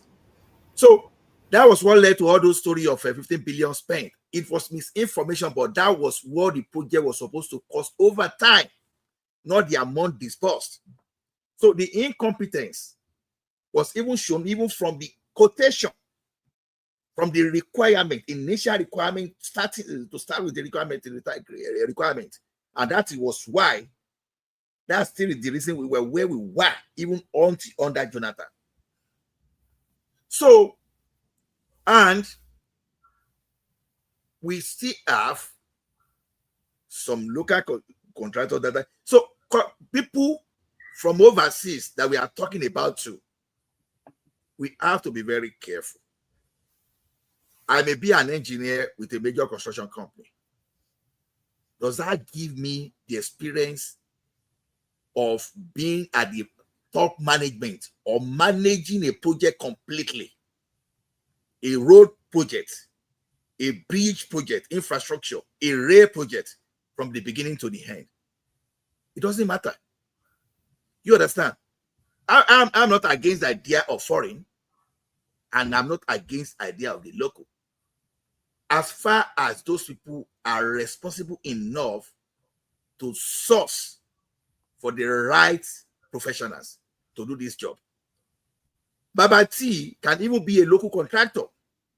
One thing you want to do is this: when you are getting the contract, are you going to finish it? That's a major issue. Then when you are not able to finish it, how am I able to recover my money? It is easier with the foreign company than the local company. Why is it easier with the foreign company than the local company? Is this: you can go outside the country and sue them wherever they are. RCC, for example, is a subsidiary of Renault Switzerland International. But if they fail to construct with a major project in Nigeria, you can go to Switzerland, where you will not be able to manipulate or sponsor some lawyers to dabaru the judicial process, and you can still win against them in Switzerland. So a lot of things goes into this construction project we are talking about. Like I keep saying again, I will repeat again: safety, ability to finish this project, they are a major consideration. But where Nigerians are deemed competent, because there are a lot of high-rising buildings in Nigeria that were given to the Nigerian company. To be honest with you, there are many that were given to the Nigerian companies. There were other major bypass roads that are not major roads that were given to Nigerian companies. But when it comes to some major and controversial one, Ibadan Expressway and those major controversial ones, they've given it to foreign. But by the way, who built Lekki Expressway? Is it a foreign company or just PPP? You understand? So we have to look at some factors before we even say this thing. No, I know that many people don't even know that RCC, even though it's a subsidiary of international company, it's a Nigerian company. I know people don't even know that Julius Berger, even is a subsidiary of German company, it's a Nigerian company. RCC is the same Sonobone that we used to call Shinobone those days. So, to me, completion rates, quality, safety are criteria in awarding projects that will include infrastructure like bridges. You have to be very careful. So to me, why not? If you see Nigerians that's a reference. Hola. Have you seen the number of foreign companies that have scammed Nigeria? Remember all the companies that, in fact, it became a thing. They'll come to Nigeria, get contracts, wait out the current government. The new government come in, cancel their contract, they'll take Nigeria to court, sue for billions of dollars. I think there were 2 or 3 cases that happened like that. Where this foreign company. Were they paid? So Nigerian government paid billions of dollars. Are you sure? 100%. The last one, guys, hold on. The last one that happened in the UK, the judge felt bad for Nigeria, and even though we didn't present a very strong case, she's like, no, you can't keep scamming these people again. She blocked it because Are you talking about PNID? What happened was that was that PNIB. they But- were No, that one I fraud now. They usually connive with civil servants, so that even the wording on that contract makes the government liable. So what government is now doing is that before you even approve any contract, I think it goes through a different office now. It's not just like one guy in one office. Yeah. And that woman was giving how much? 10K or 15K? Yeah, but there's the one in Ogun State too, remember? Oh, yeah. Oh, Yeah. God. The Amosun. Yeah. How that one? How? You see, so the point I'm trying to make by mentioning those is a matter of fact that these guys see ways to scam us too. And they understand that they come in, they can walk through our system because our institutions are not that strong and end up sitting on billions of dollars and they didn't even do any work. Right? So when you look at that kind of situation, you look and you say, listen, as long as there are competent Nigerians out there, as long as you're doing your due diligence and you're picking companies and the companies have the people that can implement it and you have oversight, they will get the job done. But Dangote built a refinery, for God's sake? He's a Nigerian. We hired people, they built it.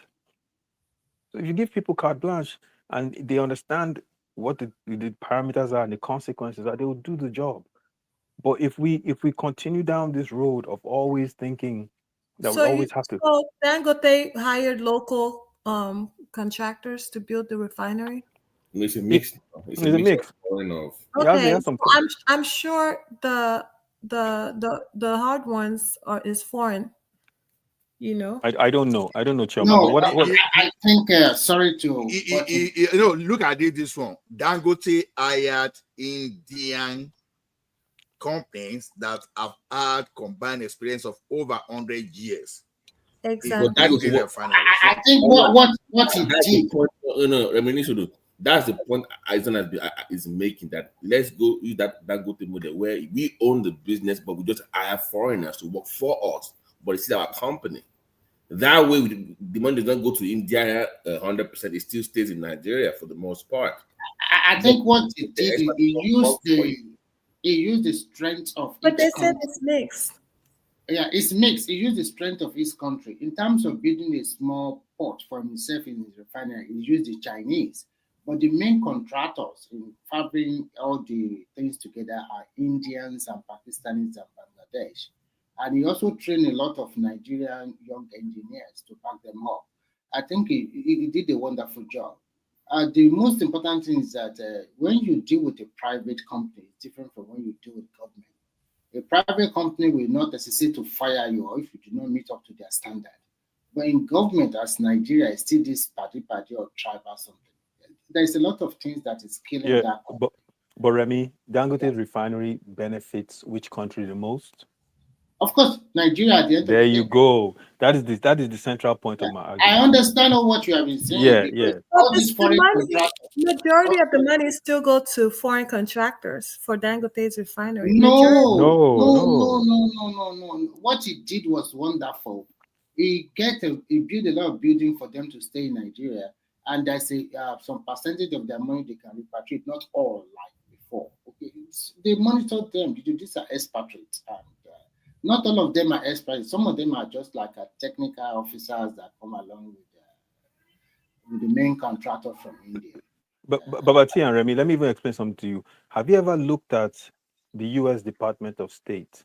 You know, because they have projects, right, you can do in developing countries. Sometimes they have projects you can do in Nigeria where they give people that want to apply for those projects, they give you money to implement those projects. When you look at the criteria, right, for those projects, if you are not an American or an American type non-profit or organization, forget it. Yeah, that is their mode of operandi. Yes, and if you look at most, even if I mean, shoot, I live here in Ontario. I think some Nigerians. If you look at most, that's not true all the way. Yes, it is. Department of State. It doesn't matter. They will still hire you and file for you. That's how people get work. No. This is different, Chema. This is different from H-1B. Department of State, when they are going to give you a project to go implement a project in a foreign country, if you're not an American citizen, forget it. It's not going to happen. So the Okay. point I'm I think the problem with most Nigerians engineers, to be frank, in most of the Nigerian universities, they don't have the practical experience most So times. Remy, The theoretical one, they are good. Yeah. Remy, forget the local one. I was talking about bringing in the diaspora. Yes. The Nigerian diaspora. The problem with the diaspora is also, I'm sorry to say this, because if you are a professional in the diaspora, you have to look at the finance. First, your name is there. And if you are really good, then what about the finance aspect? Are they going to No. Remy, hold on now. I think you're not here when we talk about like we'll get the funds, but we need you as the expert. So the money is there. The money is already there, but we just need you as the expert. But we prefer a Nigerian that has experience and exposure. So we are. What I want to ask you is, No, what Babati said is correct. Even that Ibadan Express Road, the contractor is an engineer from Houston, Texas. Okay, he's the. This is not about from Houston, Texas. What I'm trying to ask is, I'm just telling you, they do hire people from diaspora. Let me clarify, Remy. Let me clarify. So this is the point we're making here. That Aizon said we should hire Nigerians home and abroad, but that was on the funding part side of the business, right? So the funding would be Nigerian. So, and I asked him about the skill side of the contract. He now said, yes, we'll be open to Nigerians in the diaspora. So when you brought up the salary and wages, the money is already guaranteed, secured. They will pay you something that's fair. Exactly. But they prefer a Nigerian, so he wants a Nigerian. Remy, let me even say this to you, Remy. I honestly believe that we should have a registry, right? The Nigerian government should have a registry for different industries for Nigerians to register based on your expertise. So we have a database of highly qualified Nigerians in different industries around the world. So because here's the thing, a lot of times we have a budget, whether state level, federal level, right? And they scramble around to always find the next foreigner to give money to. It's a fact.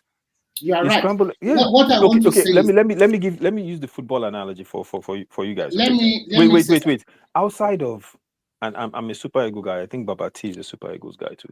Outside of Clemens Westerhoff, right? Which other coach has achieved that level of success? Let me see if you guys can answer that question. The closest one would be Bonfrey Joe. At all. He Not won even him. the Olympic He won the Olympic gold. Okay, yeah, but he didn't win AFCON. No. Yeah. No. Stephen Keshi. Stephen Keshi, a Nigerian coach, won AFCON, went to the World Cup, got to the second round. Same as Clemens Westerhoff, right? But if you ask Nigerians, what would they say? Don't hire a Nigerian coach. But a Nigerian coach did that. So I reminisce now. Even the team, the best player on the team when Nigerians born abroad. Thank you. Abi, Ekong, and guys, if you can permit me just to interject a little bit, because I was going to bed, but I was hearing this. I think the way you guys are talking about is a bit not realistic, or it's a bit simplistic, because there's so many things that go into contracting that it's not that simple. It depends. The main thing you're looking at when a government is contracting, many factors. There's the skills. I mean, there's the first of all, primarily, can they even do the work? And then the pricing. And the pricing may be complex. It may be, it may be the pricing whereby you front the money before we give you. And the payment may be based on milestone. It may be based on many things. There may be equity sharing. There's so many things that, depending on the way, whatever the contract is, that you decide whether it's best fit for a Nigerian company or a diaspora company or whatever. And you can also structure it to say that, okay, I want a local company, but you can then partner with outside company but or you can say, okay, outside company, but with local content. It's the same way it's done in the United States, because there's some defense contracts, even in this country, that they hit European countries. So it doesn't mean that the US is not patriotic. It's just the nature of what you're trying to contract. You can't just carte blanche say, okay, I have to give Nigerians, but you can say, okay, I prefer Nigerians. But in the case where you don't have the expertise or the financial muscle, then you should be allowed to bring a technical partner, and then you have to look at the track record. It's very, very important. Otherwise, you waste a lot of money or you waste a lot of time. But our biggest problem is we don't structure our contracts in a way whereby we penalize non-performance. We don't do that. So if we do that well, we will the risk will largely shift the risk to the contracting firm. So the bottom line is the job needs to get done. And areas where you need to build local expertise, then you can prefer. But areas that are critical, that's based on performance, you don't want to risk and say, oh, there's some lagbaja in the United States that have done this kind of work before. But can lagbaja bear the financial risk? Can lagbaja show me how many times it's done this in different environments? So I don't think it's that simple the way we're putting it, because contracting, there's so many complex areas of contracting that it doesn't easily fall into the categories that we're trying to put it. I just said I should put that in.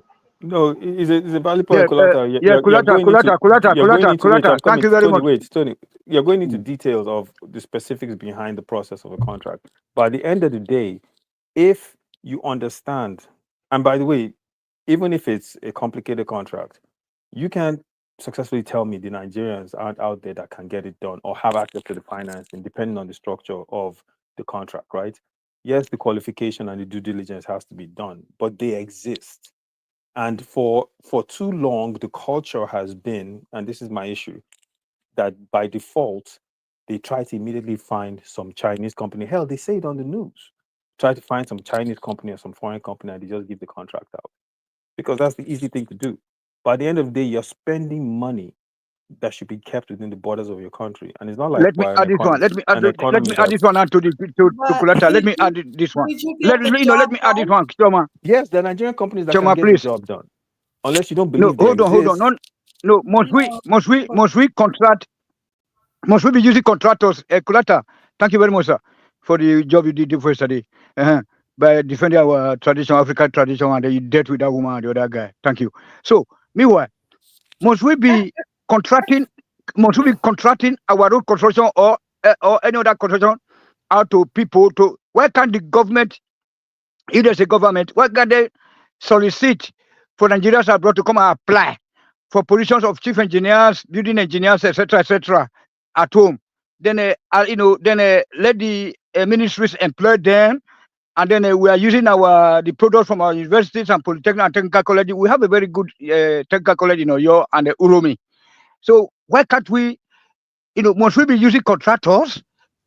So, Sorry, Mr. Tony. wait, let me answer. Tony is correct, right? No, Like no, no, when no, they, no. no, Sorry, no, Choma. no, wait, let me finish. What Tony said is absolutely 100% correct. The government should be soliciting for good engineers in the US. And that's why they have the OTC conference, the Offshore Technology Conference. I think you don't know the Nigerian terrain very well. In every contract, they always talk about using the local content. Most of the workers are Nigeria, but when you talk about some experts, even the workers you are talking about, they don't have the set skills. Most of our technical colleagues are moribund. They don't have equipment to practice. I want to share my experience with you because I've lived in China over a decade before. You see, they have a lot of vocational college where they train people that will go direct into their factories. They train a lot of technicians in the iron bending, in every facet of their industries. So these people, they have to spend 3 years. And the way they do it is this. After your GS3, then you have to pick one. If you are not good enough, you don't go to the secondary school, to the high school. Then you go to that vocational college, just like Nigerian own. So by the time these guys are 18, they already pick them to work in factories. So they have a ready pool of skilled people that can work in various industries. But when you look at just opposite with Nigeria, what do we have? We have semi-baked or unskilled trained people. They Okay, are shouldn't not. we target our, should we focus our attention on that, So that that's level, that, see that foundation level? Listen, that is So, one of the Remy, problems we have in that country. A lot of presidents have come before this one. Are they doing the right thing? No. And our people, the mindset of our people is also different. When you come to Europe, you will discover that once you have a skill, you even eat more than people that is book white. I mean, theoretical. But in Nigeria, for example, in the Southwest, as a family, my parent does not want to hear technical college. No.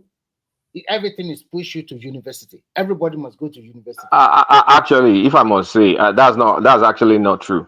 In Nigeria, we have a lot of contracts that are awarded that have local content clauses. The same way we have minority clauses in some contracts. I mean, some municipal So I contracts in already the said US. that we have local content. I'm talking about the Yeah, skill set part of it. Yeah, Like for example, but not all of them comply to that Remy, because, especially sorry. the Chinese ones. like Are there any welders. barriers? Sorry, for the About you, diaspora. Maybe that's a question. I'm not really talking. Just want to ask a guy. You guys a question. What are the barriers for diasporans, applying for this contract? Because it appears like maybe I only think that there's some kind of restriction that they have for our so-called diasporan experts that we don't There, are, even know. there is no barrier, but So people are why they also. not? No. So is it that they are applying, they're being denied, or they're not meeting the standard? Wait, hold on a second. So, is the diasporans, are they a special class of people? I'm only Because asking. I'm just no, asking. I'm asking. I'm making a rhetorical reply. Are the diasporans a special class of people, a special breed? There's going to be well, an open they tender. have a little bit of a standard. Yeah, but there's going to be an open tender. The diaspora and whoever. Let me just land. The diaspora and whoever is interested, you should have incorporated the company in Nigeria. You should have affiliated it with your other company that you have abroad that has the experience, and you should go and bid. Who told you? There's nobody that says now diaspora. Nobody's going to say carve out a special category of diaspora. Do they have two heads? Well, So some of them, let me add the point. Let me add the point. Some of them want to be paid in dollars. No. Are they member of Registered Society of Engineers in Nigeria too? Because that is one criteria. No, Remy. That doesn't even matter. That does not matter. Before we talk too much, let me add a point. Want to be paid in Now, dollars. people think construction, you said all the money move back to foreign country. And I told you guys that Obasanjo tried to address this. I've told you I don't have problem even if you give the contract to Israeli, to Chinese company. How much do you think is the international standard of markup, profit margin for any construction company? In any engineering projects, depending on the size, by the standard, the margin cannot exceed 25%, except you are doing some mago. Most construction projects you see, the profit margin is not even up to 10%. Now, if you gave a contract to a Chinese company for, let's say, for 1 billion, and the profit margin is going to be 100 million. Now, look at it this way.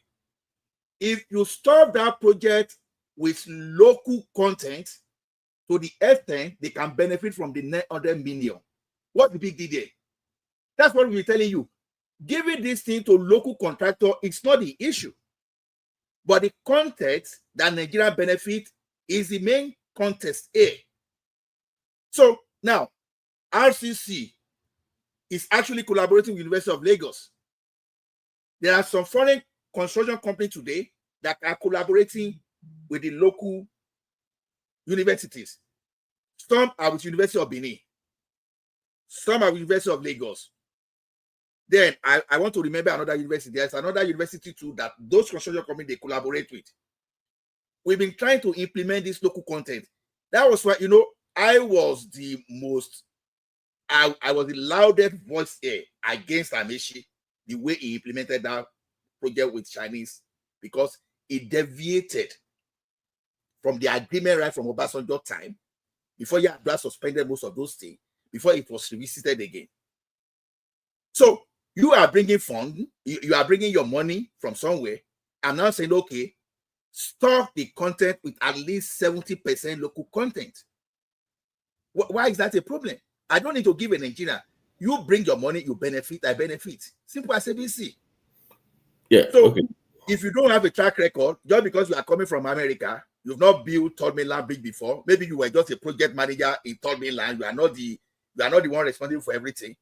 So I should come and raise the life of See, Nigeria. what you're doing is disingenuous. You're painting the worst possible picture of What an I'm doing is what? American. Is disingenuous. You're painting the worst possible picture of an American coming in because you've just done a project. No, the Obviously, they have experience. qualification has to be met. The Of course. qualification has to be Yeah. met. So I So don't. you Can can't you say. address? Can you address that diaspora question about, like, when he said nobody's stopping them from coming? Because the ones Yeah, I but you see, Kulata is right. Nobody is stopping them. But here's the problem: how many diasporans even understand what that process is? Right? Most of them aren't aware. I think Remy was saying something about having to be registered. Kulata said that that's not accurate. So you can Yeah, even I want see. to tell you my experience. Wait. So you can even see that even within this small circle, there's not a clarity on what the process is. So imagine a diasporan that works for a big Fortune 500 company or whatever, working every day. Do you think he knows the details? That's why I was saying earlier that the So I Nigerian want to government give has. you. Someone interested in making money, you won't force feed them with information. No, now. you won't force feed them. But let's be honest, Kulata. A lot of Nigerians in diaspora that are professionals also have their stereotype of the government, right? Yeah. So if you have to create the platform for them to understand that there is an opening for them to be able to do this, and you have to then publish what opportunities are available. Okay, I gave an example of Department of State. If you go on the Department of State website, you can see all the projects they're doing in every developing country and the criteria for those projects.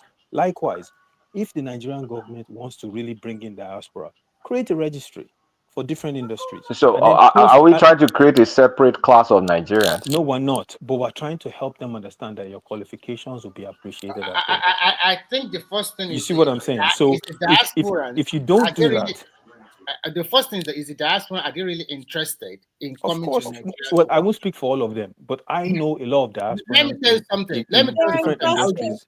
I want to that are give you one interested. example.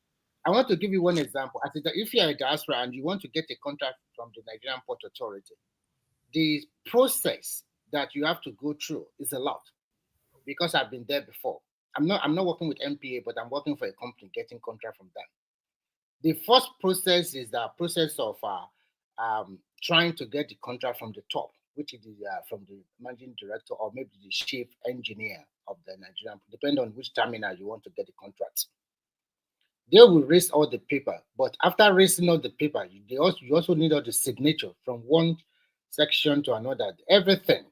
So at the diaspora, are they ready for that? I don't know whether the system have changed now because things continue to metamorphose. But at that particular moment, if you do not have that connection, you are not going to get that contract. Because we are in serious trouble, Remy, we are in serious trouble because no, let's stop all this. Hold on, please now, I'll be quiet, please. So please, let us address the main issue here. So local government has to have Ministry of Works, state government have to have Ministry of Works. Then hold on now, please. You supposed to give me at least 2 minutes. Then the government, hold on. The local government we need equipment. Then as chairman said, we make advertisement. Qualified Nigeria will come back home to take over the jobs. Not be say one man will get construction company. He have to be on salary. Then we have inspectors. We have people that will be moving around to check those projects. Sorry, Mr. Tony. The word has moved that stage. No. We don't need contractors to build anything. We don't need contractors. We can have subcontractors. Within the ministry. Tony. Yeah. I asked a question here. Why do you even want Nigerians to do this thing? And I sorry, can I just? I don't know why you're just discarding our Can you people. guys allow me just 30? Can you guys allow me 30 seconds? You Okay. guys, go ahead. you guys are you are disappointing me. It's like you guys don't understand the fundamentals of business development. If you've done a lot of business development work, any serious diasporan that wants to do something, there's something called deal shaping. You have to be on ground. Opportunities you find, you have to shape the deal.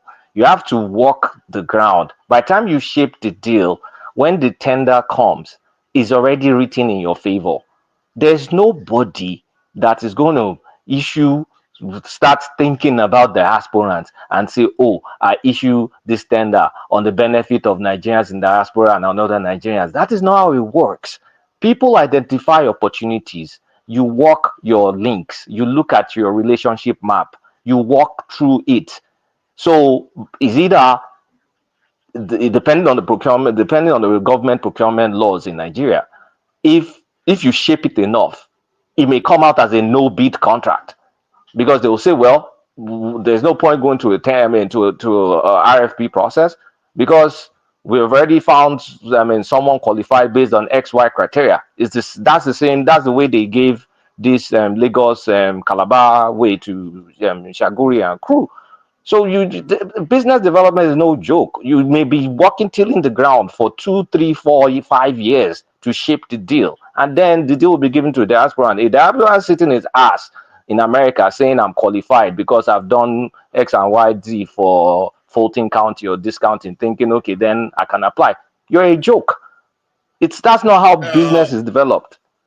You Thank you, have to Kulata, from you have to the identify the opportunity. You have to go and walk the ground. By the time the RFP comes out, it will favor you on your terms because you will have worked all your relationship work.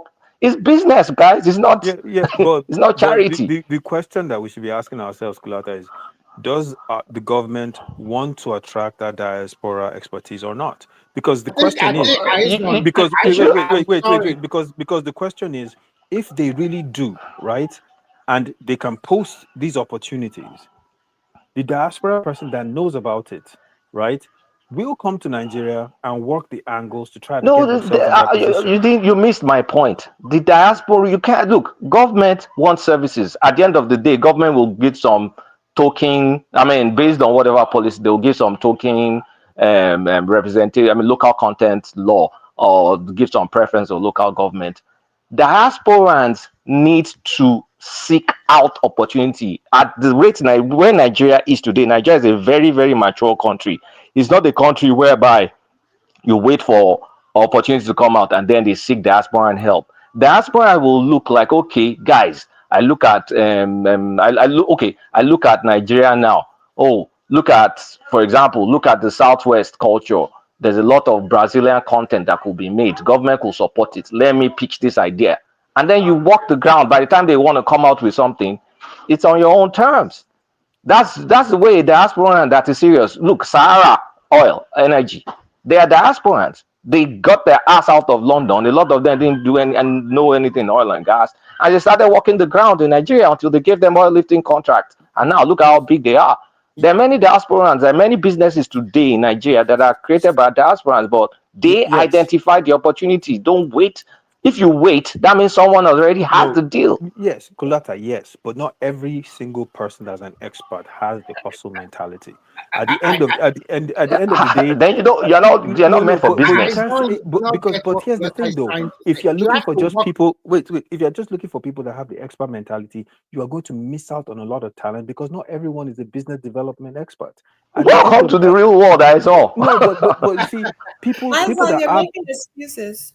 No, I'm not making excuses. There are people that are scientists. They're not business development experts. It's a fact.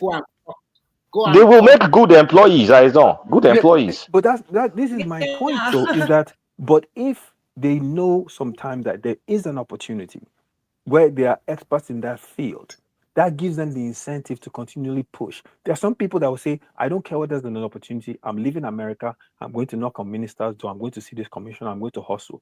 Those are different types of people. But we know, here's the one thing that we know. There are millions of Nigerians abroad, highly expert in their field, that we are missing out on that expertise. I agree with you. And if the government seriously wants to harness that talent, then you will just post those opportunities, Whether they come back or not is not your issue. But at least you're making sure that they are aware. I agree that we're we're wasting talent, but you also need to agree that every single opportunity that is posted has been shaped Okay, let me by give it. Let me give you an example. someone that wants the work. Let me give you an example, a hypothetical example, Kolata, and this is in Babati's field. The medical center in Abuja, it exists. Let's say we get a new president tomorrow that says, you know what, I want to make this place a top-class medical facility, and I want to harness the best Nigerian talent around the world to do this. Do you think he will successfully get that done by sitting down and waiting for Nigerian doctors abroad to come and hustle? No, he will put out something so they are aware that this is what he's trying to do. And then he will then be able to pick their brains and get the best information to get that done. There's nothing wrong with that. That is actually what your government saw should be doing. someone. You see what I'm saying? Well, I actually, they're get all what you're doing saying, but I'm just telling you it doesn't work that way. The reality is different from I what you're understand, but describing. it should though. That's what I'm It sh- saying. It even should. even in the United States, it's not like that. But the United States is at a different level. We have so many people abroad. Most of our people have left the country, Kolata. Most of our best professionals are abroad. Okay, let me give you an Abi, example. Let me Abi, give you an you're example. abroad. Babati is I abroad. don't think I'm so. abroad. Not All all these of people. them. Come on, man. Nigeria is doing that. That's what I'm trying to tell you guys. They're doing that with the OTC conference. They're always sending representatives from Nigeria to come to recruit more Nigerians to work for contract jobs. So yes, they are That's doing. actually true to an extent. That's true to an Well, There extent. you go. but you See, see, there you go, Clinton. There you go. So yeah, they're, but I didn't even know what's the they're, OTC they're conference. I didn't making even a know about the move. conference. Offshore technology conference in Houston. They do it They every always year in Houston. Yeah. Hey, around more. so okay, to your point, you can say, don't do it to just go and do But it. OTC, honestly, I mean, for someone that's been at OTC, a lot of OTC is just for, I mean, boys to, I No, mean, spend extra no. code money. The point is this. No, that's behind the scenes, right, Kulata? But they actually do a lot of negotiations and business talk during the conference. Yeah, it's just like going to like the conference over here in Vegas and all. Yeah, you go and meet your contacts or you And try they and look meet at new models. contacts. They also look at model. I've been there 3 times. They actually look at Uh, models and they show But them a you lot need of stuff to, that they have done in the past. wait, hold on. But government has a role to facilitate those kind of meetings in some fields. Not all aspects of the economy will be opened up. Yeah, but even when you go to conferences and all, you'll have looked at your contacts, like who are the leads, who am I going to follow up with? That's for the serious diaspora and someone that wants to work. I'm not going to. Yeah, but then the There's no question, arrogance in this thing that I have expertise. Then someone no, will it's come not and look for me. arrogance. No, don't look at it that way. I think the angle you're coming from is wrong. Like, okay, you think that they're better than anybody else. We're not doing that. What I'm saying is that when you provide that opportunity, like some people just want to invest their cash, they don't care about the daily operations of whatever the business is in Nigeria, but they need But something to help them invest. It's okay. What's going on here? They don't want to go to Nigeria to go work there, but they can help you from here. Instead of Baba going T, that's I don't even. I mean, you guys look at the reality of even your work over here. It's not like that now. For the most part, it's not. Like the only time is they need that sort of expertise is if they've looked around, they can't find. But there's so many fellow diasporans like you and I that have bitten the bullet and have gone out there to make leads to also. And those guys, let me also describe what happens in Nigeria. Okay, Those guys in OTC that you see in OTC, hold Yeah. on now. those guys have already gone to Abuja. I figured him out now. So, case basically saying that I have gone down there to do the work. You don't want to sit down here. I was in Nigeria. I was doing all these things.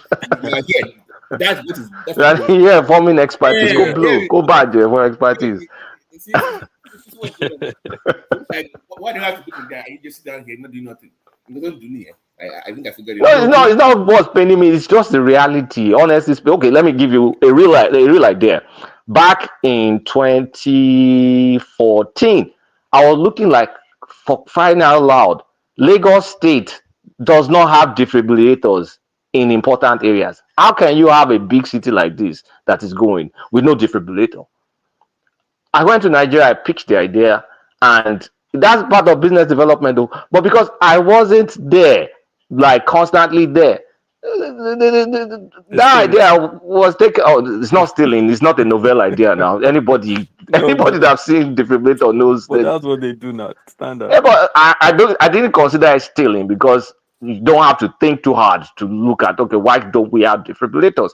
So even that's even the business, you still go and hustle there with your fresh idea, and people look out down there, they may take it because they have more opening. So it's not easy, except it's some expertise, some unique expertise that you are the only one that has it, or for some reason they just have this patriotic lottery, and then they say, okay, let's open it, because But each and every contract is structured to have some sort of local content, yeah, whether it's diaspora or it's local.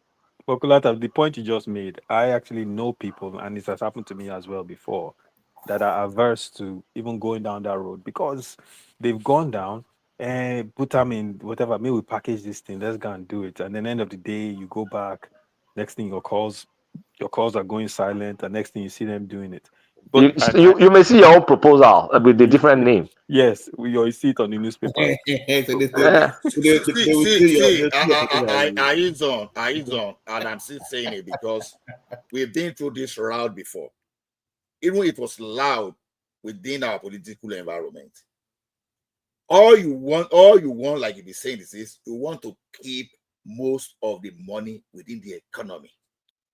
100%. And I'm still saying, and I'm still insisting that anywhere in the world, the best way to do construction project is let construction company come, let them bring their money.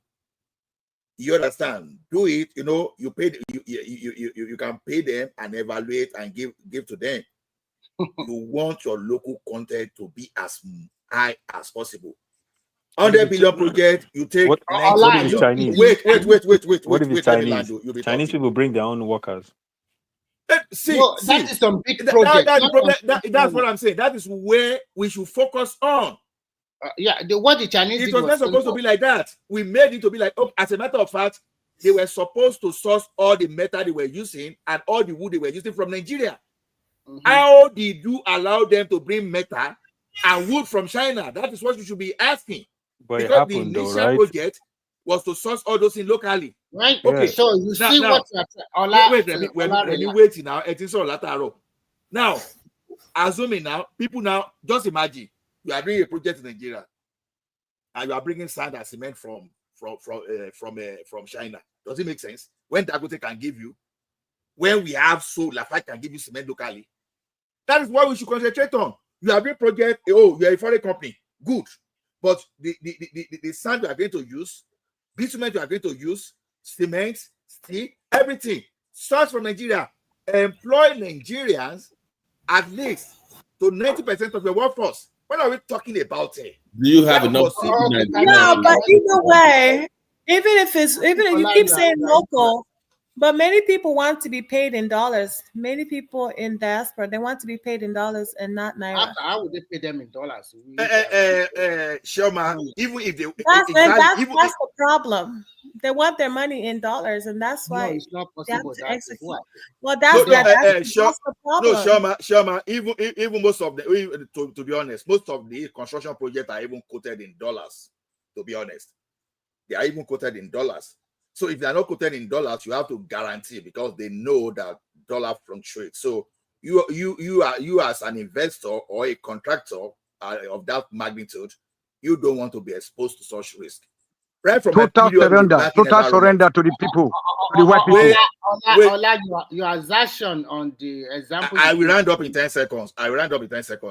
So even right from the day I work in a bank, when you wanted to sign some contract, like maybe your flex skill, you wanted to buy ATM, and they were quoted in dollars because of naira fluctuation. I'm even speaking of between 2003 even up to 2012. So thank you. You can ask. Okay, what I want to say is that the assertion you make earlier is not right, because there are some contracts that Nigerians contractor cannot take on. For example, let's give example of the train technology, the rail track and the trend they brought. First, our steel is not working. Our steel industry is not working.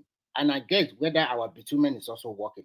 When they signed the contract with the Chinese company, the Chinese used China as in back to get the loan from the Chinese government.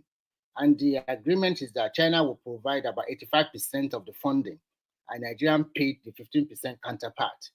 And the 85% the Chinese provide, bring in some of their technical expertise. But most of the workers, I mean, the field workers are Nigerian, but maybe most of the supervisors and some top engineers are from China.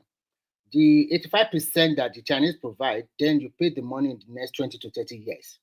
So when you look at the project this company are embarking on, they are not just a mushroom or just simple contract we are talking about here. I think they are big ones that most Nigerian contractors or engineers cannot take up. They cannot do the job.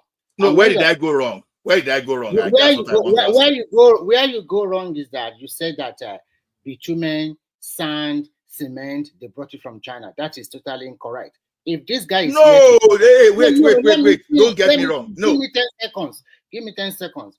There is one guy that used to work with Lafarge, or maybe he's still working with Lafarge. If he's here with you with us today, emphatically, he said so that most of the cement, CECC, Julius Berger, and so many of these top companies, they are their top customer. They buy cement from them. But here you said, Remy, you heard me wrongly. That's why I said let me correct something. I did not hear you. Okay, okay, you can say. I said if you sign a contract and you now renege and you are bringing cement, of course, the iron, I'm sure that the steel were brought from China. I can tell you, guarantee 100%. Do you have steel in Nigeria? Do you have? So why is Universal still in business? So if our steel is not working, we As don't Universal have still closed down, Where why do is you want Universal still in business? Let me tell you, Remy, all those things are excuses. I'll tell you why. Enough. Wait now. Wait. Why? See, look at what Tinubu government did. They cancel all the contract with those companies that call themselves solid minerals exploitation company in the country now. And the government is mandating them that before you can have that thing, before you can call yourself, you want to mine mineral resources in Nigeria, you must have processing plants in Nigeria. That is how government should work. Yeah, that's now good. the question is under the contracts that Obasanjo signed with these people, the Chinese company were supposed to put infrastructure in place, or you work with the local company to make sure you were able to get your steel. You know what these people were doing? Wait. So these people were bringing processed wood and processed steel from China. I can tell you that those two guarantee. But for cement, I didn't tell you they were bringing cement. Let me ask you they are bringing cement from China. Let me ask you a very good question. When Obasanjo signed all those agreements, before I go to that, there were some agricultural experts from some of the Chinese universities to come to Nigeria to help Nigerian big farm. I'm not talking about private farm. I'm talking about maybe farm belong to the government or just to help the people in the ministry. I happen to be working with one university indirectly, and I know 10 of these agricultural experts. They were asking us questions about Nigeria. So we have to put Nigeria in a light state for them that it's a good country. We talk a lot. By the time they arrive in Nigeria, do you know where they end up with? They end up being at Danjuma farm, Obasanjo farm, and the rest, because we continue to communicate with them with WeChat. So they said this is where they are working. I was asking them, but that is not what you're supposed to do. They now told me, no, when we go to Nigeria, that's what they asked us to do. Now, going back to what you are trying to say, the steel you are mentioning, your country does not have enough capacity to produce what they need. And this is a contract with a time limit. So they cannot just wait until you have all the steel before they proceed with their work. If you have everything in place in your country, and I also want to say when Obasanjo signed contract with them, why during the 8 years of Obasanjo, why can't they build all whatever they want to build during his time? Is it not only through Buhari that we see a lot of infrastructure development? Hey, Baba, don't even go there. Let me hold it before you mislead Nigerians. I'm not misleading Nigeria. Wait. The local content policy only came in 2006. So when you said 8 years now, you are misleading because How did we lead to all this? Because one of the projects was to recapitalize Nigerian financial institutions so that they can also finance projects. Because initially, Nigeria we were having trouble even getting facility from foreign countries. And one of the reasons Obasanjo accelerated the payment and debt forgiveness and recapitalization. So you have to follow this in a sequence, not just Okay, to pick okay. You said Okay, guys, hold on. So it's not conversation between just both of you. You guys, let's stick to contracting fundamentals. Is this a time and material contract or a fixed fee contract? Because if you're putting clauses that makes executing the contract too expensive, if it's too expensive that you practically cannot deliver the contract, then what's the point? And if it's fixed fee contract, you have to do it within a certain amount of cost to maintain your profitability. And if it's fixed fee, you need to kind of like execute as cheaply as possible. So if you can't burden them with some local content contract, except you are willing to sign a lot of change orders to expand the scope of the contract, or you want a contract that is non-executable. A lot of reasons why you see a lot of uncompleted contract is because the contract is shit. When you create a contract that you really cannot execute, are you surprised now that you see that the contractor abandons it at the end of the day? And we write the contract in a way where, what's the performance bond? What's the insurance on it? What's all this thing? These are the important part of contracting that we mess up. And you don't just wake up. If you're going to put local contract, if I'm the contractor, I will make it time and material. If it's going to take me X, Y, and Z to get your shit out of the ground in Nigeria and process it, you better pay me for that. I'm not, if you're going to force me into a particular amount of money, then let me go and source for my own materials and execute it as efficiently as possible. And you forget about your local content. Kulata. You see, that was the basis of Nigeria, of the Chinese company, winning some of those contracts ahead of the like of Julius Berger, RCC, PWD, and some other local construction company there, because their proposal and what they agreed to was very fantastic, because they were actually ready to play within that framework, and they were ready to bring funding that the cheapest of all of those construction companies. But the problem was the thing was stalled during Yar'Adua administration, because Yar'Adua was busy doing policy somersaults in most cases. So the thing just stopped until Jonathan started revising them and Buhari accelerated them. But as at that time, they've deviated from the original purpose. So the thing is, if you as a company, because Chinese then, for them to agree to those kind of proposals, they were not stupid. They were desperate. They were desperate. They wanted to capture Nigeria as part of their market, So they agree, because already that time they already had oversaturation, that anything they could grab, they were ready. So it is not the fault of the Chinese firm. It is our fault as a country. You understand? And the vested interest within our country to change all those stuff. So to me, I'm not blaming Chinese. I'm blaming ourselves. But that thing for them to have agreed in 2006 and early 2007, before Obasanjo left, that means they were ready to do it. They were ready, but they knew that it's going. They are smart people. They are not dumbhead. They know no. Listen. Let me say my own. Don't tell me they knew that Obasanjo that Yar'Adua was going to be policy somersault. Let me. I know that the way of their working. They knew it's going in 1 year time, and they can renegotiate the contract. Like you said, they grab what they can grab under him. And when Yar'Adua came in, they started renegotiating the contract, and he also modeled everything up. They know the terrain in Nigeria very well. There are people that will study you for a long time before they jump in. And when they know the terrain very well, they know that the best thing to work with Nigeria is that what they are doing with most African countries, that we put our funding there and we guarantee you in 1 or 2 years we get things done. And when they see that they are getting things done, they're going to give them more contract. That is the way it is. And with their competitor, that they see drag their foot, and sometimes They will say, okay, maybe 2 years contract. They continue to drag it unnecessary. What see what Wike is canceling a lot of contracts that belong to Julio Badger and all of them like that. So you can see the differences. So what we are trying to say here is this: the end result is that we want things to be get done. I'm not bothered about diaspora, no diaspora. If you want to have your foot in Nigeria, you have to walk the work. You have to walk the walk. You have to go to Nigeria and compete with the rest. You are not a special Nigeria that will coach you, come to Nigeria. So no, you have to be there. That country, we live in a globalized world. If you want a piece of the action, go there, go and slug it out with the other people. So you cannot, there are so many Nigerian contractors there, they have already have a name for themselves and they're getting contracts in Nigeria.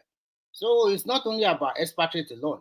And most of these expatriates alone, most top engineers in Nigeria are also working for them. I have a friend that is working with Julius Berger. He's a top engineer with them. And he has never left the foot of Nigeria. He's still remaining and he's getting a lot of money every month. So I think at the end of the day, what I see is that if you're a diaspora, you are right. The government should also probably more information for people. And if you're a diaspora, you are interested, you have to walk the talk. Go home and slug it out with them too. When So yeah, but Remy, what I'm able to take out tonight from our discussion is that the black race are inferior to the white race because you guys keep saying Tony, hold on. Why are you waiting for Chinese for the Germans for that to come and develop to come out? I mean, what the hell? What what are we having schools for? Tony, Remy, wait. Tony, I tell why you, my do you brother. allow It's British? like I mean, it's like the idea of even it happening. I just tire my brother. When we get surveyors, the tide. all we need is to deploy our surveyors. Like they survey the road, the quality surveyor, then inspectors, and start doing our things. You waiting for a white man to come and do you? You wait for a white man to come and feed you? Yeah. Tony, do you know who builds the American highways? Yeah, it's the white man that has the contract, but it's mostly Mexicans. Yeah, but the white man kept the money, though. The white man kept the money. You know, but it's still going in the Mexican pockets. The Mexicans were the foot soldiers. I know this, but they dominated us. They dominated us. Aizo, Babati, and myself and yourself, we are on the same lane. We want to see the best. Get the job done. We want, thank you very much. Yeah, you and I, and Aizo and Babati, we are on the same lane. But the rest are just surrendering our faith to the white people. They are talking about Chinese, about Arabs, about British, about German, just taking us out of the equation. What the hell? This is a policy thing. This is a thing where a country decides. Remy said we operate. Remy said we operate in the globe. No, it's not patriotic by half. Remy said we operate in a globalized world. Yes, we operate in a globalized world, but our national economy is priority. And you are not participating. You are not participating as a race. So because we operate in the globalized world. In that global world. We should give all the opportunities that we come into contact with to foreign corporations, so they can take majority of that money back to their country, and we should be content with having. And then they also in abroad working, to be taxes to those white people. You guys chill. Wait. Let me land the plane. We should be content with having the foot soldiers, the menial labor workers, as being in our ranks. And even from Ola's example, we can't even do that right, because at the end of the day, the Chinese company still voided or went against the agreement, and they still bought everything they bought. Chinese companies come in, they get the contract, they try to keep 100% of the money. They don't try to leave anything on the table. We, on the other hand, we sit down. You'll be watching at them. We looking at them. May not have the technical expertise. We're not even sure. Who tell you? We get technical. Okay, you guys, you made your point. Hold on. Tony, yeah. I'm moderating, okay? You said you have what? I'm moderating. Wait for. Okay. Don't mind with my dialogue. No, you guys. I mean, it's maybe because anyway. Let me shut up. Here's the thing you guys don't get. There are going to be certain contracts that you can say, okay, fully local.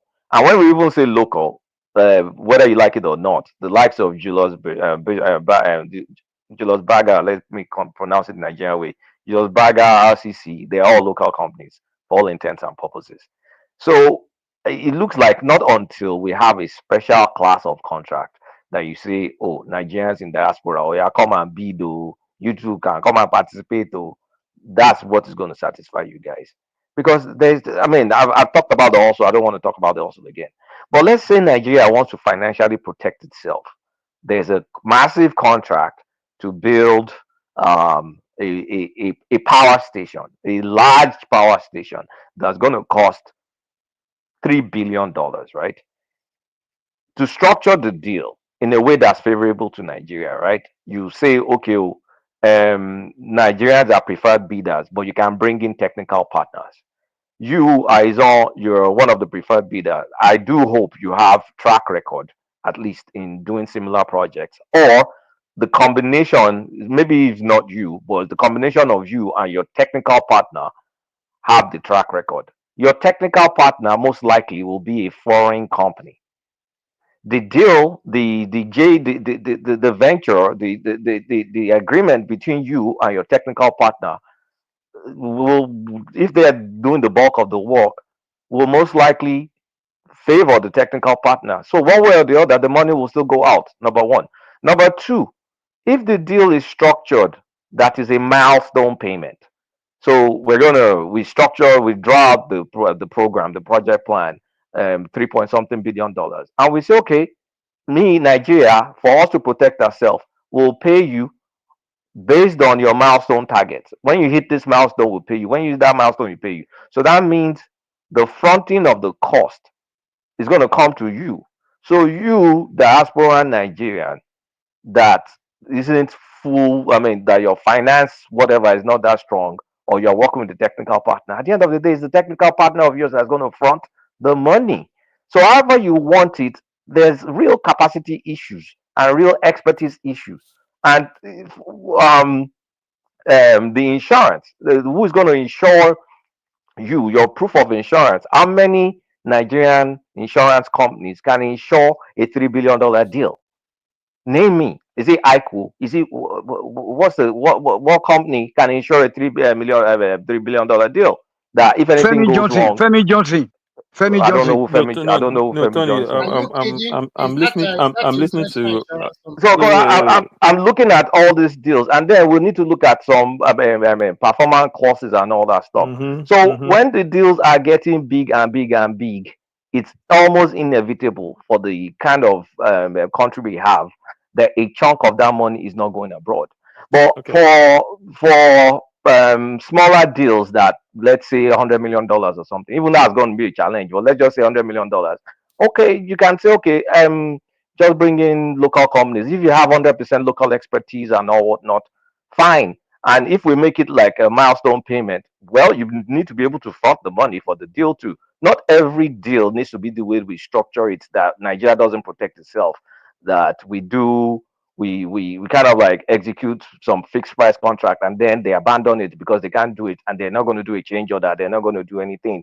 The statement of work is shit, all that stuff is crap, and then you have abandoned projects. Can you count the number of abandoned projects that we have in the country because they're giving it to a local that has zero expertise, that has nothing?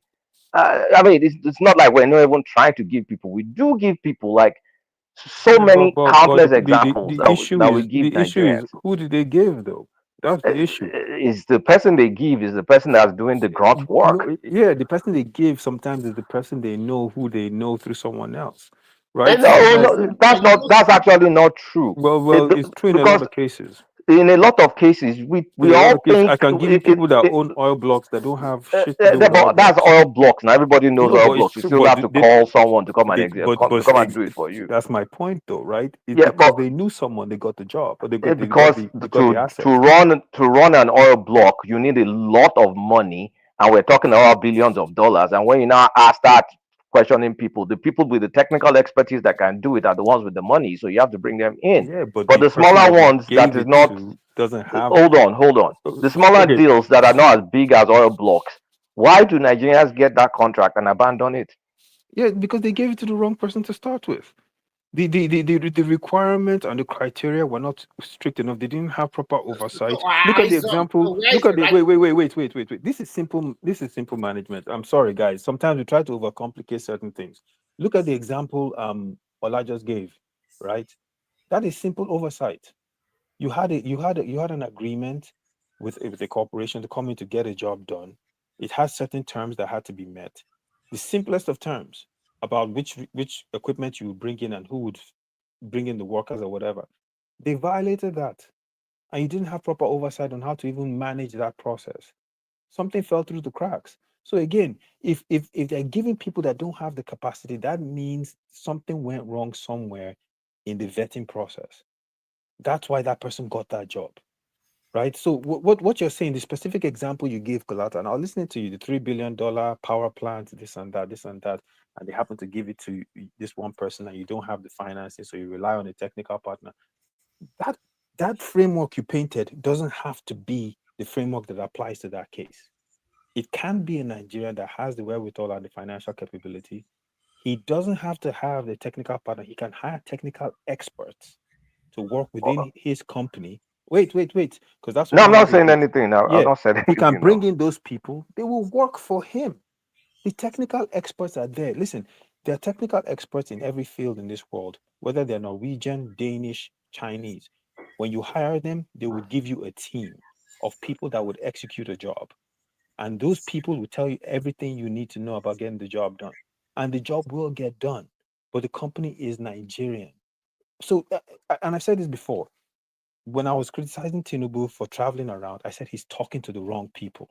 He needs to be talking to his Nigerians that have the wherewithal to do all these things and help them understand how much money they Do can you? make. Sorry, Wait. Remy, I'm coming. How much money they can make by investing the money they have into that particular space that he was trying to get investment for. Those people are there. Those are the people. Obviously, it can't be me, it can't be you, Kolata, it can't be anyone that, whatever. We don't have the wherewithal, we can't even dream about it. But the people that have it, that have access to the money, that know how to do it, those people are the people you have conversations with for a $3 billion project like that. Dangote did it right in front of our eyes. Boa is going to do it. Yeah, but I was going to Right? ask you a follow-up question on Dangote. Like that Dangote project, how much of that project do you think goes abroad? The money used to build it, even though he hired technical expertise from India. How much of the money goes back to India versus whatever? Because he I used truly don't largely know. I Indian don't I skill. don't I don't know the answer to that question, but I'm guessing a certain amount goes back. Of course, they'll take money back to their country, but they're still going to have to live in Nigeria. So The they're going to. majority of the amount goes to abroad. I don't know about that. I don't have it's the not details for easy that. like that. I won't say majority or minority. All I know is that whatever money that his So refinery makes for the next 30 years make a very good stays point. within the borders of Nigeria. Do you think? That refinery is going to have a significant impact on our economy for the next So decade. The do you project think is in Nigeria now. Of Yes, course, that's it the will. point I'm making. So Kulata, I'm saying it as a no. policy decision, right? As we have to start from the end and go to the beginning on it. It's a policy decision saying, I will exhaust every possibility to make sure this money stays within our country. If we don't have it, and truly we find out we don't have it, then we don't have it. But if We we don't have have it, it. That is the problem. Remy, I don't believe that. And I'm willing to bet everything. I'm willing to bet everything I own that we have it. And so where is the money if we have it? Where did they And put it? oil and gas exporting nation, a major one for that matter. You cannot just say you Look, cannot do nothing at all in your country. Sorry, Eh? Mr. Aizon, we must be factual here and say the truth. I'm being Before factual. this present administration came on board, we all know what transpired in Nigeria before the tail end of Buhari regime. Well, which part are you talking about here? Are you talking I'm about talking about Tinubu it towards traveling the last 1 year, the last 1 year of Buhari regime. We all, especially the last 6 months before that election, we all see what happened in that. Why are you bringing that up, though? I'm not talking about. No. What I'm trying to say, you said Nigeria have the money. For example, all these things you have been talking about here today, I understand. I said they're Nigerians. They're Nigerians, not Nigeria. I said they're Nigerians that you private said that, individuals okay, in how Nigeria. many Nigerians in diaspora will come up with a lot of money and risk it in Nigeria like that? It's international contract. It's not done that way. If You the know president of Nigeria has conversations with certain people in Nigeria, collective they effort is will needed. invest that money in you know, Nigeria. I think you are looking at it. Can I make a clarifying question? Remy, you're allowed to disagree with me, but I truly believe if the president of Nigeria, who's Asiwaju Tinubu today, has conversations with certain Nigerians that are well-to-do on that level. Okay, let me ask you a question. Okay, so this is kind of like almost real possibility. Let's say Tinubu issues some license now, right? And of course, Nigerians are always called for the first dibs. We're acting like it's not Nigerians, but like I said, there's no special category for diaspora. So they give Tony Elumelu or Femi Otedola, they give them that deal, right? So the first things first is they will try and borrow money for the cheapest source. They will also try Nigerian banks and all. So first things first is some of the money that they will borrow, they will use for the financing will come from abroad. So automatically a lot of it is running abroad. And then the likes of Tolu Elumelu or whatever, they will bring a special company that can execute the job. Let's just say it's a power project. Let's just say they give them power generation. So they go abroad to partner with a company. The company they partner with, luckily, it may be a diasporan owned company if we're lucky enough, or it will be typically Oyinbo company, or you source from the cheapest source, which is India. The cheapest bang for your buck is probably going to be India. Those people already, I'm trying to tell you that there's hardly a way we can avoid for the money used to execute the project will not go abroad. So it's only few projects that we can finance and staff 100% local. It's going to be a project of such a small scale. Okay, that I see what you're saying now. You're saying that there's still a percentage of the money that will go abroad. Oh, Right? yeah, a large chunk of it is still going I to see go what you're abroad. saying, but Kulata, look at the domino effect of the company being Nigerian, short and long term, will be highly beneficial to Nigeria, even if a smaller percentage goes abroad. You see what I'm saying? So at the end of the day, but we're acting like we don't try. Like, look at all the contracts we issue. How many contracts do we even give to foreign companies, like direct that the prime contractor is a foreign country? How many? Very, very few. But there are plenty. For There are not plenty like that. Then plenty. For example, let's see come this. now, we show you different company. In fact, that the prime, I'm saying the prime contractor is Oyinbo company. The prime contractor is probably some Nigerian company partnering with an Oyinbo company. Yes, Most Kulata is right. It's usually a Nigerian. The local It's content usually a law. Nigerian that we give those contracts. The local content law makes it mandatory that we have a Nigerian company involved. And so I'm not even support what you guys are saying. But in a lot, especially the bigger it gets, a lot of these deals, it give it to foreign companies. Especially like I was talking about Wiki's build in River State. That one I know I'm familiar with. A lot of the companies that were getting the deals were foreign companies. Okay, Wiki's building. The projects he was doing in River State. Wasn't it Krimborg doing it for him? Krimborg. That guy that died. I mean, the woman that died and his husband. He had some people here. One company was Turkish. One was, there were different projects he was doing. That road that they built to Opobo that they hadn't been built in how many years? All those companies were foreign companies now. Most of those guys are taking the money out of the country. Most of our laws support local content. Yes, by default. But you see the framework that I highlighted, which is different. Yeah, you want to get technical partners. Nigerian company builds the power plant. It hires a little technical partner. It's a Nigerian company that built the power plant. That benefit continues to grow from that point on. You can fire and rehire technical partners if you want. If that's the way, by the end of the day, that power plant was built by a Nigerian company. Yeah, but the Mexicans are the ones that got visas to travel to Nigeria to do the main job. But Chioma, those are the foot soldiers. That doesn't even matter. Those guys, that doesn't matter. We hired them. They are workers.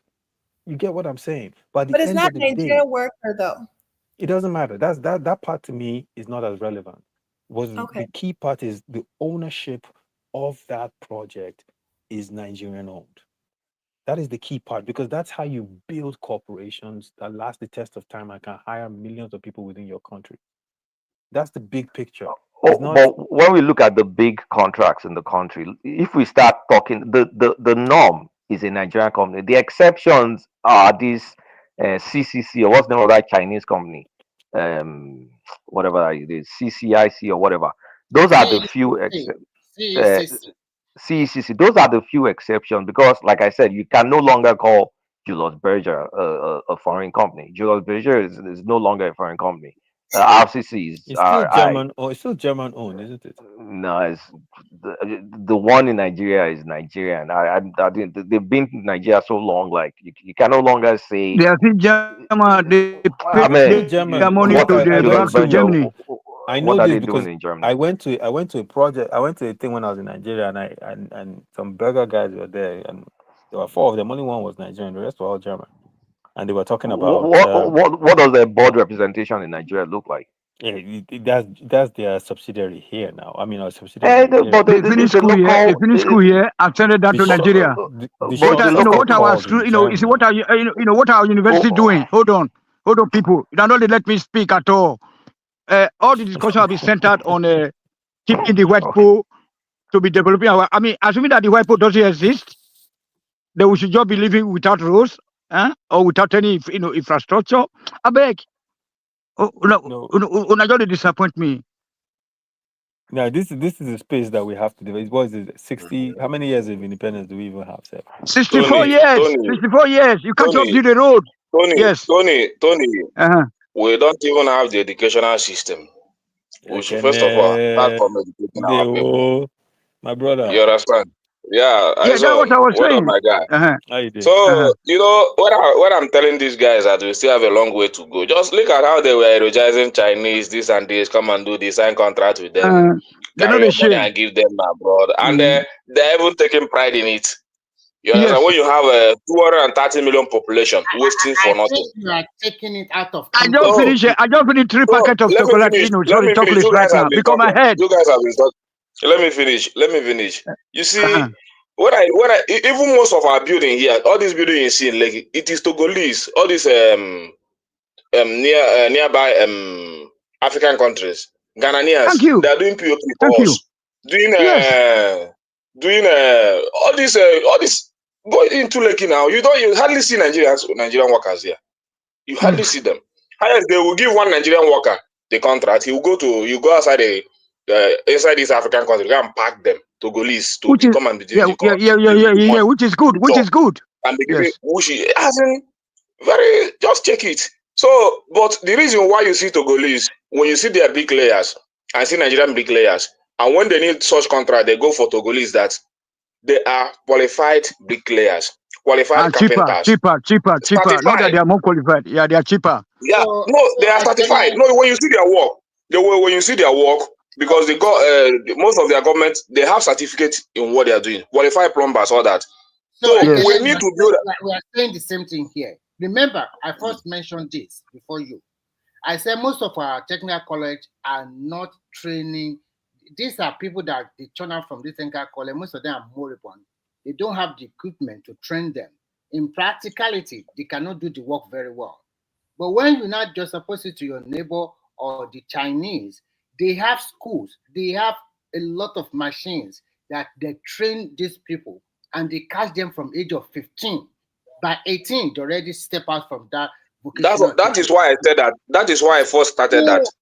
We need to start from educating our people. Right. So you understand? Build a good educational system, which I don't even see our government. They're not even thinking about it. Everything is all about Chinese. They sign contracts. No government has come. That's where Aizon said that we should be inviting people like us from abroad to come back home to guide them through. But other people say no. It's not okay that the white people you know why you people like Aizon and you guys, you are too sincere for them. You understand? You will not give them that corruption space.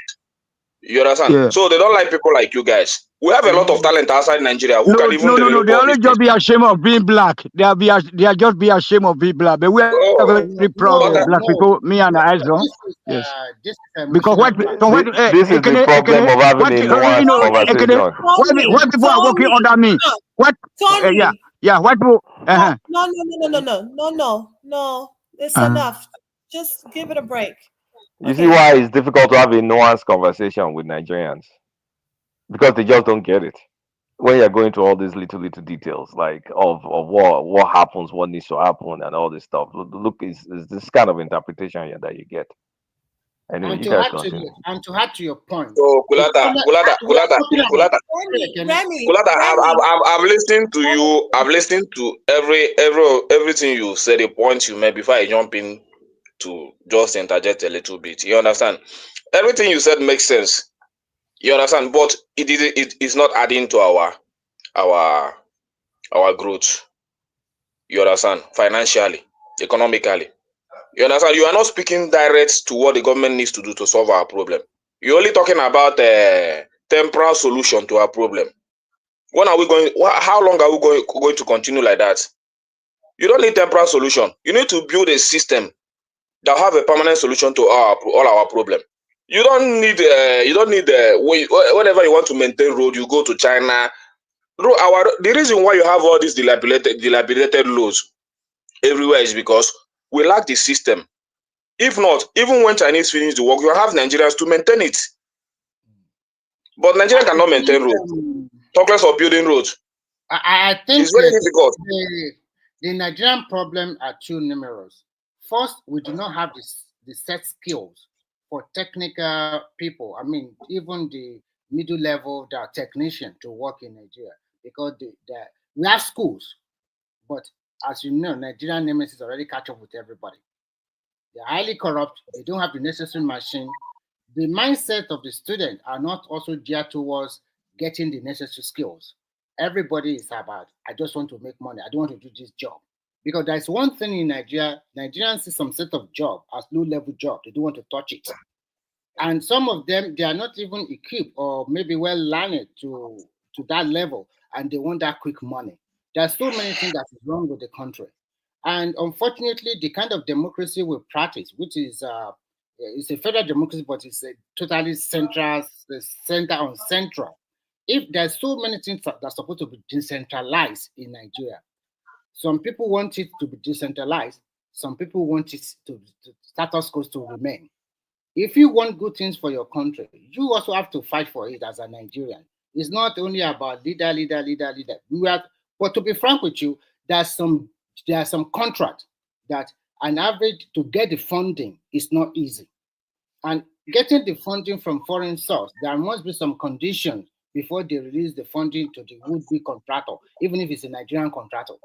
And if we can meet all those conditions, then they can get ahead and say, okay, this is a very good, lofty project where we can get you the loan and do the contract, and then later we get our money back.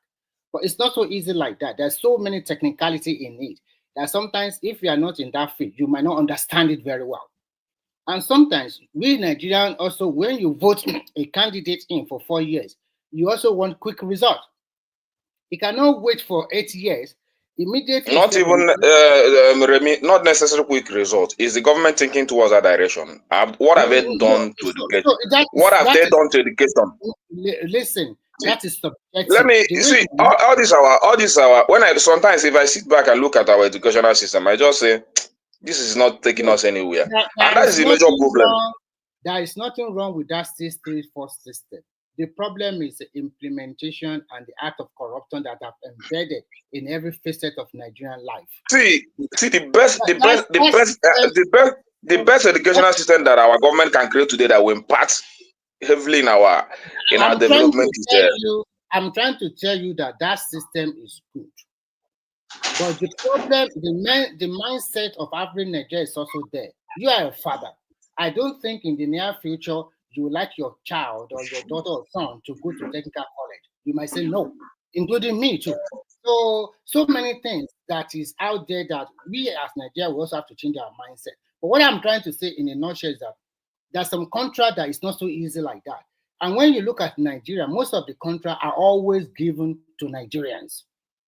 Are they not giving let me interject with a solution, Ekene. You said you want solution, right? The very first thing we have to do is to revamp our procurement laws and our procurement processes. There needs to be transparency. And you guys need to acknowledge one reality.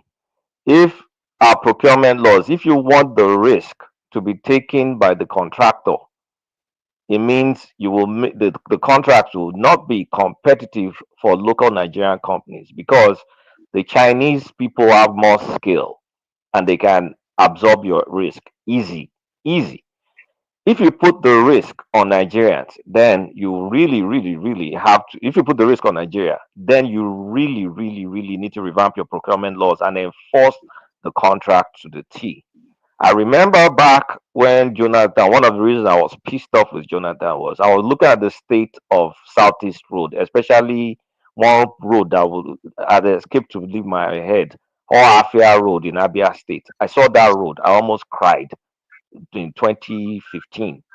And I realized that the contract for that road was already awarded and paid for to a local person. And that made me mad. One of the reasons I hated Jonathan because there's so many things like that being given to Nigerian companies. Whether you come from, I don't know whether they came from diaspora or they're local, but they're Nigerians that they gave it to. But because the risk was on Nigeria, nobody enforced it because they get the money, they shared the money, and that was it. So if we don't revamp our procurement laws and we don't enforce rule of law, we're not getting anywhere. In terms of the graduates we produce graduate because a lot of these jobs you realize that all you need to do is to know how to read a freaking manual. High school students do a lot of those jobs in America. You don't need a degree. You don't need a technical whatever. You just need to understand basic stuff, and it's dumbed down to the extent that you just need to read a manual. I graduated with elect. My first few jobs working with a multinational required me. My secondary school education will have helped me do the work, even though I was a graduate with a high graduating score, working in a job that I'm sure in the United States is probably someone from high school that will do it. We're not in an environment that creates that that creates things from scratch. That is why you will never have the edge over Oyinbo companies in solutioning. It's just not going to happen when our environment. How many things have we innovated? Do we innovate anything? We don't. So our crop of graduates who can be employed on projects as hands. A few of them that have worked extensively will develop the skill set. That's why you have a lot of highly qualified Nigerian petroleum engineers everywhere that never left Nigeria, but they've worked the job for a few more years.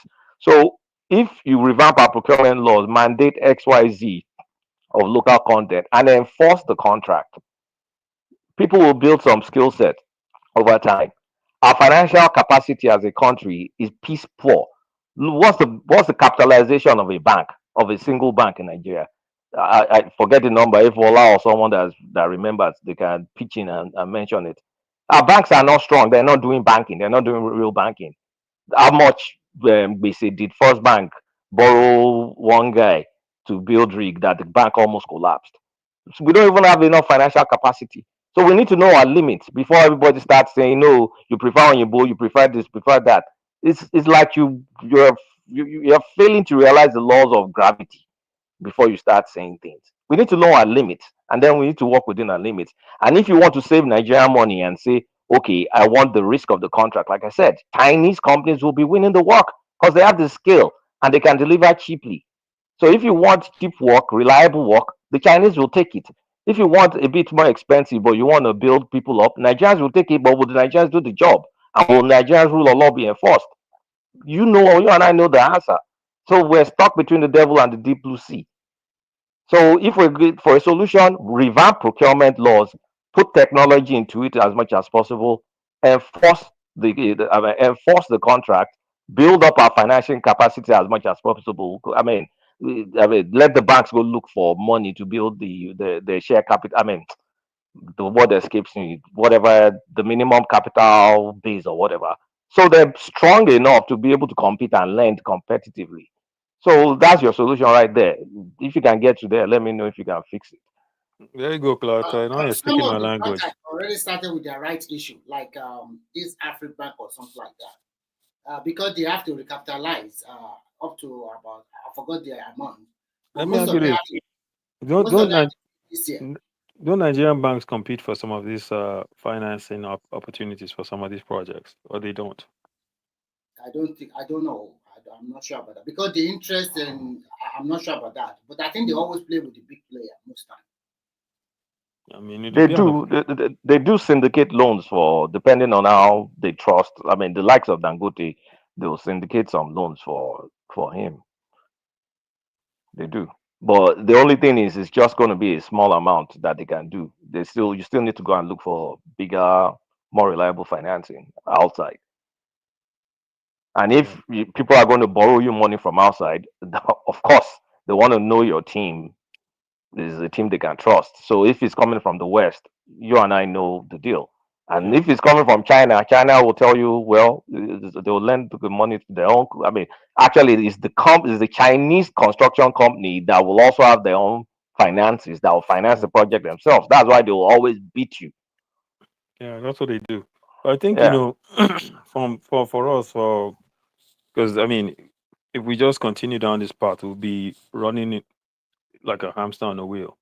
You know, at the end of the day, we can't continue to run this sort of system and think that it'll be sustainable long term.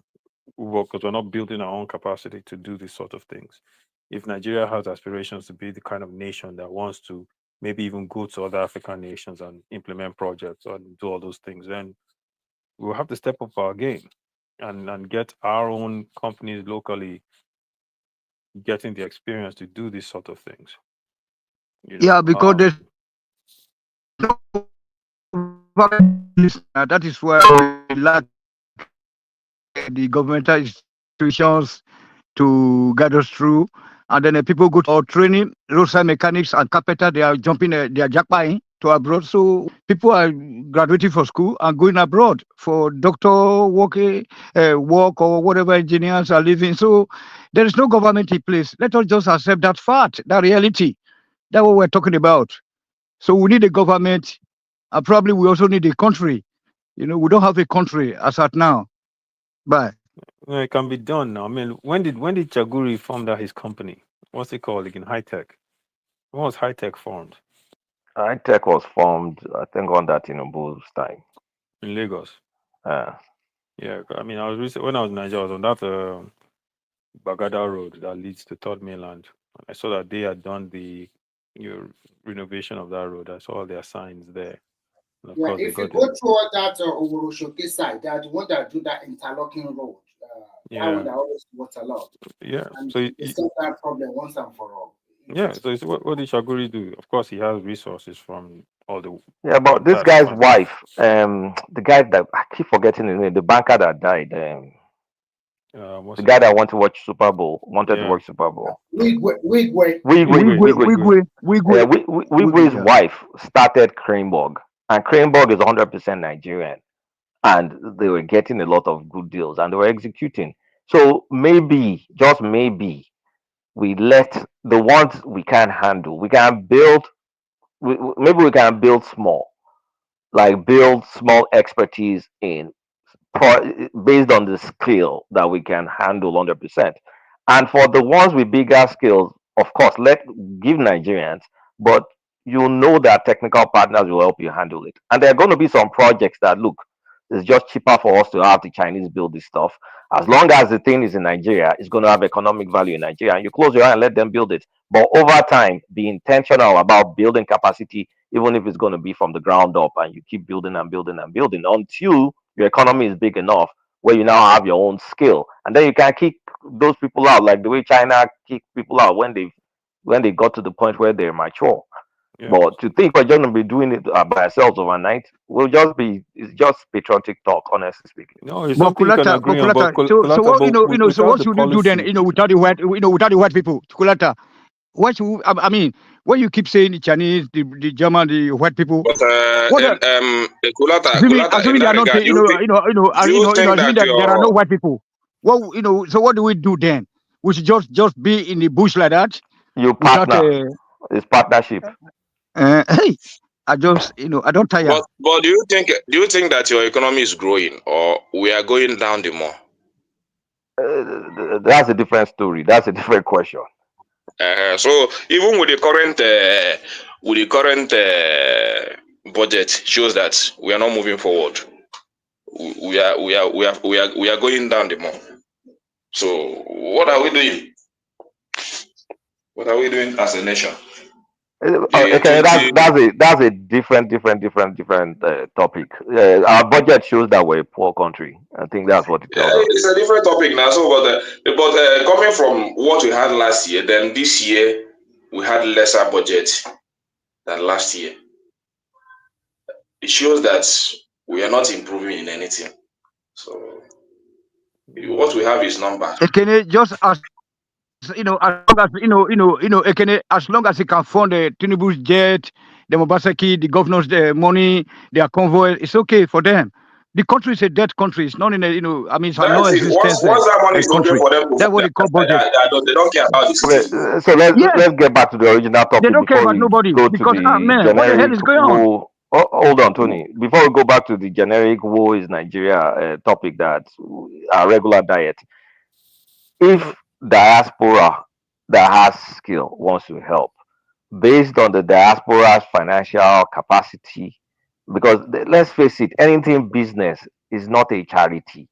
Let the diaspora come and create the opportunity and execute. There are many diasporas that are successful. You only hear about the ones that are successful. There are many ones that are working, tilling the ground. But I don't see a place whereby, I mean, the only intentionality a government can do is to create awareness about, oh, you people come home, the way Obasanjo did that. Oh, there's opportunity in Nigeria. Come back home. But I don't think there's gonna be. Let me just land this. Let me land the plane. I don't think there's gonna be an opportunity where there's special created categories. No one is saying for that. diaspora. No one is saying that. What I'm saying is create the awareness. I think people like what's her name? Diaspora lady. Have a database. Abike, create a registration database for diasporans. At the very least, for different industries, your expertise, and everyone to know this is what it is. You register on there. It's accessible by everyone. And then whatever government, have a government page for different things, state level, federal level. If something is available or is coming down the pipeline, just put it out there. What does it hurt? Most people would get turned down anyways. But just put it out there. Let everyone understand what it is. People, when they know there's a direction, there's something to follow. Right now, the way everything is done is cloak and dagger. It's like, oh, I know someone. He told me that they're going to be allocating X amount to this project they want to do in Jigawa, and then you now start hustling. But just open it up, make it transparent, and then at that way, people will feel, okay, I understand what's going on. I can go, I can try, I can apply, I can hustle for this. I have a background in this. It makes more sense. It's more formal, it's more organized. The way they're doing it right now, it just doesn't make any sense. And then it gives you the ability to tap into your diaspora population. If you have 100,000 people out there that are very qualified professionals, at the very least, you know who they are. Right now, we don't even know who's who. So Aizon, are you talking about federal contracts or include all the state and local contracts? I'm saying it can be organized where it's federal and state, right? Because right now that will be difficult. I know it will be difficult. I know it will, but when you want to do this kind of things, they're never easy. But I get my number from one man, and then whoever, anybody want to get my number, you can get my number, because we really need to synergize Aizon, because the country is not going anywhere. It's high time they do those, and they just need to work together now. We start to work together. We need to form our own country now. It's an urgent message, okay, to you. There's no other way out. No other way out at all. Because I hate all this toddler talk. Tony, I need your number. Let's work it out. Get it from one man. Please, anybody whoever want to get my number, please, because the country is not going anywhere. Yeah. You can share in the private chat. No, I don't do that. Once upon a time I did that, and then I got some virus, post that in the private chat. No, Tony, post it in a private chat.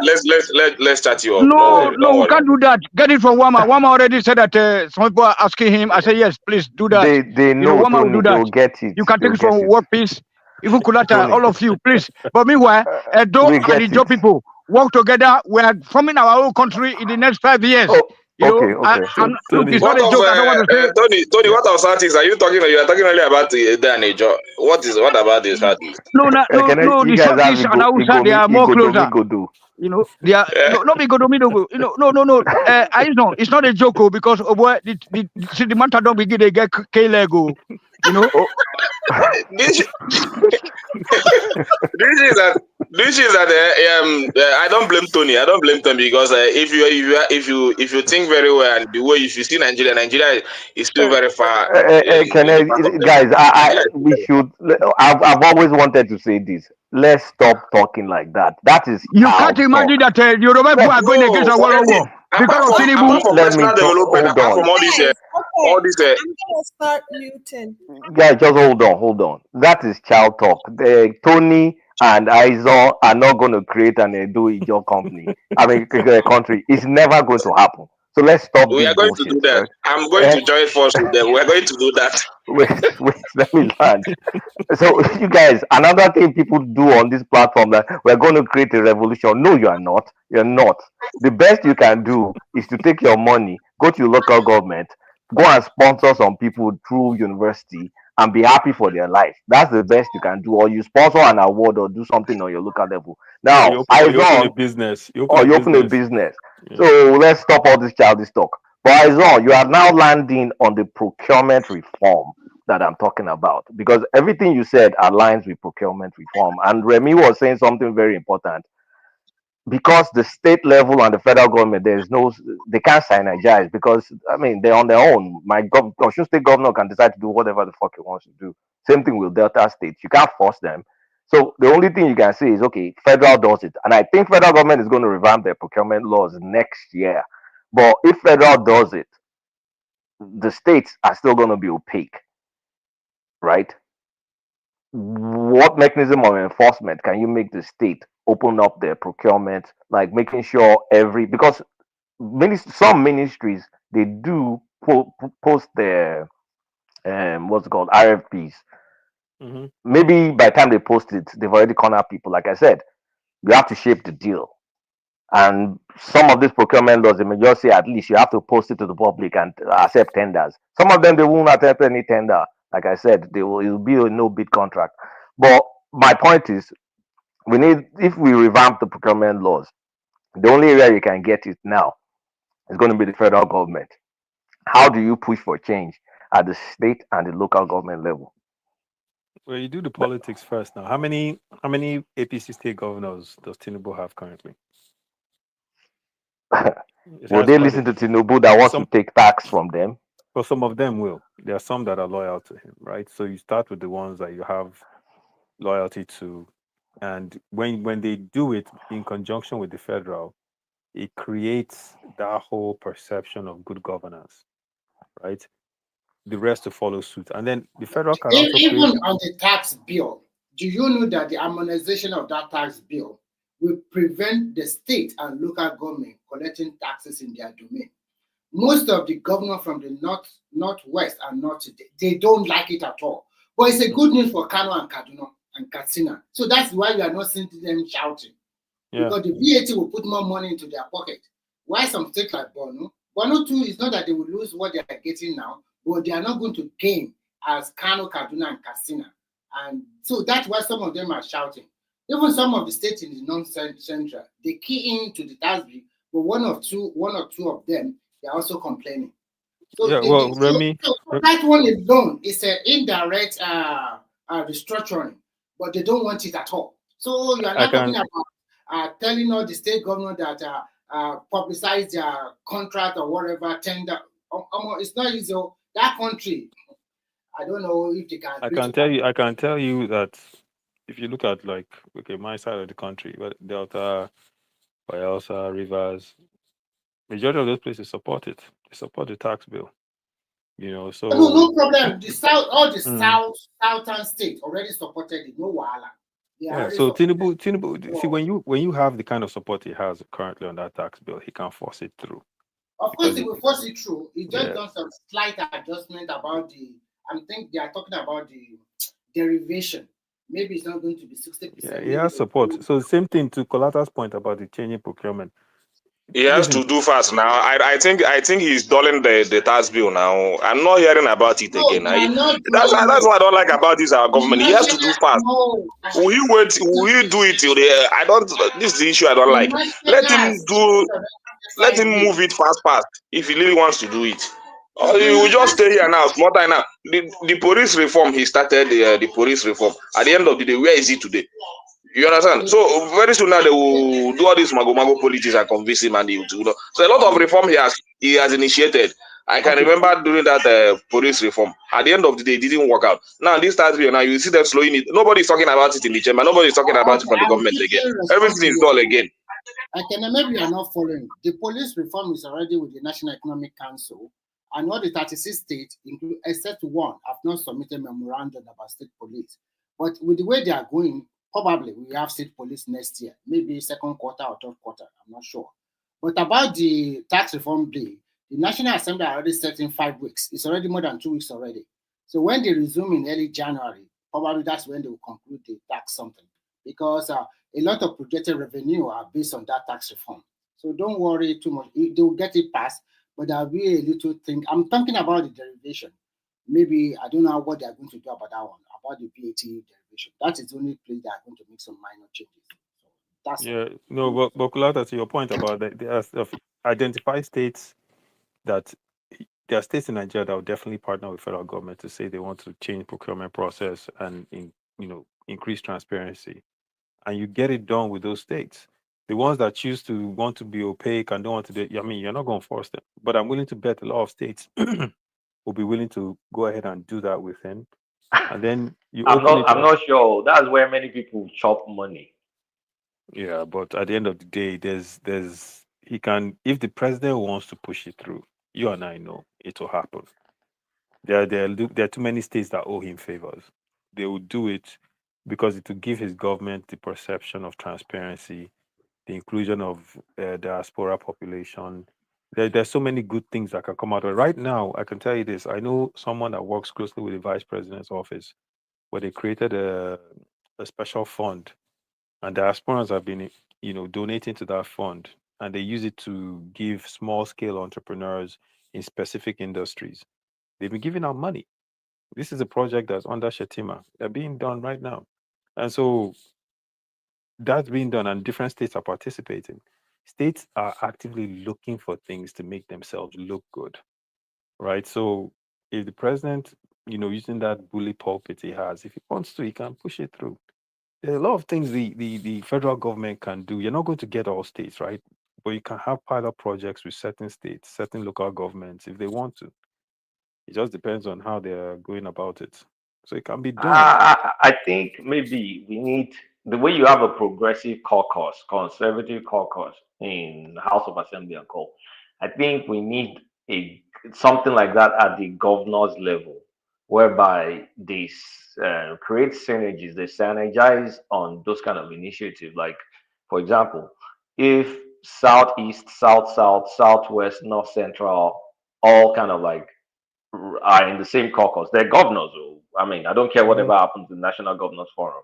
If they have their own separate caucus where they say this is going to be in our best interest, it aligns with the president, blah, blah, blah, blah, blah, blah. And then they go back to their states and then they do it. But something like this in particular, procurement, this is the biggest area of stealing, one of the biggest area of stealing in the country. I don't think people are motivated to change it.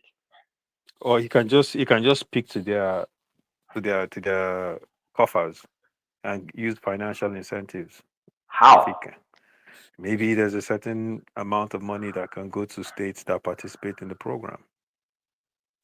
That's not constitutional. They'll sue it. Yeah, I don't know if that's possible. But if we can identify a special fund and say we're creating this project, states that participate in the program will get Kulata, please, there is something I want you to answer me. Yeah, please. Whenever they ask President Tinubu about the exchange rate, and he continues to give us the answer that he's not spending a dollar, he's spending naira. I really don't understand him in that regard, yo. I want you to explain to me What why do you he want always him to give say? that answer. What do you want him to say? What do you want him to say? What I want him to say. Does he really shows that? So they're just asking that question. He said the only answer he gave, I don't spend in dollars, I spend in naira. But you get abroad to follow dollar. Well, that is true now. At least in Nigeria now. So you want him to say he's spending dollars? I know what you are trying to say. You are trying to, because you are a business person, you are trying to look at it from your import angle. That maybe most of the thing they consume in Nigeria is dollarized. But when you follow the Nigerian economy, for the first time in the history of that country, the last quarter shows that our export is more than import. And even this proposed budget, we have reduced the amount of money we used to borrow. It's not the first time, or for the most times of our country, we always have more export than import. But no, I'm talking about non. I want to say non-oil.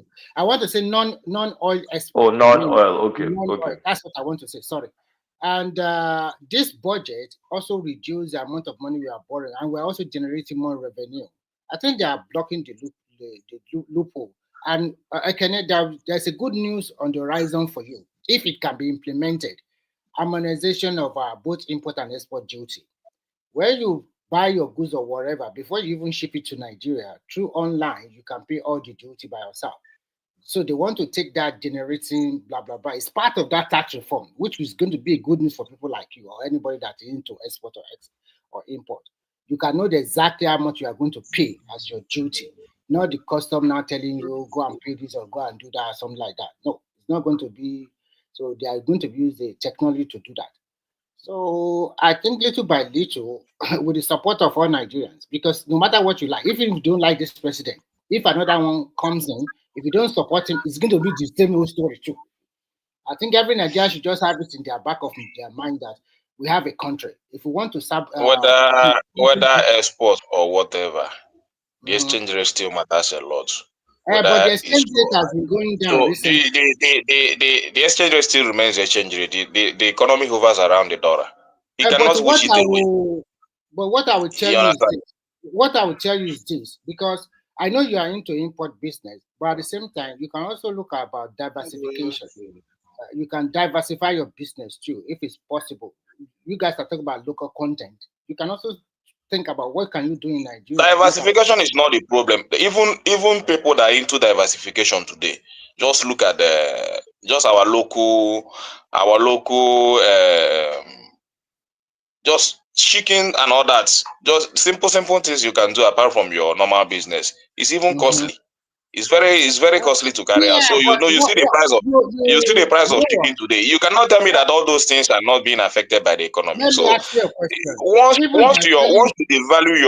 you devalue your currency, automatically it affects every aspect of your economy. So let him not be giving that answer that answer used to annoy me very much. I don't know how to explain it. Anytime they ask him a question, he tell you that he's not spending dollar, he's spending naira. That answer looked to me as if he doesn't know what is happening around the world, or he doesn't know how the economy works around the world. That's how the answer shows me. The market is sometimes the market is heterogeneous, so it depends on your purchasing power. So when you get to the market, it's what you have in your hand that you determine what kind of chicken you are going to buy. Like if you go to the market and not tell me the price of chicken are the same. No, there will be some a little bit lower. And if you want the bulky one, I mean the one that is well felt, very big one, maybe the price is high. Remy, there is no explanation you are giving there that we don't know. Let me tell you, all the things we have diversified today, they are the most costliest thing we have in the market. Let me give you an example before you continue. We diversified on rice. Rice today is the highest commodity in the market today. You understand? It's not that Nigeria don't lack any rice. Nigeria don't lack rice in any quantity. You go to Southeast produce more rice than they used to produce before, but the price is still high. Thank you. You understand? That is the effect. That is the effect of the naira to the dollar. You cannot wish it away. I understand you, because at the end of the day, the machines and the machinery you are using in your farm, some of them are also imported. So the exchange will be factored into that.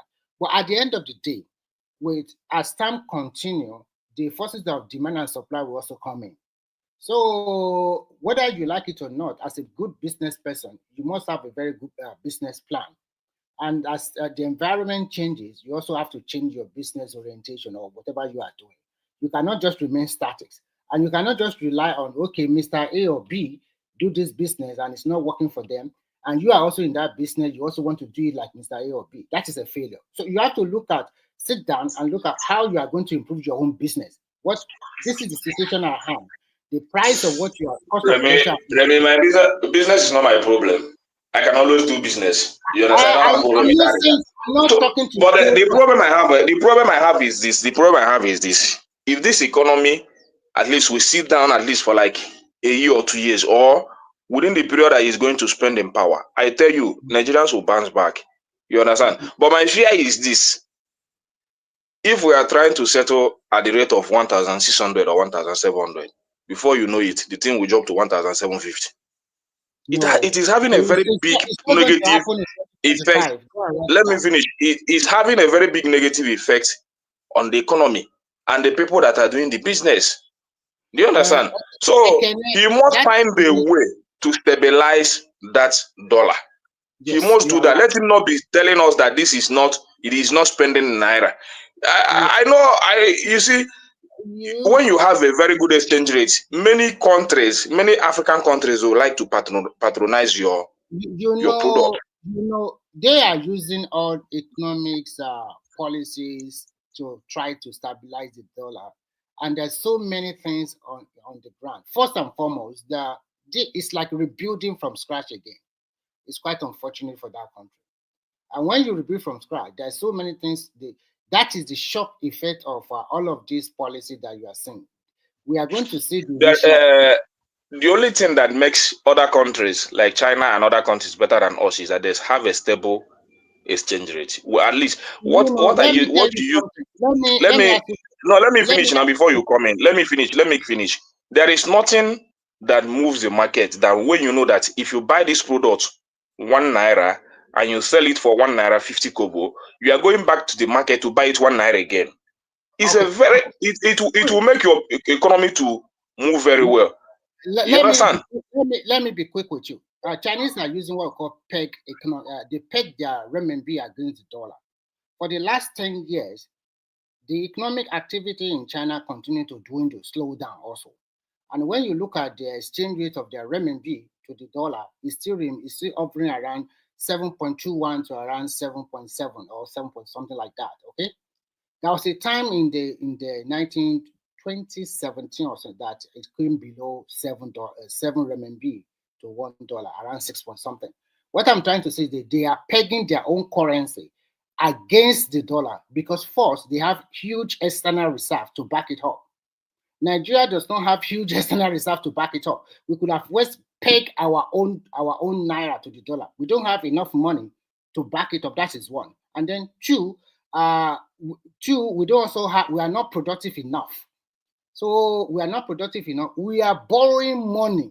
That is the worst part of it. We are borrowing money to subsidize our naira against the dollar. That is terrible. And apart from that, we also printed a lot of money above our means. So many things that we did wrong because we want to satisfy Nigerian populace. We want to keep the oil, the petrol price at this particular price. The point you just made still remains that many countries back their currency to support their currency in order not to fall against their own local currency. So it's not a bad idea. So it's just to remove that idea that to back your currency is a bad idea. So even though we don't have the reserve now, let's see what he will do. I am not the one that finished the reserve. I'm not the one that reduced oil export. After all, we used to have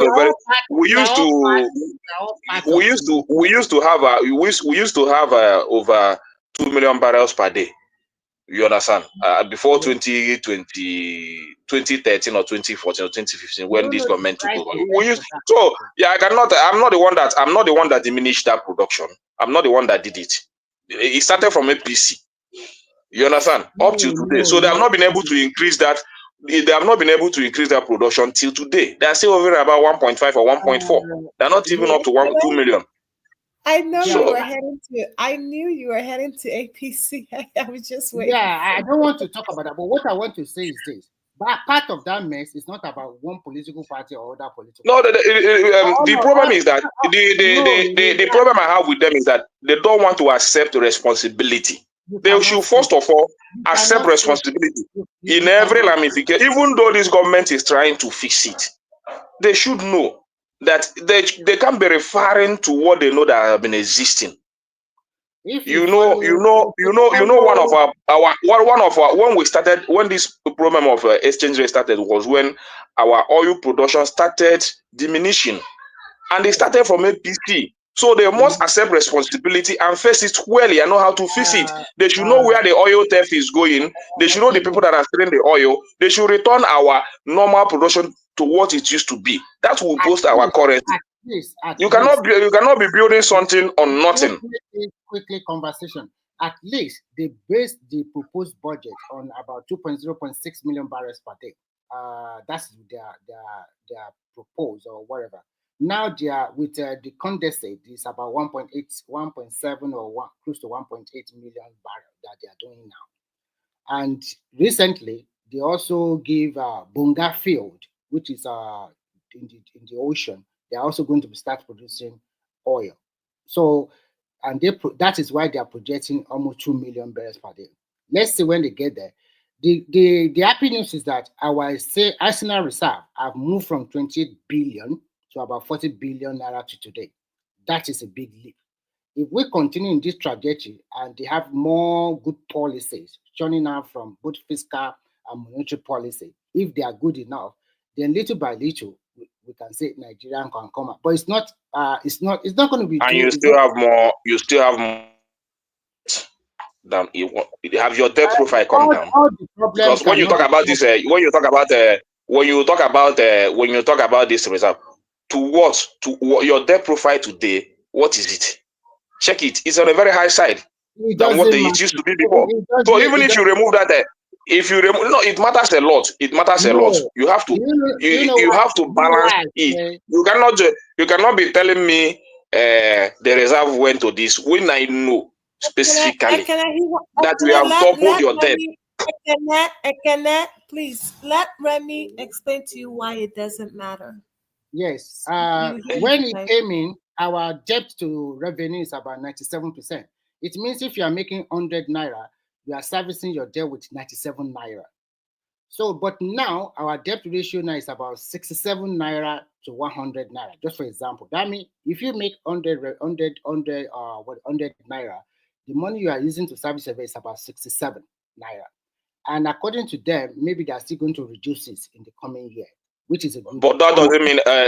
Let me come in there. That doesn't mean that he paid the debt. What it means is that they reshuffled the debt. Listen, let me finish first. You cannot be misinforming us. Let me come a little bit now. The debt to revenue, the debt servicing now came down to about 60-something percent. Doesn't mean that they paid the debt. It means what they did was to reshuffle the debt. You don't just give. You didn't show me where you paid the debt, and you are telling me that you are not paying what you used to pay before. Let me finish. The debt you are talking about is not a debt to be supposed to pay in 1 year. There is some fixed term, 20 years, 30 years. And if you hold a debt, you can also use a lot of, you can renegotiate your debt if you cannot pay it on time. There is a lot in the contract they sign with various lenders. There are so many things they can do with the debt. And if you are a good customer, like if your credit line is good and you continue to pay the debt, it gives you more opportunity for people to even borrow you more money, or people to even believe in your economy and try to invest in your economy. So it's not just every country hold a debt. It's not that you borrow money today, you should pay everything back in 1 year. It's not done that way. So it has a period of time in which you should pay back the debt. Remy, I'm not saying that. Let me talk a little bit now. I'm not saying that what they did is not okay to reshuffle your debt, but you putting it out there as if they paid the debt. That is why the debt servicing reduced. I'm Is trying what I to don't tell want to you hear. what I'm trying You to tell understand? you. You have What to I'm tell Nigerians the what truth. I'm What the government giving did, more why money. the debt came down, why the debt servicing came down to about 60-something%. I see him posting on that on a national television, but many Nigerians don't understand it. You understand? You don't boast on what you know you did not do. What No it government means? will even want to come. No government will even want to come and start paying 95% debt. Are you? That is what he met on ground. What I'm trying to tell you is that That is what he met on ground. So for him to negotiate for it and spread it doesn't mean he paid the debt. We are still going to pay the money.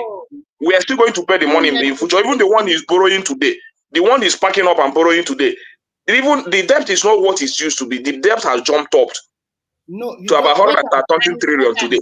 So it's not as if he has reduced the debt. He has even piled up the debt and make some reform on how he's going to be paying it. What I'm trying to tell you is very simple. What I'm trying to tell you is very simple. I owe you 100 naira. I used to pay you 97 naira every month. But because I've been able to pay some, now I'm paying you 67 naira every month. That may have more money to meet some of my obligations. It's as simple as ABC. And if I continue in that trajectory, I can continue to reduce my debt. And when I continue to reduce my debt, it gives me more opportunity for other lenders or investors to think that what I'm doing is the right thing. And they can come in. That's also an audio now, because you cannot be telling me you owe me 100 naira, then you reduce it. I will come and we discuss. We reduce it to I'll be paying 75 naira instead of 19 naira. Then the money. Let me finish now. The money is still there. I will still pay the money. So what happens is that they are keeping a very big obligation for generation to come. You understand? There will be a time when this money, other countries will look into it and say because Nigerians are not doing anything with their debt. You understand? A time will come.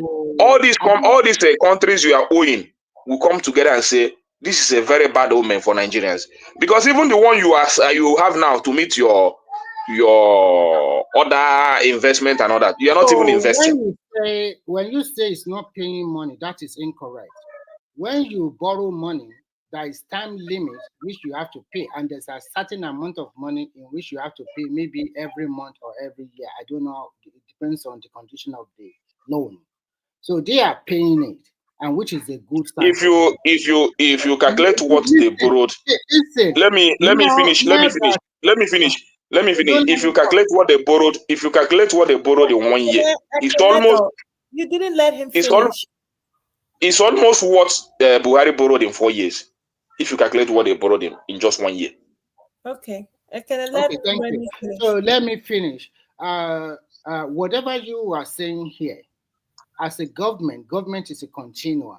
And when you come in on board and there's nothing to really embark on, nothing on the ground, and you work yourself to clear most of Nigerian debt, when they came in, they cannot meet all these financial obligations, the money they are owing airlines and every other people.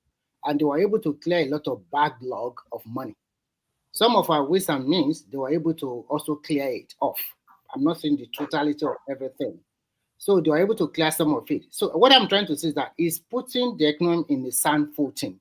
And when you are doing that, it brings some kind of confidence on people that will buy your bond. Or for example, just recently, Nigeria raised a bond of 2 billion, and people are oversubscribed. That means they believe in your economy. If people want to borrow you money, that's what I'm trying to tell you. So when you look at it in total, there are so many factors that you have to take into consideration. It's not only just one aspect. And I'm telling you that some countries, they peg their own currency against the dollar because they have a big external reserve, country like China. And some countries, all these European countries, this country I'm living here, the money they are owing to the EU is about 100 billion euro. And I repeat it, 100 billion euro. It's a lot of money. But at the same time, because their credit line is also good, they continue to invest on so many on technology, on education and everything. So in the Nigerian context, it has freed us our economic, like at least we pay some of our debt, it free us some money for us. And that is why this and removal of the subsidy instead of subsidizing fuel, subsidizing naira, we are able to save from that. And from that angle, we was able to push in more money to the state governors. You can say inflation is there, but at the same time, they are also using the money in Nigeria for various infrastructural development. And that is why some of them were able to meet some of their financial obligation, even jacking up the minimum wage to 80,000, 85,000 naira for their workers. It's a lie. It's a lie. It's a lie. It's a lie. Don't bring that narrative. I can give you instances why it's a lie. Do you understand? Even giving them more allocation, jacking up, you never added any minimum wage. Your minimum wage is as low as paying, let's say, 5,000 naira minimum wage in 2020, 2012. You understand? So it's a lie. You devalue your currency, you did everything. You gave Nigeria 80,000, 70,000 naira. You want to celebrate it. When you know that 19,000 naira, let me finish. When you know that 19,000 naira minimum wage in 2012 is better than 100,000 naira minimum wage today. Okay, fine. Let me finish. With your policy, you push a lot of Nigerians into poverty. You know that today in 2012, if they give you 19,000 naira, it's more beneficial than giving you 100,000 naira today. So what did he do there? You know that a governor that is. Let me finish. You have had your time now, and I want to debunk most of the things you said, so that you don't brag with it. You understand? So you know that in 2012, if you are giving a governor 100 billion, is far more better than giving a governor 500 billion today as an allocation, monthly allocation. You understand? So you have many indices why I can debunk all these things you are saying. Okay. When you pay me a salary that cannot even afford my fare to my working place, you are not paying me. I'm just living to survive. Okay. And that's the situation of Nigerian workers. That is the situation of Nigerian workers today. It is a simple. Let me finish now. I think I gave you time now. It's a simple thing, something you don't need to really think too much and understand. 19,000 naira minimum wage can get you bag of rice, bag of half bag of beans, or even a lot of things, 5 liters of oil, and you can at least restock your food stuff and all that. But 100,000 naira minimum wage today, you should be talking about, let's say, 1 bag of rice, if it can get you only 1 bag of rice. But you are giving them you just approve 70,000 naira for them that cannot even afford that 1 bag of rice. And you want to tell Nigerians that you have increased minimum wage. You have done them well. Let me explain minimum wage to you. When they said minimum wage, there is nothing like explaining minimum wage to me, because the explaining doesn't mean anything. I just told you what. I just told you what it can afford, and what I just told you what yours can afford and what the other can afford. Let me say my own. When they increase minimum wage, it does not mean that the other allowances that come up with your monthly salary will not be increased. It will also increase. So the percentage of what they increase in other like housing allowance, transportation allowance, and so many allowances, the way they increase it might be different from state to state. So that is that. What they are trying to tell you is that, for example, if a federal civil servant working with the federal government at level 1, level 01, when they now harmonize the 70,000 with your housing allowance, blah blah blah allowance that I'm talking about level 1 officer, your money will close to, after no tax, it will close to about 100,000 naira. So for a state like Lagos, if you're on level 15 or 16, with this 80,000 minimum wage, their monthly pay home might be close to about 600 or 700,000 naira. That is the level higher officer. And if you're a middle level officer, if your money now is about 150,000, maybe your money can be close to 300,000. So we're not looking at just the minimum wage alone. We are looking at the associated allowances that come with your salary every month. Everybody understands that one. If you are working in private sector, you work with the government. It's not only about just the 30,000 or 70,000 naira minimum that you hear. There's so many other things that factor into it. And mind you, I think Nigeria used to get those allowances before, but I'm basing my they're still issues on. getting I it. don't want to. You don't have people with the government unless they are telling you, unless they are lying to you. If you are No, working with nothing like no. There is nothing like lying to me, Remy. you know Let's what, be sincere to ourselves. there's a difference We between know that we know that the government is doing something to improve, but that doesn't mean that they have improved. You understand? when you talk about Every one of us know. Every one of us know that the purchasing power of Nigerians are very fine, low now. fine, we know. I understand Very low. where you are. Well, I know you where just let let me finish put now.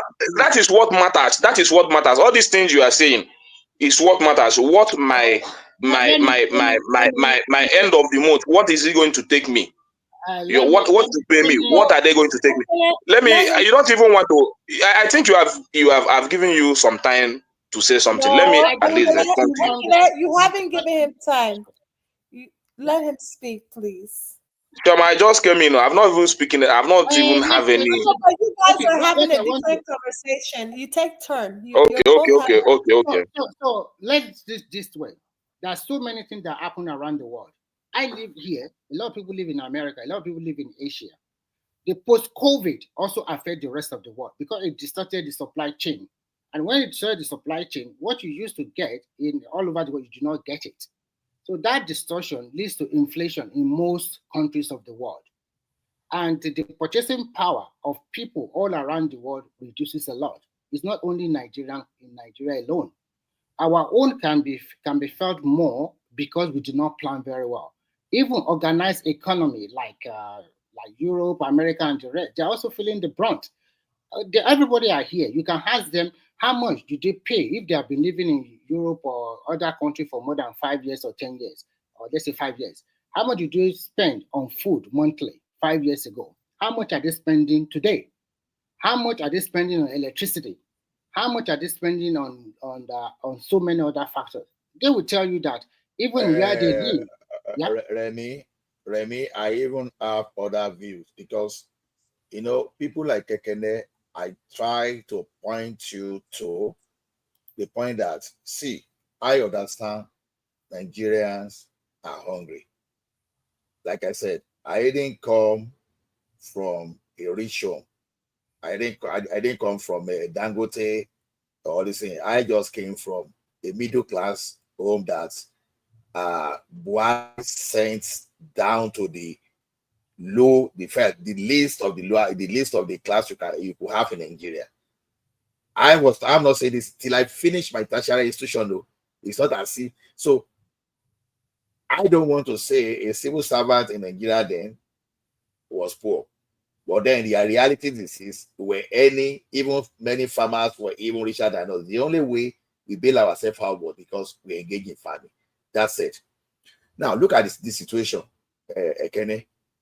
When this Tinubu came to power, you understand, Nigeria was already about 100% debt service ratio. You know what that means? All your revenue was as good as being used to pay debt.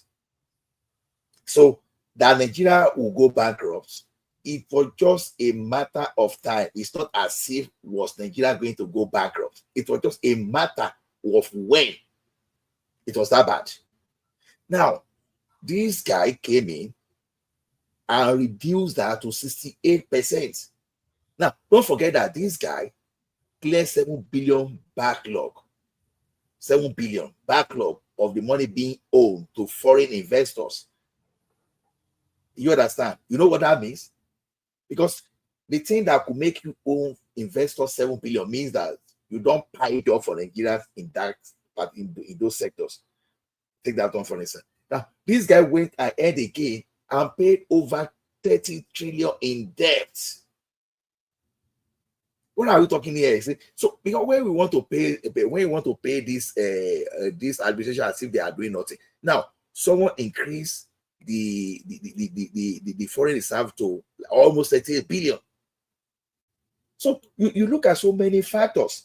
The question is this: Nigeria is not about what to eat today.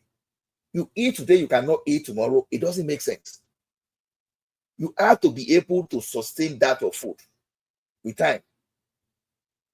I keep saying, because what we don't understand is this: if Nigeria had gone bankrupt, we would have been in the worst situation that what we are today. Yes, can Tinubu improve? Yes, that is where I have issue. Yes, he's doing wonderfully in some other area, but that is my own problem with him personally is that is Agbado, cassava, and Gari that is not doing, and that is 2 million soldiers that is not recruiting. That's my only problem with him. But do I think for the future of the country, because we that we are talking now, we don't shop the life of the people that will come in 40 years. We don't shop up. I will still want to continue with it. Ola, let me say something. When you sell a dog and buy a monkey, you still have a sitting animal in your house. When you like it, I go even to cannot be. You understand? So what the point I'm trying to make is, you reduce, but you borrow more, and you are owing more than what you have. It's not an economic explanation to me personally as a businessman. You understand? When you are telling me about lending and borrowing, at least I have a little bit of knowledge in it. You understand? So when you cannot tell me that I go to a bank and borrow 1 million naira, which I'm supposed to be paying maybe 50,000 naira every month. Then at the end of the day, what I did was just, okay, I'm not meeting up with this obligation again. Just reduce it for me. Let me be paying 22, which I know that bank will accept. Then I go and borrow more 1 million naira on top of it, or 2 million naira on top of it, or to enable me borrow more, or to balance at least let my credit look a little bit, so that will not be red pen in my credit books. So let's be that I'm just meeting my obligation.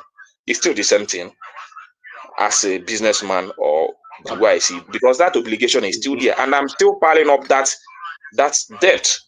So it's not an economic explanation for me. It might be for you guys, but not for me as a businessman, because my capital is still in. Let me finish now. My capital is still in shambles if anything happens. So, but what you did was just to smooth ground for more borrowing. That is what you did as a government. Then, coming to what you are just explaining to me, other countries, this and that. Other countries, yes, but they've increased their workers' minimum wage to a certain amount that even match up with their purchasing power, so they can be able to purchase those things you think they added money in that country. But here, what we are saying here is that the purchasing power of the people is very low. Even with 70,000-80,000 naira minimum wage, it's still very low. Check the cost of transportation in Nigeria today. For me to enter bike, I live close to Alaba, but for me to enter bike from my bus stop to Alaba is 500 naira. 500 naira. I'm not lying. Maybe any day I want to do big man, I don't want to walk. For me to enter bike from my bus stop to Alaba is 500 naira. So I just, most of the things we as businessmen, we know. Forget about our businessmen, because we can always find a way to survive. Maybe the only thing that will happen is that the sales will be low and all that, but we can still survive. But I'm talking about the workers we used to see that come to us and tell us, wait, at the end of the month, I'm coming to the market to buy this thing. You don't see them again. You understand? Because they hardly fund their transportation. Hold on, I agree with you. You've said this thing before. The thing I'm still telling you is this: I'm not saying those factors are not existing. The question is this: you have to have source of income. You must be able to even have money in place before you can even finance something. I'm telling you that if the country could go bankrupt, Farabale now, hear me. If the country could go bankrupt, all these they are not paying enough we are talking about will not really matter. You know could get anything at all. But see, I'm in support of the workers living very well. I've said it severally that, okay, as it was doing Naira floating, as this fuel subsidy was removed, should have jack up minimum wage. I said it, which I agree. But I said at the end of the day that it is not even the money that matter. The productivity matter. If we have surplus of rice in the economy now, you understand? Even this minimum wage we are talking about may even be more than enough. Just imagine if you produce more bag of rice. Are you saying that? Are you saying that we don't have enough rice today in Nigeria? Because I saw him when he was talking about supply more. Let me tell you, I say it here and I say it with all confidence. Nigeria has more rice than they used to have before. Okay. Especially me from the southeast. The kind of rice we have in the southeast today, you cannot think of foreign rice. Okay. I bought few of them. I know how it look like. That Very good rice. With all the You understand? and the So, rest, but the point is this. The point is this. Why is those local foreign rice costly? You get them nothing less than 105,000 naira. Because and they're they are good rice. organic. Because they are more organic. No, it's not. They are more organic. Yes.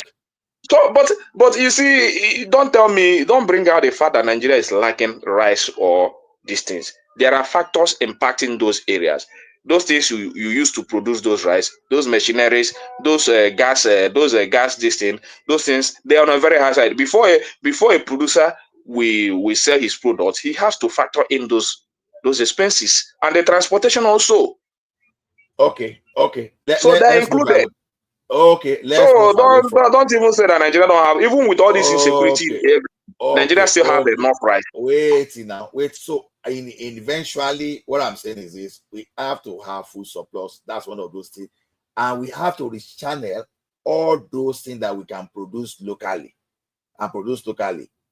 Now, I'm not saying people should not Japan. Don't misinterpret me, but the money you are taking to, I don't talk, say, all this Obodo Ibo, they're for one in Nigeria because they just use us to reinflate the economy, where people sold their houses and they carry money, billions of dollars eventually to go and study overseas.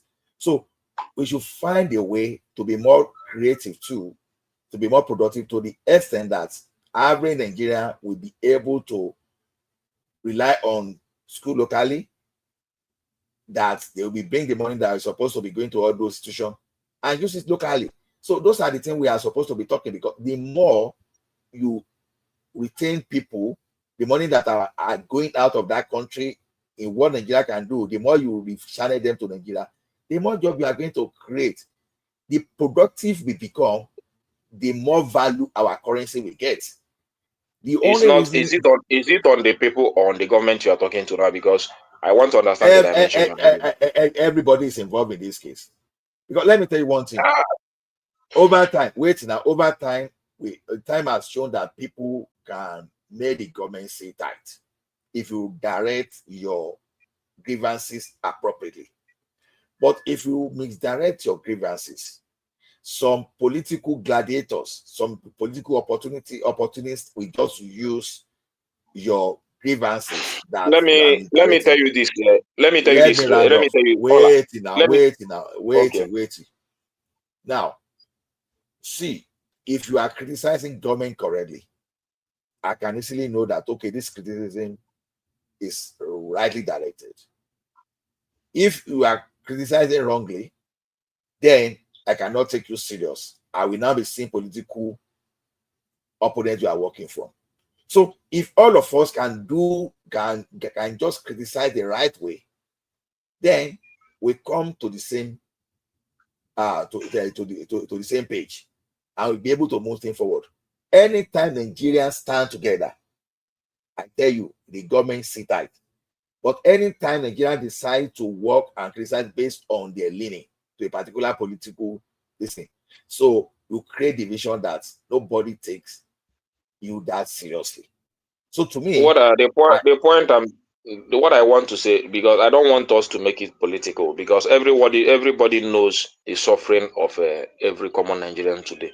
Forget about that. I know when I was talking to one of my brother You before are he came already in. political now. Because No, see, whether the way you not to be say political political, is whether to you stay say the political, positive whether you say energetic. it's political, whether you say it's political or not, this is reality on ground. At least I have areas that I support him, which I want him to do very good, and which I have seen that if he do it, at least it will help his government.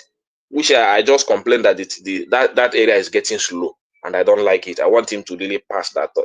If it is political, I will want him to fail in everything.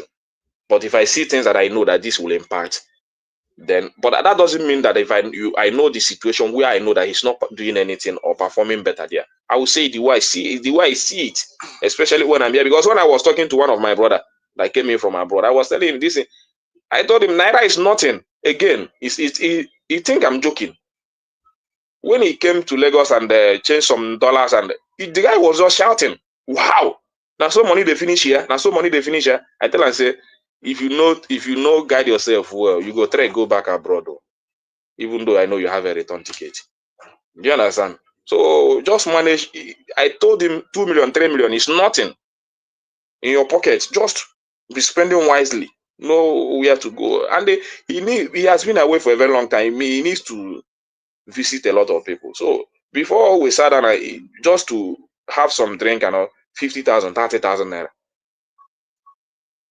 It's nothing. I told him naira is just like a sheet of paper now. And it's not even coming from a country that is using dollar. So for him to confirm that even the currency they are using in that country is even more better than the naira, he thinks that the naira used to do well before. So all these things are the indices. So for the government to be saying that we don't use dollar, we use naira, but most of them stack dollars in their warehouses. You cannot tell me that Tinubu doesn't have anywhere that he stack dollar in his warehouse. You see what I'm saying now? That is the type of wait. That's the type of Let me argument. finish. When you are talking Wait. about No. You you, are going to finish. let me go to another. Let me round Wait up now. now. Should I give Wait you now. time? You will continue. Let me round up I now. need a Let before you. minute now. I need a Okay. minute. I need a minute. Now, that is type of arguments that they don't want us to be doing. I'm not saying politicians are not stealing money. We know. That's not my point. But at the same time, we have to be productive. Okay, look at this one now. The money spent by Nigerians on foreign education reduced this year. At least it's reduced by nothing less than something close to like at least $100 million. You understand? It's going to continue to reduce that way based on the factor that people no longer get the type of expectation in the foreign land like they used to get before. So if the trend continues this way in the next 3 years, 2 to 3 years, then we appreciate. What about that? Let's see it appreciate. It's a good news if it appreciates. It's appreciating already now. I think his budget is he said the budget in his dollar is the dollar will be 1,500. It's still fair, but for me, I'm not looking at dollar. You should understand me the way I think about my own economic development. I'm not looking at the price of the dollar. I'm looking at stability. At least at this moment, I know we cannot go more than 1.5. But anything that makes that dollar to jump again, we are doomed. I don't want it to jump to 1.8, 1.9, 2,000. That's my fear. I'm not telling him to bring down the dollar to 1,000 naira or 800 naira where he met it. I'm saying let him maintain a stable exchange rate at least for the rest of his tenure. It will boost the economy. I know what I'm saying. Not this jumping up and jumping down. I'm not preaching to him to say, do what I know you can. There are things I know that is not possible, but there are things I know that is possible. I know bringing the dollar. Okay. How does he maintain stable rates? How does he maintain stable rates? It's all about increasing productivity, especially in the oil sector. The oil sector, we have not gotten to the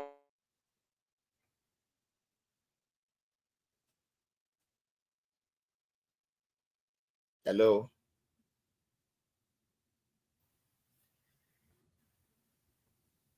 Yeah. Ekene, what happened?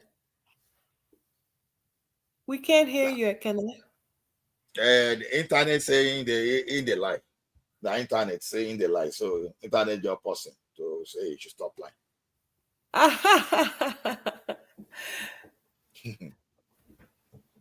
And I'm really enjoying my conversation with him. Yeah, I think this will be a turn to speak before he comes on. No. Like I was saying, I know that Nigeria is suffering. At least I have people in Nigeria. So it's not, it don't drop. Ekene, you I can know try that. coming back in. Let me send the link. So at least compared to last year now, up to now, I think the foreign spending of Nigeria on foreign education has reduced by at least 83% compared to the same time last year. I know it's not completely based on Buhari policy only, but the fact that people know that, it could be significant, but at least people know that to enter all those foreign countries too. At least Canada called the quota of foreign students, and I believe UK too, they came up with their own policy. So that is saying why, that is pointing us to why Naira will improve, because the demand for Forex will definitely reduce. So I'll be looking forward to some other policies that will boost productivity. What about forex on import of petroleum products? Yes, that's one thing. And for the fact that Dangote too will be exporting finished product too, and other refineries will be joining. So this thing is like, if anybody remember very well, I said it last year that, okay, we are not going to see the impact of this thing that last year, this year. I think maybe up to 3 years from now before we feel the impact. The impact will not be like what you were expecting. Okay, you may be expecting a bag of rice to, let's say, come from $70,000 to $30. It might not be that way. But it might come in such a way that people will get more job, and people will be able to create more opportunities for all the unemployed to get job, to reduce poverty within the economy. As of now, I can tell you, don't expect a bag of rice to come down to 7,500 again. Otherwise, nobody want to go to the farm and produce, because it's no longer lucrative to them too. Except government want to introduce production subsidy. Like when I say production subsidy, you raise the price, the price floor, and whatever excess they have, the farmer have, you just buy everything over. So as this thing, as we keep our demand for forex continues to reduce, then our naira will appreciate. And if we produce more too, you understand, some food we have to stay back at home. So it's a combination of factors. But if you continue, if you want is like what Emefiele was doing, you take our forex. Ekene is back in the studio. You take our forex. It's like Adewale is okay. You take our forex, you give to a few people, and those people take it to the black markets, and suddenly they make 400 per dollar. If you want that kind of life to continue, it's not going to benefit anybody. This phenomenon, this ugly is endemic, has been there as far, at least that I can really say anything about it. Has been there as early as late 80s. So that's why the like of Emefiele could get there and mess everything up. So the best thing is this: when you face a problem, the best way to deal with any risk is to eliminate. If you can't eliminate, you face. But try to mitigate, like putting okay, I will continue to subsidize, I will use the EFCC to chase. It doesn't work. The source of corruption in dollar, in forex, is because you are subsidizing that forex. And the thing now become man-o-man business, and they take it. But if you take it, if nobody is subsidizing, nobody will be targeting that. Let it be the way it's supposed to be. So most countries subsidize their currency. So let's not just go there. It's just that Nigerians are not well equipped. At least let me give instance of China. But what I'm saying is this. I was making a point. Give me just 2 examples of countries that subsidize their currency. Give me 2 examples. Remy gave example by himself. So, but I don't want to go in details. Which country? You understand? Which country? By myself. We talked about why China has a stable economy for almost 10 years or more than 10 years. You said their currency. I said peg. When you peg your currency, what does that mean? Pegging currency, does it mean that currency you just go and peg it there? Something that you have used a certain amount to peg it there. That's what we used to do before. You understand? So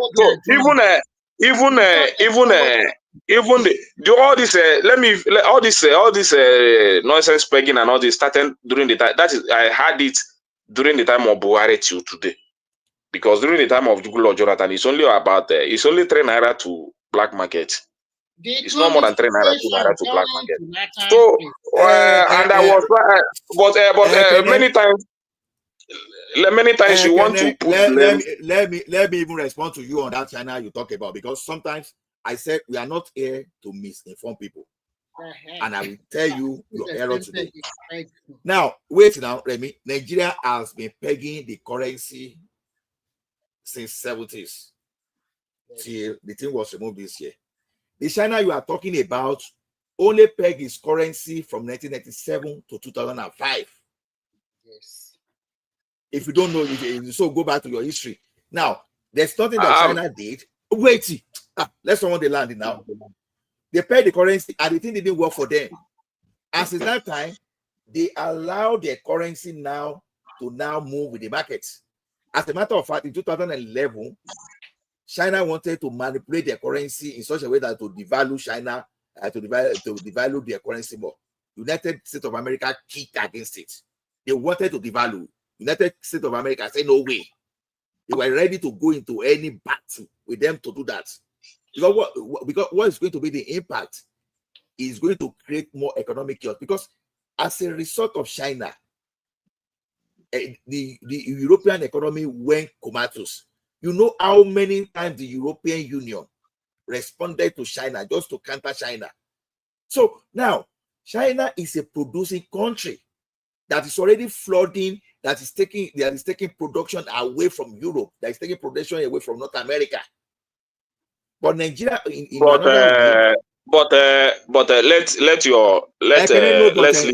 listen. I wanted to talk about this production before.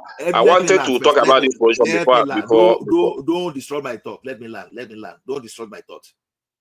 Now, the same China you are talking about, when the global crisis happened, you know what they did? I gave the example, I gave the facts here. And if you need the catalog, you need me to give you the economy and the facts, I will flood this with it.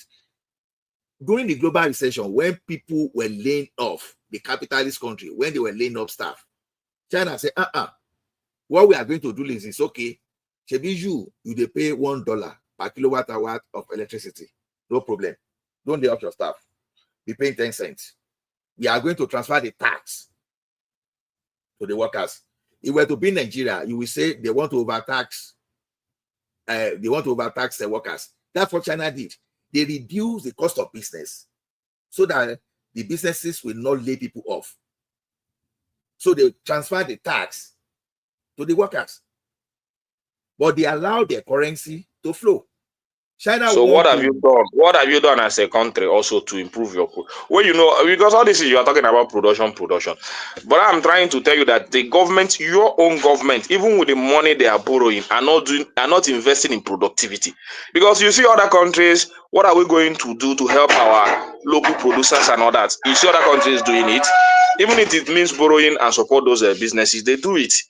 You understand? So, but your own country, what have they done to support production? because the number of companies that have left this country in the past 18 months is very alarming. How many It's of very them? alarming. How many? I don't want to come here and make unnecessary arguments. It's You not know. free So, entry but and free entry. you should know that the things that is affecting these things are mostly the interest rate. Our interest rate is on a very high side today. Do And you what know is the that government going to do those companies living in Nigeria is also now? good news for Nigerian investors? And you Nigerian have not investors asked what would the government to do? What would the government do to reduce that interest rate? Our lending system is very poor. Our lending system I is think very poor. you refuse to acknowledge that your country is in a mess before. First, you have to acknowledge that country is in a mess. Acknowledge what? When I know that the people that squander the money are the people ruling us, what should I acknowledge? This is not about blaming The people that squandered it, even the same thing today. The little they are getting, where is the investment going to? Where are they investing it? That is even my. That is my. The little. Okay, they have reduced.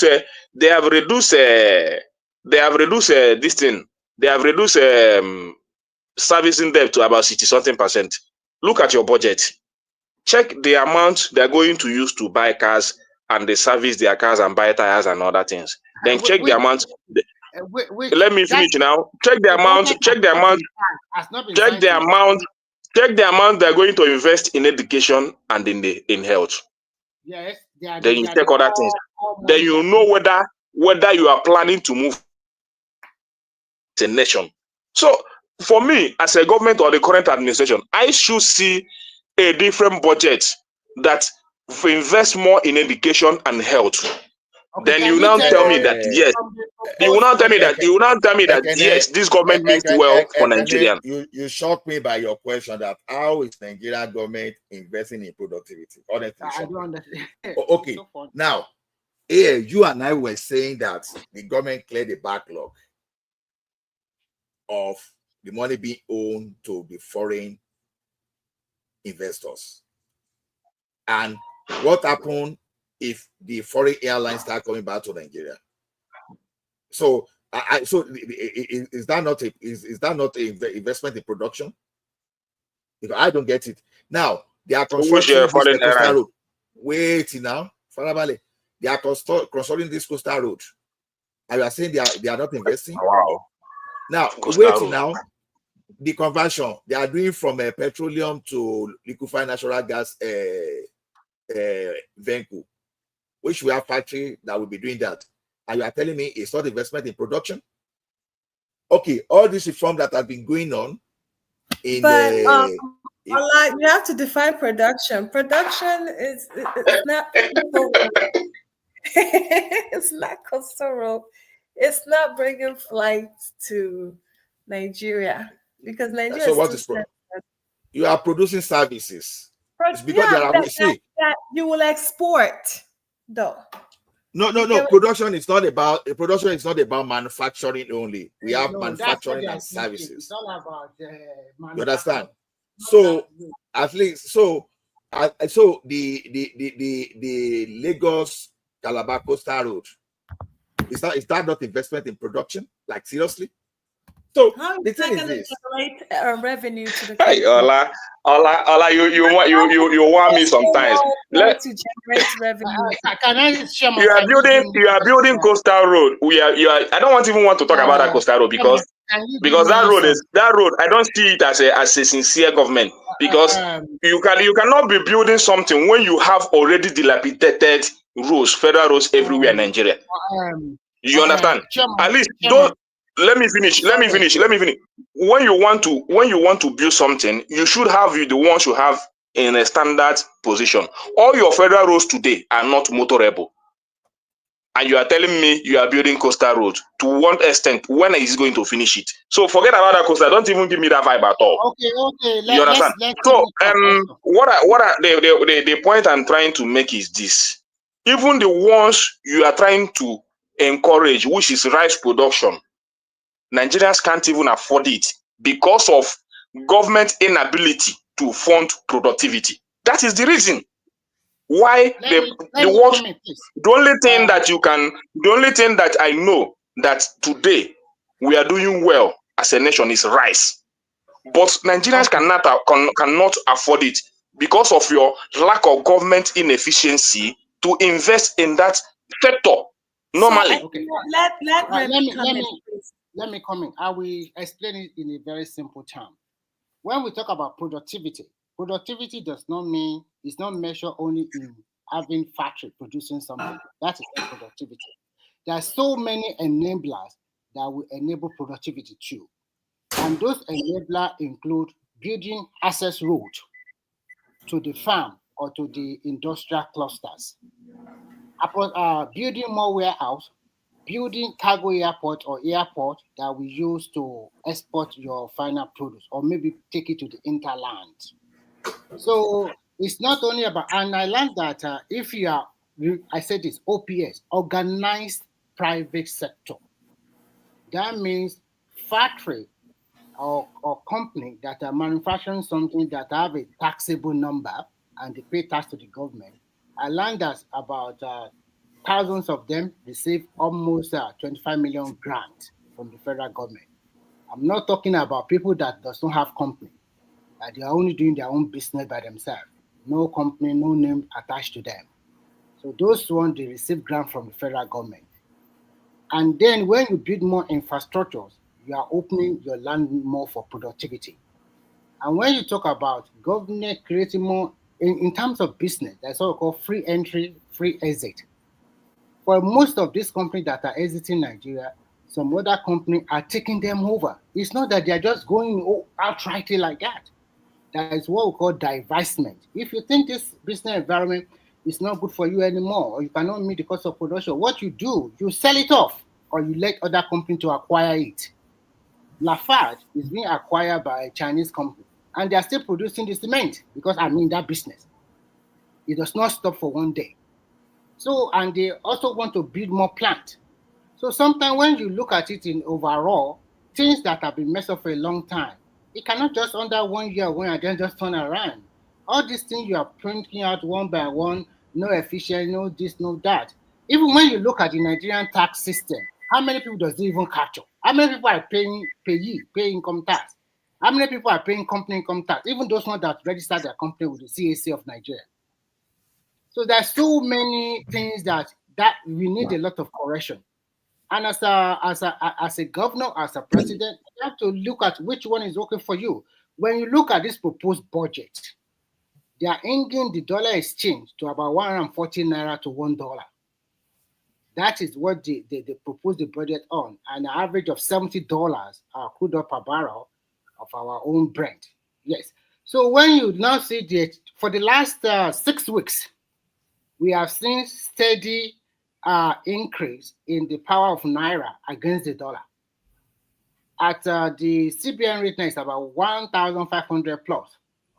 And that is it. Even if you are, for example, here, if I want to change money on the platform, or this fintech platform, euro to the Naira before was about 1,800 in the last 2 months. But as of November, it's decreased to about 1,600 plus. So that is the Naira continue. That shows you that the economy of Nigeria is improving, but maybe slowly.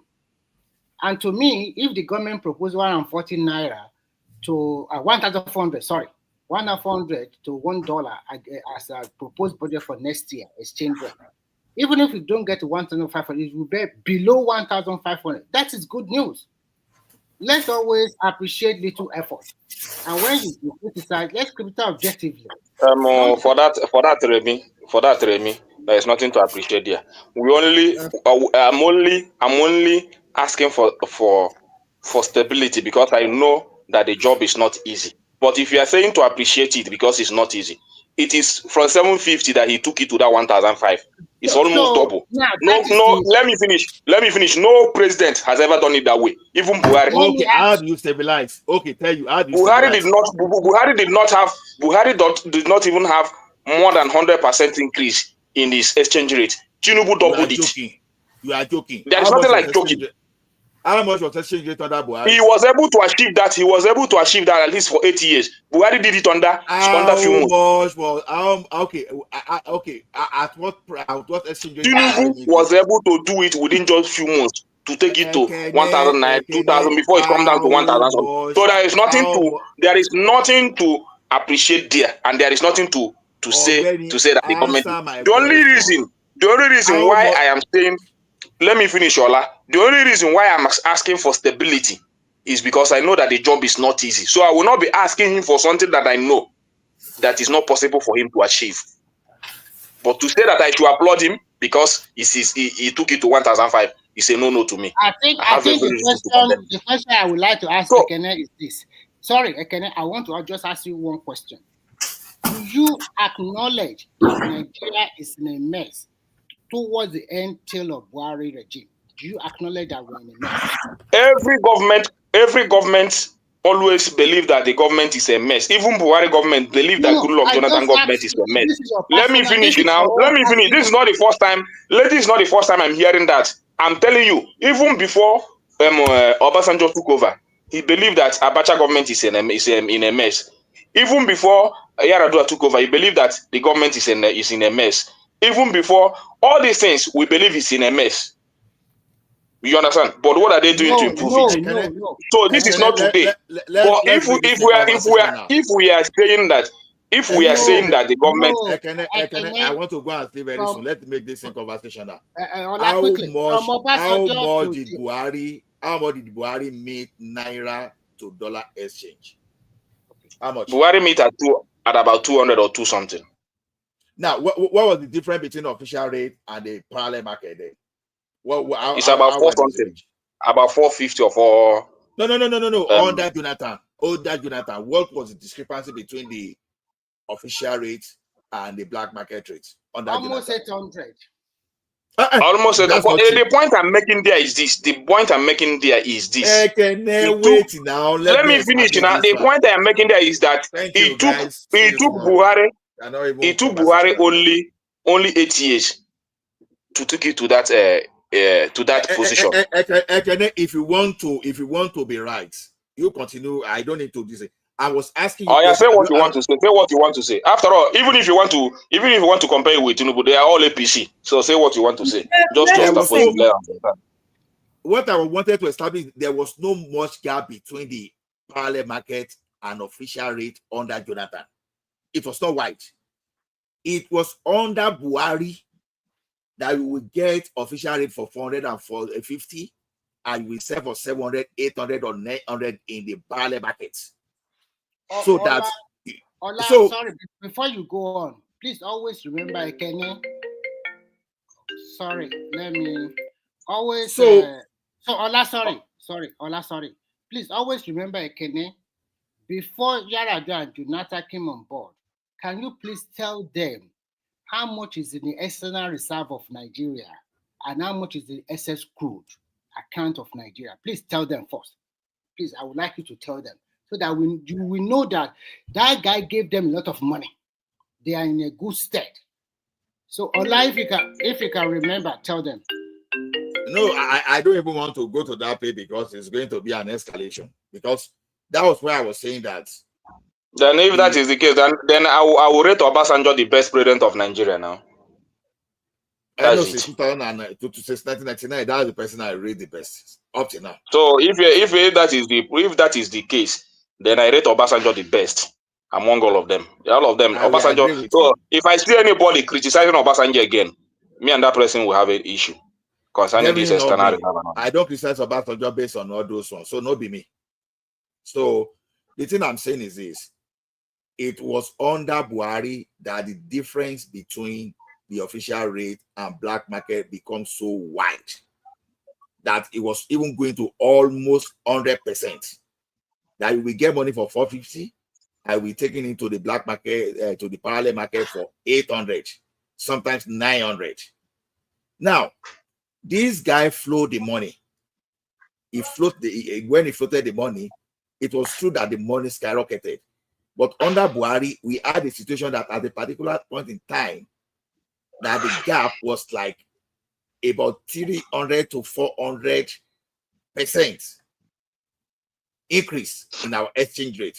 Because if dollar was $200 naira under Jonathan, and as at the time Buhari was leaving, and it was around 800, what does that tell you? That means that Buhari has taken us from 200 to 800. What's the percentage increase? That's like 400%. So this guy floated, and the money now moved from 800 to about 1,500, or I don't know how much is a USD to naira today. You understand? So if Tinubu has done 100% increase, it is not as bad as Buhari if you put it on percentage. This guy just floated the naira to stop the type of thing that Emefiele did in the past. So you won't. So if Ekene becomes the president of Nigeria tomorrow, you won't come and be giving your friend dollar for 400 and be selling in the black market for 500. Nobody is even rating that. I am not. See, all I. If you are giving any example with, I'm not even rating Buhari on anything. Even so, I don't even. Whenever you are discussing the issue of Buhari and Mefele, I'm not rating them on any. If I want to rate government today, I'm rating from Goodluck Jonathan to what APC has done. So rating Buhari for me is just like I don't know what to compare it, even in economy, because I don't even understand his economy policy within his 8 years. I cannot even understand anyone. But the reason why I call his name most of the time is to show, many people say things were better during his time than this. But we know, even during his time, Nigeria get it worst. But in order for Nigeria to improve, what is the government doing differently? You understand? You have tried to explain something. I beg to differ. Even if you castigate Buhari on economic policy, not good. He did wonderfully on infrastructures. So sometimes you cannot just use one brush just to paint it, did not do nothing. I understand he did not perform very well on the economic angle of so many. That is why we find ourselves here. But in building infrastructure, he really tried. The second Niger bridge from scratch. And that Jonathan you are talking about, he did not do any jack. He has the opportunity to have 60 billion naira on external reserve, another $20 billion on SS Kuda, all the money. Remy, Buhari did a lot. And even Amechi gave himself away by saying, oh, he never knew that Jonathan worked like that. He said Jonathan is the person that has constructed most road in the Nigeria history. Said by an opposition. If you see, Remy, if you have been traveling if you have been traveling to east from Lagos to east during the time of Goodluck Jonathan, that road to east, even to Owerri, that major road, that major southeast road, you compare it how it is during the time of Goodluck Jonathan than what it is today. You know that Goodluck Jonathan is one of the best presidents Nigeria has ever produced. Even in infrastructure and those roads. Let me finish. Those roads did not lack any maintenance until we left office. At least I use that road. I use those roads mostly. At least the major road that I know, the major federal road, I use it mostly, and I see the development that is going on in that road until Goodluck left office. Which is it not the new second Niger bridge that you will use that Jonathan Make-Match is going to do? Did he do it for you? He only commissioned before his second term, before he couldn't come back. But I'm telling you the ones on ground. Go to those roads you are seeing the potholes now in those major Bini Ore road. You never saw it during the time of Goodluck Jonathan. Serious maintenance, serious work was going on that road until he left office. Not to compare with all these things that this APC government is doing, that all our major federal roads today, no maintenance, everything is going down day by day. All our major federal roads. It's not a lie. It's not a blunted lie. So if you want to say who constructed the most university in Nigeria today, is it not Goodluck Jonathan? Who invested more? Who invested more in education? Is it not Goodluck Jonathan? Hold on. Please let Remy explain to you why it's a lie. Yeah, the to Benin Road under this present administration, they divide it into 4 phases. Right now, you can Google it or you can go to YouTube. You will see they are constructing from Benin to Sapele, that highway. They are working on it. Some of the highway, FEMA, Federal Road Maintenance System, they are patching up some road. Because the road, that there are so many roads they are still going to work on, and they are creating new roads and which they are working on. You cannot tell me all the federal highway of Nigeria is unmotorable. That is a lie. So some of them, they are working on it and they are doing it face by face. Maybe the place you are going is they fall under the face that go to your own side of the east. Maybe they have not done it. But I still want to know where the faces are and where they are working. I just gave you one example. I will even travel in few days. In few days time, I will travel. Please let me correct my error. You understand? I said Rotimi Amechi said Jonathan contracted. It was Fashola that said it, not even Rotimi Amechi. Your Fashola that said Jonathan constructed more roads than any president ever in this show. Everybody know.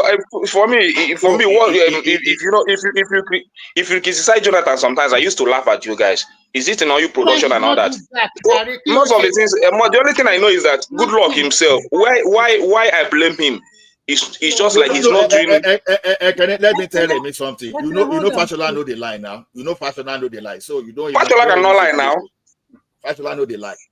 So most of the time, if I see you guys criticizing, I just laugh because I've not even seen anybody do what Jonathan did. Maybe this government is trying to mash up. I just told you.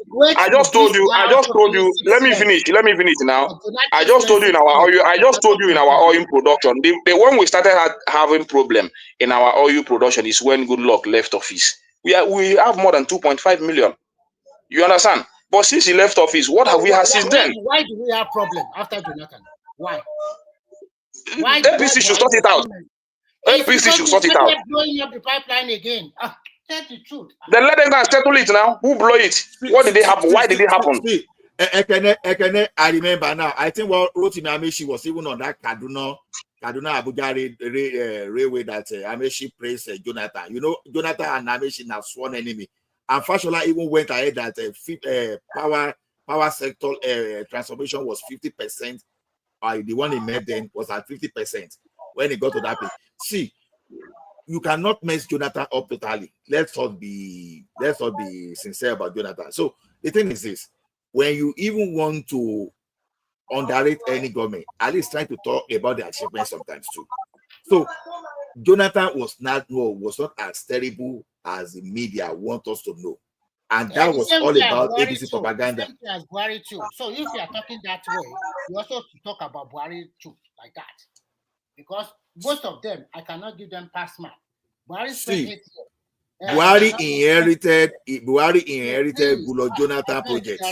I don't like this one way. Buhari destroyed our economy, but I gave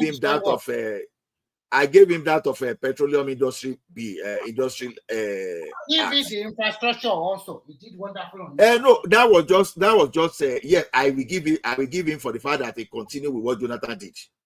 I will give him that. He continued with what Jonathan did.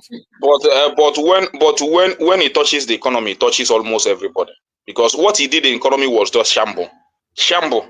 No single economy policy. He brought us back. He brought us back 40 years. He brought us 40 years back.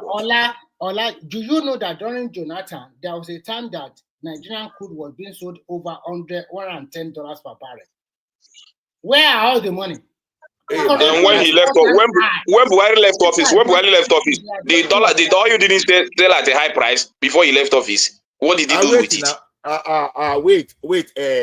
The governors was all-time high during his time. The governors took him to court, and the Supreme Court ruled that that Jonathan cannot do what OBJ was doing. You know, OBJ was a little bit lawless for him to build that reserve. So the like of Rotimi Amechi, they took Jonathan to court, they took the federal government to court, and they shared the money. So the blame is not about Jonathan alone. I know that people don't like Jonathan, but let us bear small and just give credit where even this Okonjo-Iweala advocated for that service and all that. They refuse. All the governors refuse. It's under his presidency now. They take away. The only thing I hate Good Luck for is that he doesn't have courage at all. He doesn't have As in, he had talk about the confab report. Best, excellent, one of the best I've ever seen in any Nigerian president. What happens to it? He doesn't have the political will to implement all those things, which if he has done, he would have been the best president Nigeria has ever produced. He has a brilliant idea how to move this country forward. He has the knowledge. He knows what to do. Let me read what APC said about APC representative said about Jonathan. They said, as Nigeria in 2011 had about 4,500 kilometers of fairly motorable roads, and that the Jonathan administration was able to raise that number to 25,000 kilometers of very good roads. Your opposition is saying he made 4,500 kilometers of motorable road, and he raised it to 25,000 kilometers. That is more than 500% performance in road infrastructure. So see, guy, we know that this guy is from is this a power tapper, or we'll say wherever the Jonathan is a fisherman and this thing, but credits where credit. See, all I myself, I'm not even saying, I don't even want to rate on what I read on paper. I want to rate on what I see daily, with the ones I use every day. That's Benin or a road that is in shambles today. I never see it under good luck, Jonathan. Every day you see contractors on that road, every day by day. Maintenance going on, bridges being built. Most of the good infrastructure you see on that Benin or a road today was built under good luck, Jonathan. This one, nobody said they say. This one, I see him under his government. Down to Owerri. Today, those areas, nobody is looking at those areas again. Nobody is even talking about it again. It was the one that he built before he left office. Those areas, that's where you see all this road and bridges collapsing. Can I tell you something? Even despite the fact that they say Buhari constructed infrastructure, he did not do half of what Jonathan did in road. Because from what I can see here, you can bring a counterpart. Buhari did not construct 10,000 kilometers of road. He just that second Niger bridge. That second Niger bridge that constructed 21,000 kilometers of road, 21,000 kilometers, and Buhari did less than 10,000. And we keep saying he just used that second Niger bridge to just even that second Niger bridge today. That second Niger bridge today. That second Niger bridge today. That second Niger bridge today is 90% complete. It's 90% complete. The major road that linked to that second Niger bridge has not been constructed till today. Yeah, it's just bypassed. I think you guys did not appreciate the one you did. So during Fashola regime, there were so many uncompleted projects that this guy did not complete. Jonathan. So many roads, so many other stuff that Buhari continued. And there are some that they appreciate his effort. Okay. I remember even the the Kaduna to Abuja to Kaduna highway or something like that. Or is it the subway station in Abuja that is Buhari that completed it? So many uncompleted roads. So if we are going to put them side by side, I did not see anybody that outperform one another. In terms of economy, that is not El Dorado. No, let me go to that place. That is partial. No, see. You will come after 20 seconds, please. I beg you. The so-called Jonathan you are talking about during that time, how many employment does it create for people? What are his policy that ginger a lot of Nigeria so that Nigeria, is it not everybody just cash out? Everybody was just cashing out during his Oh my goodness. It's not people were cashing out easily. Only there. And this is well documented. That's why I like documentation from the correct quarters. The total road constructed and job created by Buhari based on those roads. Buhari constructed 9,290.34 kilometers of road nationwide and created 383,431 jobs. How many jobs do you think 21,000 kilometers of road we now cost on that? How many of that 21,000 kilometers did Jonathan completed? You said what? How many of that 21,000 kilometers you are mentioning? How many He of those listen, he completed 21,000. It's a lie. Where did you get the source? I don't believe that. Then Fashola is lying. Then go ahead and say Fashola is lying. Hey, give me video and give me evidence. Give me source. Let me go and look for it. You see what we are saying now? You see what we are saying now? I asked a question. I have a right to ask you that question, right? Baba, use your Google and read Fashola reports. Okay, See, I'll go and check it out. No, Remy. This is the problem I have with we Nigerians. Once we don't like someone, want to avoid this is not about like or no like. Oh, you said something, and I'll go and Google it and fact check it by myself. Yes, go and Google and fact check. I come and call me a liar. So that's what I want. No, I did not call you a liar. I said you are incorrect to me. I said no. Call me a liar. No, call me a liar. Once you see that thing is not correct, I give you this. Call me a liar, and I mean they give you permission. No, don't look at it from that. Don't look at you from that angle. All I wanted about Jonathan was that Jonathan was not he was not vocal during his government. Exactly. He was too dull to, as in all his work was just like they swept it under the carpet as if the man did nothing. How many universities Jonathan built alone? Do you think but the highest in the Nigerian system, the highest since independence, no government has ever did that. You talk about Amajiri schools. Talk about Amajiri schools that he built and all that before you add the university on top of it. The highest. People were not looking at Ogbeni Rauf Aregbesola in Osun State that nearly ran that place into bankruptcy and was an APC then. But people focused on and these are those people that said the federal government should share the money, that they should not have money.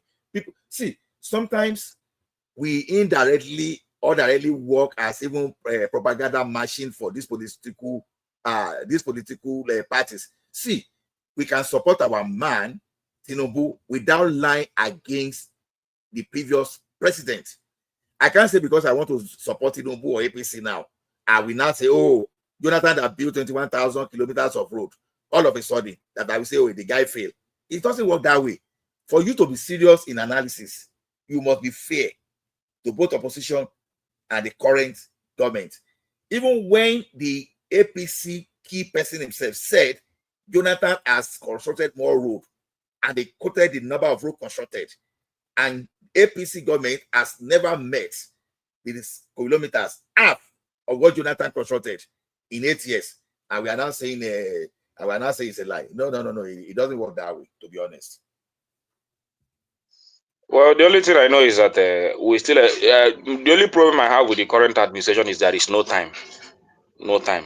We are entering the 3rd year of this administration, which I know the primary candidate is start. What do you mean there's no time? Are you the one that will vote him in 2027, or what are you trying to say?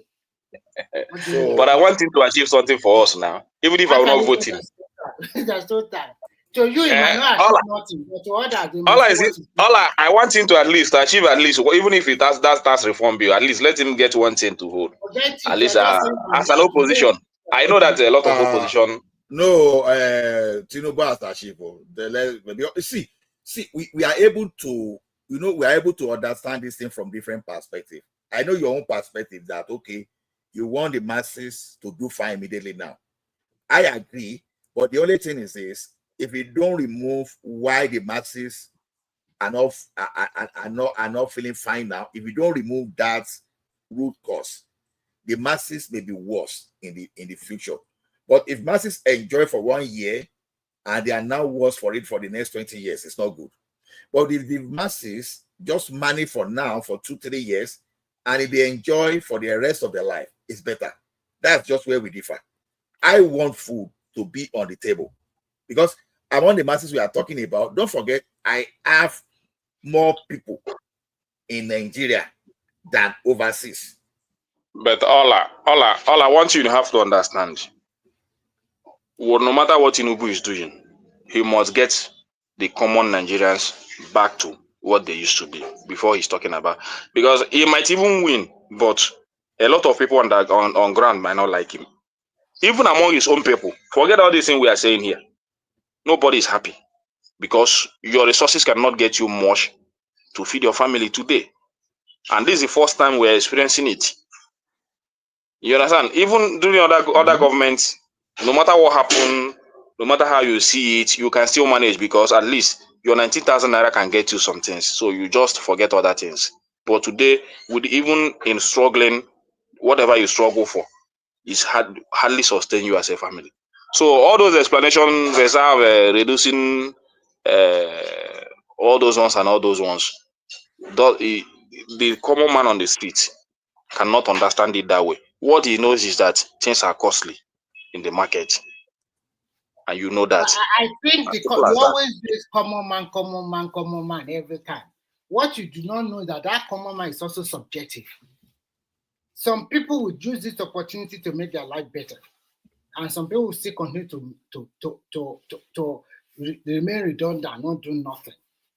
So sometimes when you want to lift yourself up, if you look at it all around the world, it's your own personal decision. Most times, it's not only government policy, government. If people living here, tell them don't go to work, whether you not sleep outside. Okay. Rotimi Amechi was praising Goodluck Jonathan on Abuja Kaduna Road. He said we met his 80% completion. So now you know what it means. You know what it means for your opposition to come out and be praising you. It doesn't happen often in Nigeria. We are even talking of APC that came here to do everything to destroy Jonathan. They not came there and we're now swallowing their word, taking their word back, and we're praising him. How does that sound to you? You understand? Have you ever seen Obasanjo to praise anybody before? That okay, this one did better than me. And this is APC. The people that destroyed Jonathan, they were the one that came out and praised him for what he did. Abba. So guys, I have to go. Continue enjoying. The only thing that happened to Jonathan is that Jonathan was never a strong opposition. APC overpowered him. You know politics. He doesn't know anything about politics. And the APC overpowered him. So I don't blame him for anything. I only blame his weakness. The guy is so weak. He's so weak. Thank you guys. Thank you, Ekene, Remy. I never see your call. No, I saved your number though, for sure. I saved it. I've not seen your call now. Don't worry, I'll text you. Wamek sent me 2 of your numbers actually, so I've saved it. I'm expecting your call. Let me go ahead and end 100%. I'll call you. Let me go ahead and end this stream. I want to thank all our viewers for joining us. This was a very nice session, and see you tomorrow. And please don't forget to click the thumbs up button, the like button. Thank you. Good night. Good morning. Bye-bye. Yeah, bye-bye. Thank you.